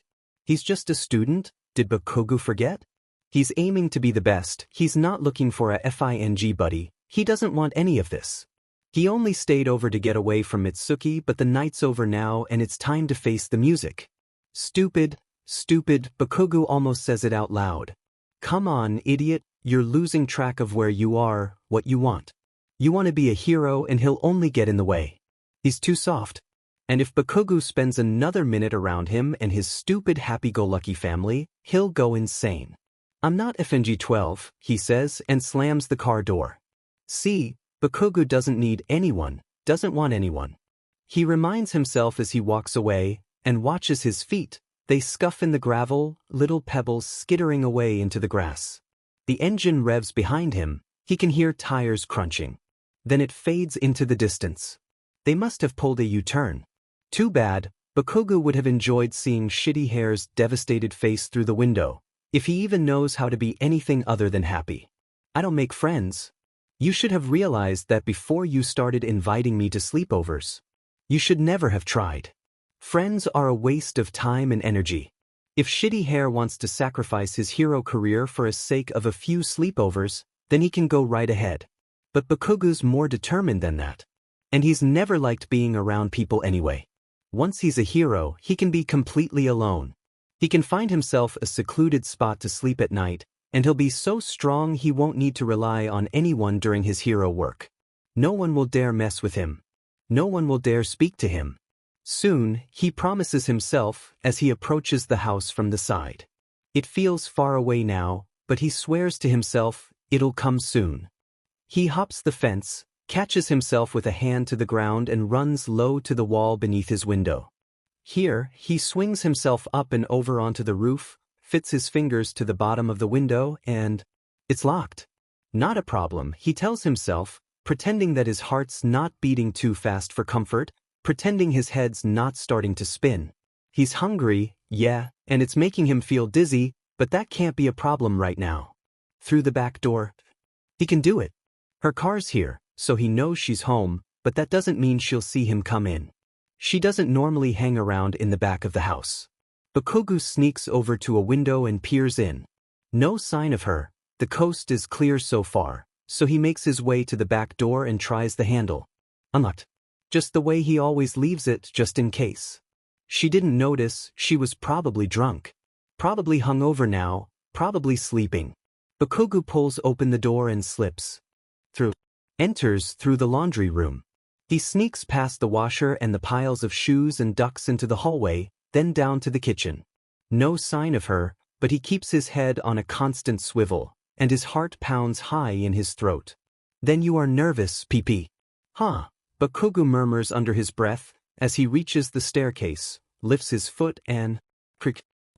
He freezes in place, holding tight to the banister to take off the weight, holding his breath. She could be just around the corner. She could be anywhere. Nothing happens. Slowly, Bakugou exhales. Slowly he lifts his foot to the next step, and, no, he's not nervous, but he certainly doesn't want to get caught either. Since when do I sneak around like a dirty sewer rat? He wonders, but figures it's always been this way. When he was a child he'd hide from her. He'd sneak into his dad's car, curl up in the trunk. Or sometimes it was the closet when he was really young, back before she got the bright idea to use that against him. When he was 11 he found the complex, found his favorite spot, but there are others. The beach, the woods over by Deku's place. Anywhere in the city. Under the table and the desk in the basement. Squeezing himself in corners, huddling behind curtains, or just pulling his blankets over his head, like he was trying to hide from monsters. It was pathetic. Who the F is scared of their own mom? So he doesn't do it anymore. Or at least he thought he didn't, but maybe he never stopped. Jesus F dash. Even Deku never hid from me when I was looking to rough him up. Whatever, he'll worry about it later. For now, he'll just call this the last time. It'd be too inconvenient to have to deal with her now. He just has to get out as soon as possible, but in the future, well, he's not going to be the type to run from his problems. He can face her head on. He will. But now's not the time, he thinks, so he climbs the stairs and starts running. Once he's halfway down the hallway, barges into his room, slams the doors shut behind him and leans heavy against it, breathing. Whatever, he mutters after a minute, controlling his breathing, which only started going out of control because he'd been running, and his heart for the same reason too. He ran because he was impatient, and his stomach's only dropping because he's hungry, because he's so hungry it's making him feel sick. That's pathetic in itself, but better than the alternative. He'll roll with it. Bakugou goes to his closet and takes out his uniform, folds it up and tucks it under his arm. He grabs his first aid kit and a wad of cash, then goes for his backpack and it's gone. Sheet, did it fall off the bed somehow? Did it get thrown in the closet or behind the door? He checks once, checks twice, stops when his lungs start to spasm. He jolt and JRK with uneven breaths, shoulders trembling. He sits down heavily on his bed and rests his head on his knees. Get FNG hold of yourself. He grips his thighs, balling the fabric of shitty hairs, breathes in his fists. He tells himself to just breathe. It's not that hard, dipshit. You can't keep doing this. After what feels like hours, but the clock tells him was only about 30 seconds, the knots in his stomach ease a bit, and he can breathe mostly right. Mostly will have to be good enough. He's not waiting here any longer. He can hate himself for losing control later. Up to the door, he orders in his head. It's not that hard, so he stands and goes over to open the door. Out into the hallway. It's dark, none of the lights are on and there are no windows here. Mitsuki's room is at the end of the hall. He walks slow, careful not to trip over anything, to avoid any creaky floorboards. Keeps close to the wall, one hand trailing along to guide him. And open her door. He doesn't hesitate. It swings open softly, nothing but the quiet brush of carpet. The ceiling fan turns slowly, the windows are closed and it's stuffy and hot. She's lying in a starfish on the bed, her arms thrown wide, one leg dangling over the side of the bed. Sheets are all thrown half off, her hair is a wild mess on her pillow. She must have knocked out right away. She was definitely drunk. His backpack is under the desk in the corner of the room. He almost didn't see it at first, a blurry gray blob among hundreds of others, but the rising hints of sunlight illuminated it just enough. Sheet, Bakugou thinks, and grits his teeth as he makes his way across her floor. The carpet is squishy, the carpet soft, but he still finds himself freezing at every little noise, at the sound of her shifting in her sleep. He reaches beneath the desk for the backpack, pulls, and his elbow jostles something on her desk. A little glass figurine that wobbles and nearly tips, until he catches it at the last moment, and slowly sets it back upright.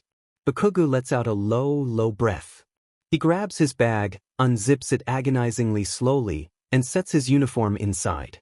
He's gonna need both hands if he wants to get out of here fast, and it's a safer bet in case she somehow wakes up.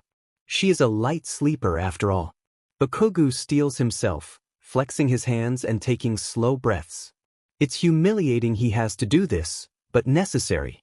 He can't be breathing like a dog while he sneaks out of her room, she'll hear him. Finally, Bakugou rises to a crouch, shuffles out from under the desk, stands and turns. She's looking straight at him. Her eyes are bleary with sleep, she's blinking groggily and he can't be sure if she's really registered what she's seeing, but his body doesn't allow him to stand still and find out. Before he knows what's happening, he's charging for the doorway, wrenching it open and booking it out into the hallway and down the staircase. What the F was that, you piece of shit? She screams after him, and his mind screams as well, you FNG coward, running from your own FNG mother, but his body doesn't give a demon, his racing heart doesn't, his useless lungs don't, the adrenaline and the head rush and the cold pit in his stomach don't care either. He certainly can't stop, so for the last time, Bakugou just keeps going. For the last time, he doesn't turn and face her. For the last time, he sticks his skinny rat tail between his legs and runs. Notes. Thank you for reading. Comments are always so encouraging to me, smiley face. Chapter 20. Notes. Y'all, my Google Doc passed 100 pages, WTF am I doing? See the end of the chapter for more notes. There's a shortcut that winds through back streets and alleyway dumpsters. It's not a very scenic route, and there are certainly no coffee shops along it, but Bakugou takes it anyway and ends up arriving only 5 minutes late. He dumps his bike like always, shoulders his bag and starts climbing the stairs. He feels a little out of it. His head is foggy, his shoulders are stiff with stress and he's clenching his jaw. And somehow he even feels like he should still be running, even though he's safe here. No, not safe. Never safe. But it's definitely better. Whatever, this feeling doesn't matter. He's not about to let his own stupid body hold him back, his dumbass body that won't stop freaking out. So when he reaches the classroom, he flings open the door and announces, "Sup, fuckers?" Most people ignore him, with only a few bothering to glance his way. Bakugou grits his teeth at this. They should all be watching me, but then he realizes the looks on their faces. They look confused, and a few of them are smirking. That's really just Dun's face, but it's still irritating and Kakin? Deku says, bursting the bubble of silence. What are you wearing? Bakugou looks down. He forgot to change into his FING uniform. What the F is wrong with him? He's so stupid. I just didn't feel like changing at my house, he hears himself say. He sounds arrogant, confident, sure of himself.